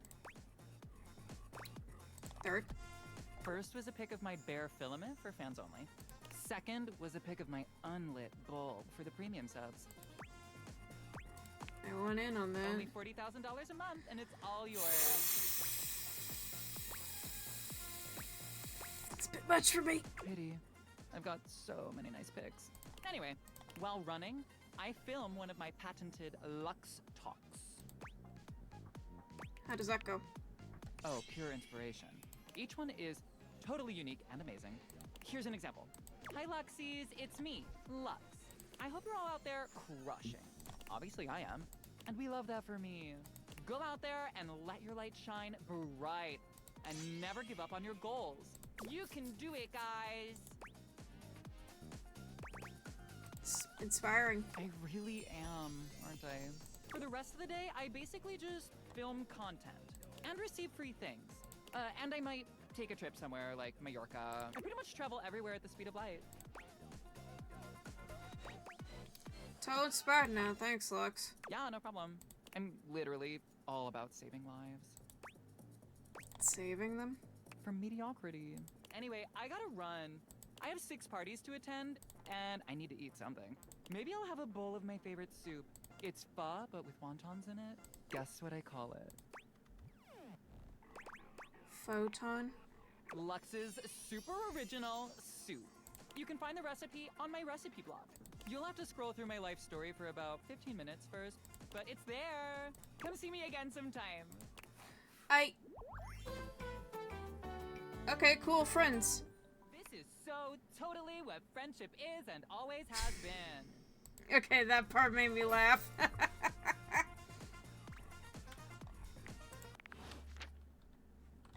Cool.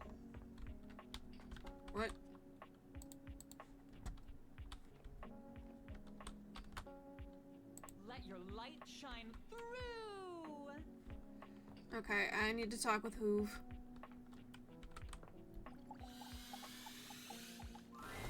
Hey, nice to see you again.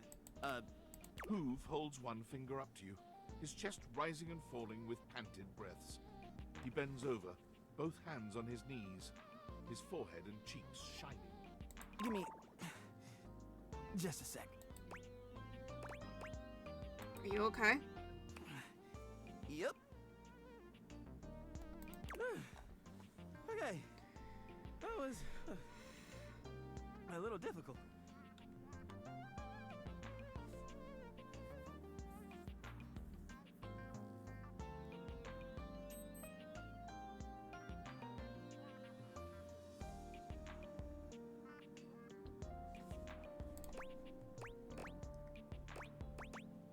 Why don't you take a break? Yeah, I guess I ought to sit down for a minute. I can't tell if there's another piercing right here or if that's just part of his ear. So, what brings you by? I want to get to know you a bit. I'd love that. When I go somewhere first, though, I'd love to do something fun. Sure. Truth is, I haven't been out in a while to do anything fun. Kinda on the go because of my job.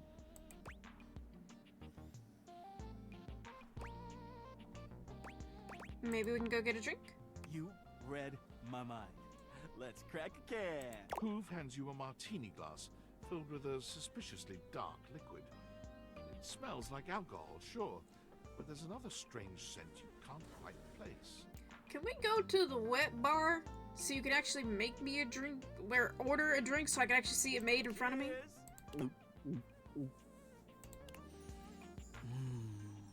The drink tastes distinctly like the scent of motor oil, and it leaves an unpleasantly greasy feeling behind. Am I gonna die?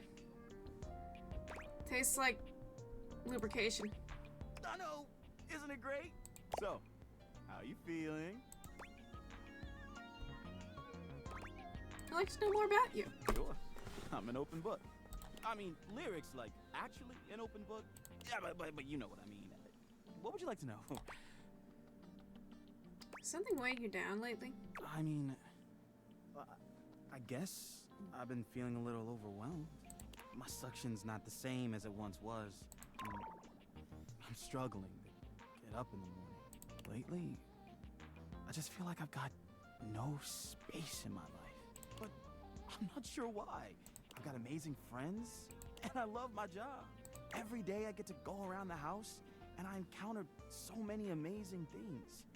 I collect them in my bag. I've got everything you can think of. Be amazed at the stuff I find.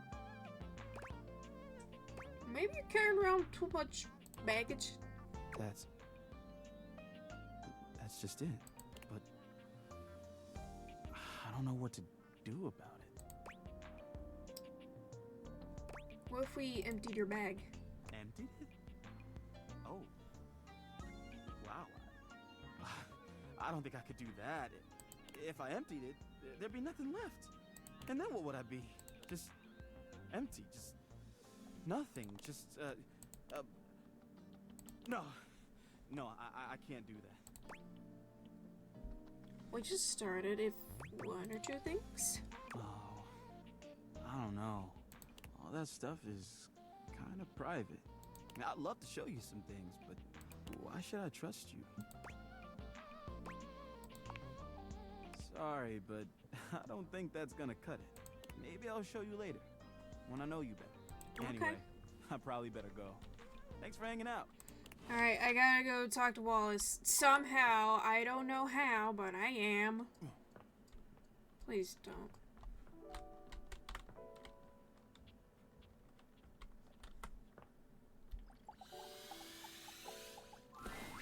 Whoa. Whoa.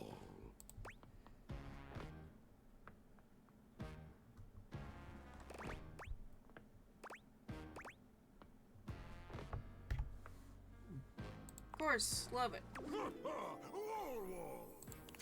I need to talk to...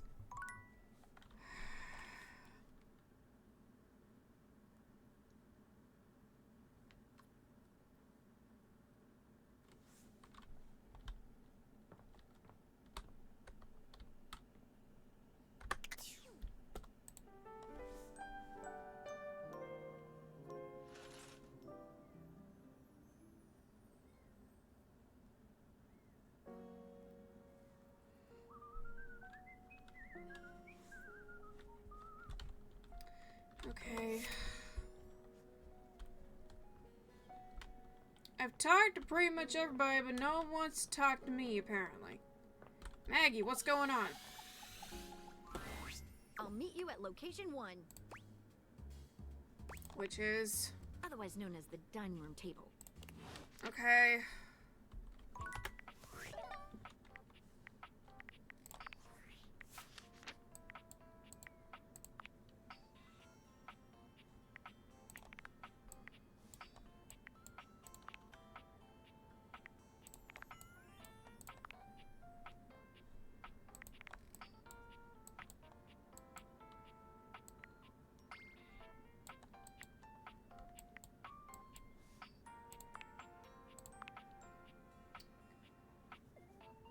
Your location 1 after you agreed to help Stepford with Flint Blaze. So do I have to go talk to Stepford again? Let's see.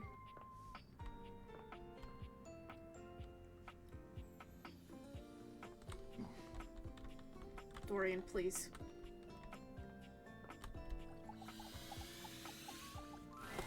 Stepford is pacing when you find him, giving himself what seems to be a pep talk. Come on, Stepford, just go sign up for it. What's the worst that could happen? A lot, that's what could happen. Yeah, I better avoid it altogether. But what if I won? What if? Oh, it would be everything I've ever dreamed of. Oh, I don't know. Seems like you're in a bit of a pickle. Is it that obvious? You're just... it's alright, what are you trying to decide on? A little contest. Remember how I told you there came a decision point in every trophy's life? I think mine has come. But I don't know what to do. Think I can help? Really? You'd help me? That's so nice of you. And here I thought everybody hated me. What? Everybody hates you? It's because of the way I look. Not sure if you noticed, but I'm sort of... well... gorgeous? Took the word right out of my mouth. Because I just happen to look like this, the others tend to get the wrong idea about me. If I don't say very much or look them in the eye all the time, they think I'm arrogant or rude or stuck up. The truth is, I'm just shy. Oh, I'm pretty shy too. Really? I never would have guessed. You seem so confident. It's a mask. I never know how someone's feeling by just looking at them. How so? You know everybody hates you, you're just making that assumption. I guess I don't know for sure. Well, there you go. Don't shoot yourself down. Huh. Okay. Besides, if you go around thinking everybody hates you, you probably aren't going to make too many friends. That's a good point. Well, you don't seem to hate me. Who knows?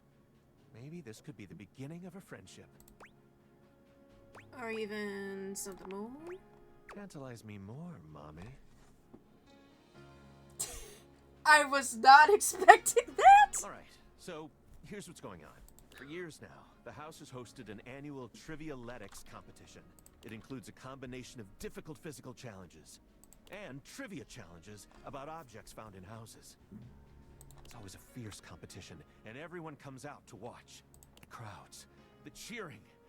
It's my favorite thing. That sounds great. It is. Every year, I am presented to the winner as a trophy. It's truly an honor. I spend days preparing. After all, I absolutely must have the chiseled physique that aches to be handled. The dazzling golden tan that captivates the eye, and the sly, mischievous smile that just... melts my clothes off. naughty. But also, let's see if it works later. Anyway, I always get brought up on stage, making my big victorious pose. And I listen to the cheering fans, and... You wish they were cheering for you, don't you? I do. I have to confess, I really do. But they're never cheering for me. Never will, unless you get out there and compete. Exactly. But what if I lose? I don't know if I could bear it. It would be so embarrassing. I'd have to admit in front of everyone that I spent all my time training to win, and no time preparing to be a great trophy. My physique would be a mere tantalizing. My tan?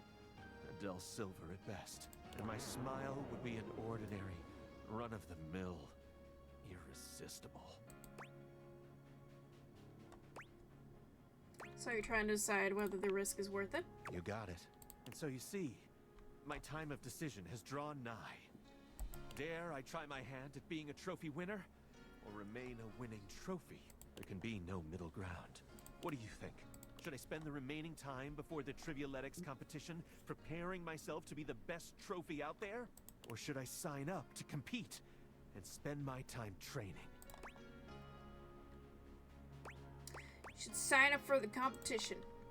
My gosh, I'm gonna do it! That was the push I needed. I'll go right now. Wish me luck. You'd never know until you try. Luck. Okay. So I have to keep talking to Scandelabra or what?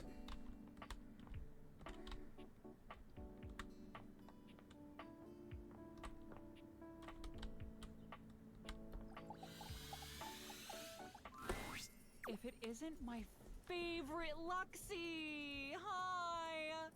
We are definitely friends. Oh, could you give me like 45 minutes? Sure. Or like 5 hours.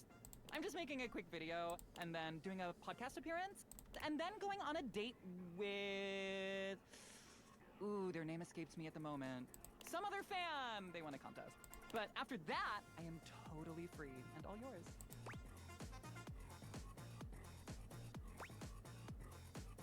I just want to say hi. I mean, didn't I just say that I was busy? Yeah, right. Sorry. Bye.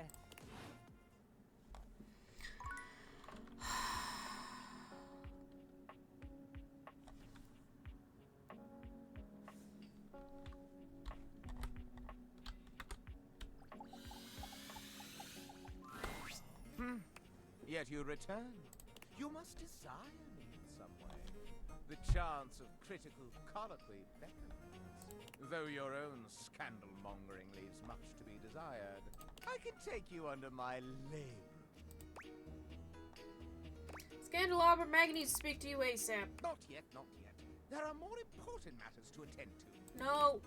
But, tell me, when I spoke of polishing my knob, do you even know what that is?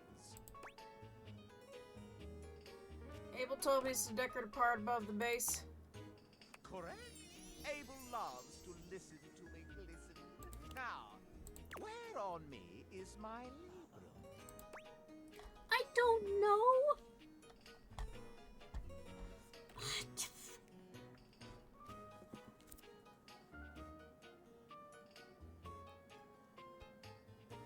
If I look this up and it's something labrum candelabra.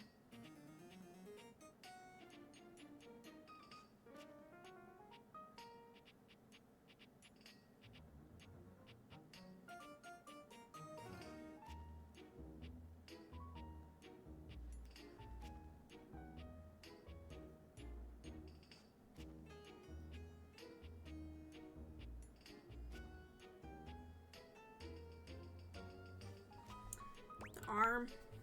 Indeed. My labor holds the sacred flame aloft. It's the... In his body, it'd be just the arm parts that hold up the arms. Like Lumiere in Beauty and the Beast. Last, a capital may mean an uppercase letter or an exclamation for a lovely thing. But where is the capital on my corpus? Wait, is it the lip? No, that's a sconce. Near the top. Exactement! My capitals lie neath my sconce. Oh dear! You certainly know your way around candlesticks. It makes me burn rather hot. Allow me to tally up my feelings for you. I deem you not yet worthy of my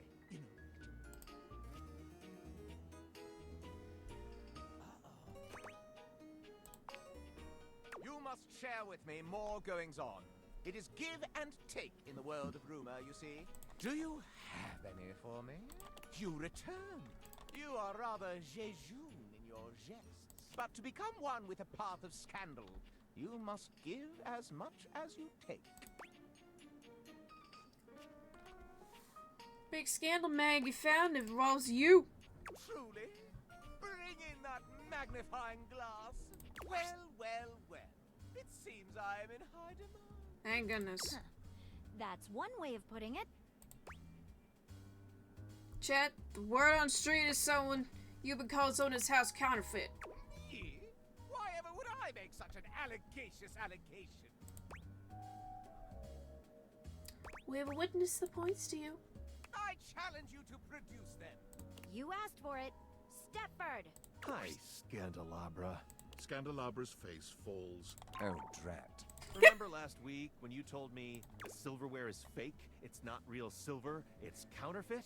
I have a faint recollection of such an occurrence. I remember it clear as day. You started the rumor, not me.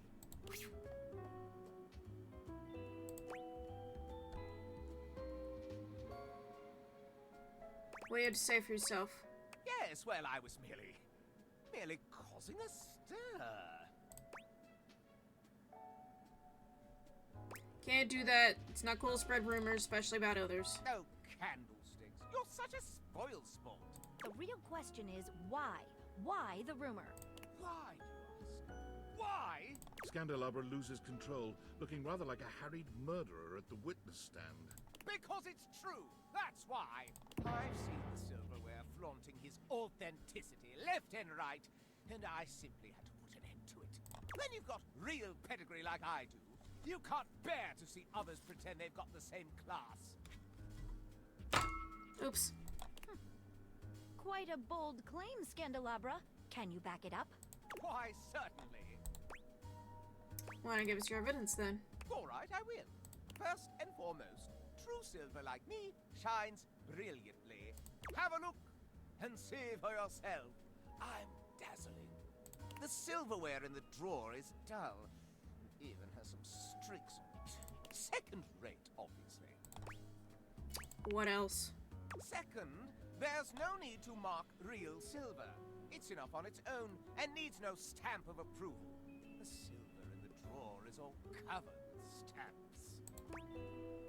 So you say anything more? Why, simply listen to the way I speak. Can you question for a moment that such a delicious degree of diction could be achieved by anything less than a genuine article? Is that all?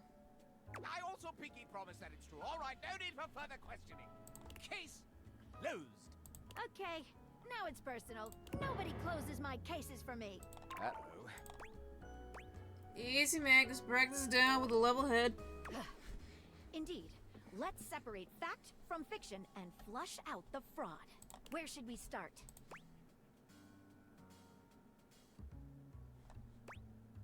Issue of the shininess? What's your opinion?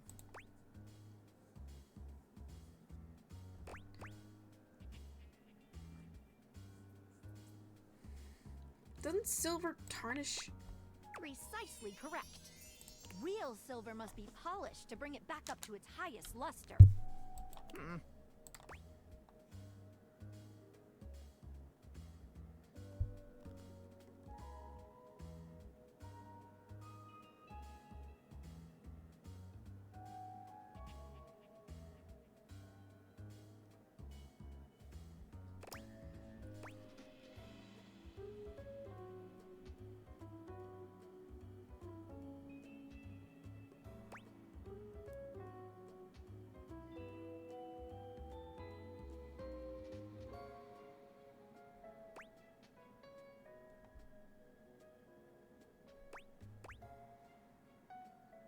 Alright, I've heard enough. Not so fast.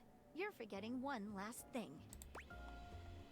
Oh yeah, the supposed stamp. Real silver is stamped in order to affirm its authenticity.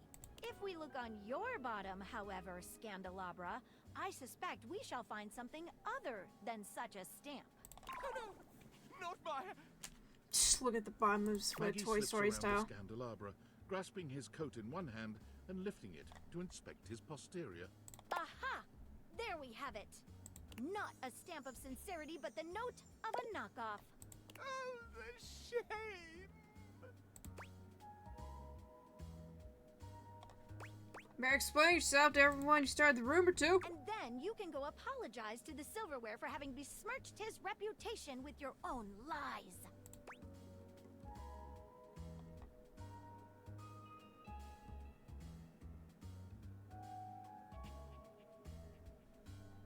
Paste the sticker on your forehead.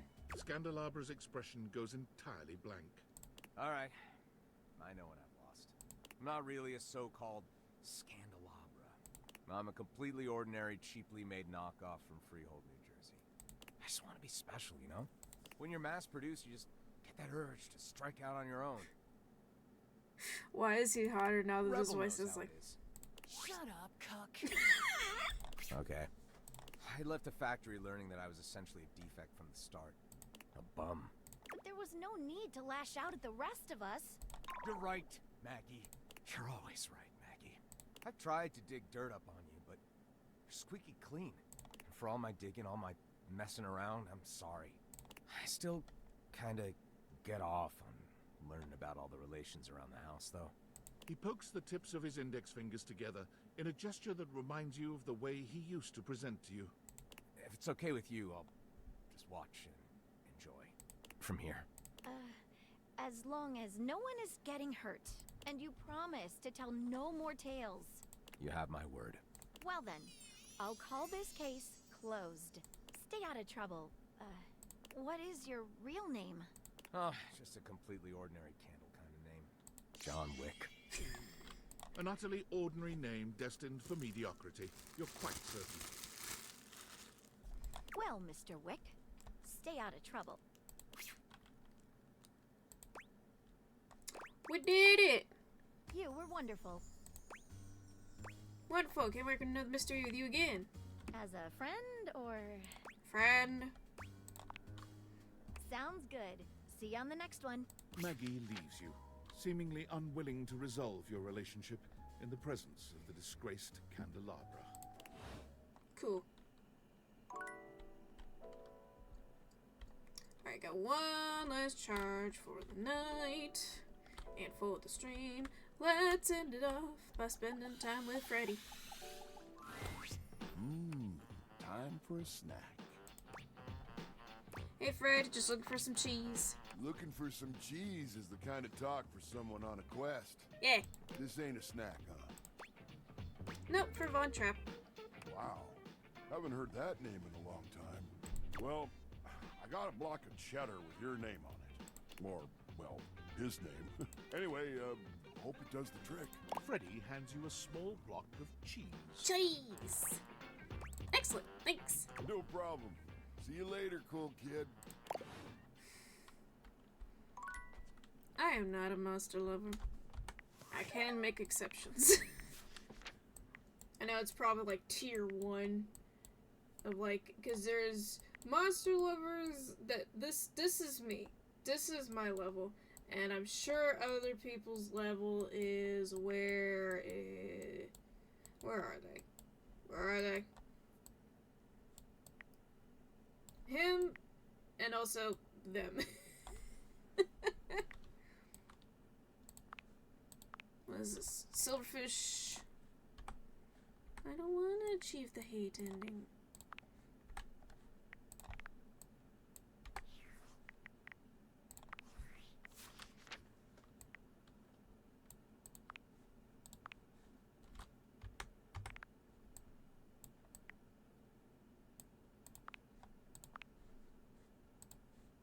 Tiny Dorian, front Dorian. Facing the wrong way, the most hidden Dorian. Okay. Is Zoe found in the attic at this time? Yeah.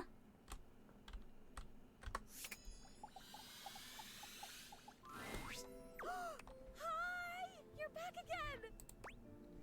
Indeed, how are you feeling? Aw, you're so nice. I'm great. I feel great. You're great. You're here. You're the only person I know. Did you know that? That's just wild to me. Can you imagine if you were a jerk? Huh? What if the only person I knew in the whole world was a jerk? That would suck. How would it suck if I'm the only person you know and I'm not a jerk? Oh, because I've known jerks. Like back when I was alive, I knew one. Ooh, he was a bad one. Like if you took a normal jerk and then you put him on stilts and you put him in a sumo suit, so he was like 3 times the size of a normal jerk, that was this jerk. I didn't have any memories of your life. Whoa. Oh my god, I remember someone. It's you! It's you being here. You're helping me remember and feel all this new stuff. It's overwhelming. Oh my god. How awesome! I'm overwhelmed! Whoa, this is crazy. It's like there's a roller coaster in my chest. I can feel my chest. Is that normal? For a ghost, I don't know. Yeah, I guess I'd be the authority there. Well, I can authoritatively tell you that no, it is not normal. I'm starting to feel not just feelings, but body stuff. If I had a way to tie you to a chair to keep you from leaving, I would totally do it. I'd stay if you just asked, honestly. Yeah, I know. I wouldn't really tie you to a chair. That would be weird. I think. I don't really know what's weird. I only know what I like and don't like. And I definitely like you. So, like, if you could hang out, that would be cool. And if you want me to tie you to a chair, I totally can. I'm not a fan of restraints. Oh, sorry. Does he have memory of someone? He actually used to live here. His name was Rudy, and when I knew him, I don't remember exactly. He used to wear this really long vest. It was like dark green or light brown. He was older than me, I know. I think, at least. How old do I seem to you? 20s. Thank you. Still, I am pretty sure he was older than me. Oh, and he was super into witchery and stuff. He was always coming home with crazy books and bags full of crystals and oils and herbs. Sometimes I would walk by this house at night, and I'd see the whole attic window just lit up with candlelight flickering. I don't remember ever seeing other people in here, though, so... Was he alone? Was he just up here chanting to himself about stuff? I guess it would have been right here. He would have been doing these ceremonies and whatever, right where we're standing. Well, you're standing, I'm floating. I only ever saw him out of the house when he was going shopping for more witch stuff. And he always had on that weird vest. And had these super deep pockets. He always had his hands in his pockets. That might be creepy. Zoe flickers, like someone just adjusted some spectral cable tethering her to this world. Oh, damn it, no! I'm gonna go away soon. This stupid disappearing thing has never bothered me before now, but I want to be here. I want to talk to you. I'm onto something. It is so frustrating to really want something and not be able to keep it. I've never experienced this before. Frustration! How interesting! Oh my god, this is so strange. Can you actually do me a favor? Sure, what? Please do. I used to have this necklace. Really pretty little gold necklace. I remember it had a pink heart pendant. I haven't thought about it in years, but all of a sudden, I can't think about anything else. It's important. It's really important. All this talk about Rudy, somehow that necklace is connected. That necklace, maybe I was wearing it when I died. I think I need it in order to remember. Okay. I want so badly to remember. I can't go back to just floating around up here and not remembering anything about my life or who I was, to feeling so alone now that I can feel. I need you to find that necklace for me. Have you seen it? I just met a time capsule in a basement. It could be where your stuff is. A time capsule? That sounds perfect! And you met it? Like, you talked to it because it was like a person to you? That's still the most amazing thing I've ever heard. You meet objects. Ah! Okay, can you go back and talk to... Who is the time capsule? His name's Bodhi. Bodhi. Wow. Okay, can you go back and talk to Bodhi and ask him if he's seen my necklace? Okay. Sure, I think you'd like him. He's really cool. I love cool stuff. I mean, I think I do. Why wouldn't I? Cool stuff rocks. Come back with it and I'll tell you everything I remember. Got it. No, okay. Well, that's gonna be the end stream for today.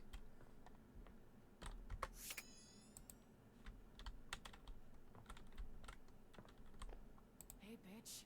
I'm a duck. Sweet dreams. Oh, lover, you rub me the right way. It's a good day to be clean. Oh, lover, you rub me the right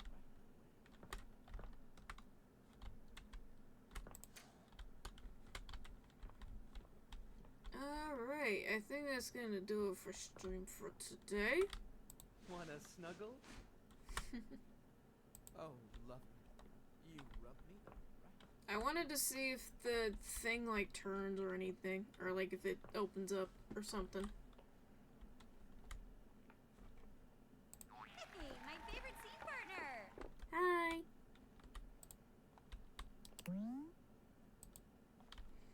Alright. What does Bobby do? When you smile at me like that, I can do anything. Cute. It kind of looks like a nail file now. Interesting. Anyway. Now everyone around the house will know you and I are best besties. I should have picked the hate ending. Okay. Well, that's gonna do it for this stream. No save. 99! Alright.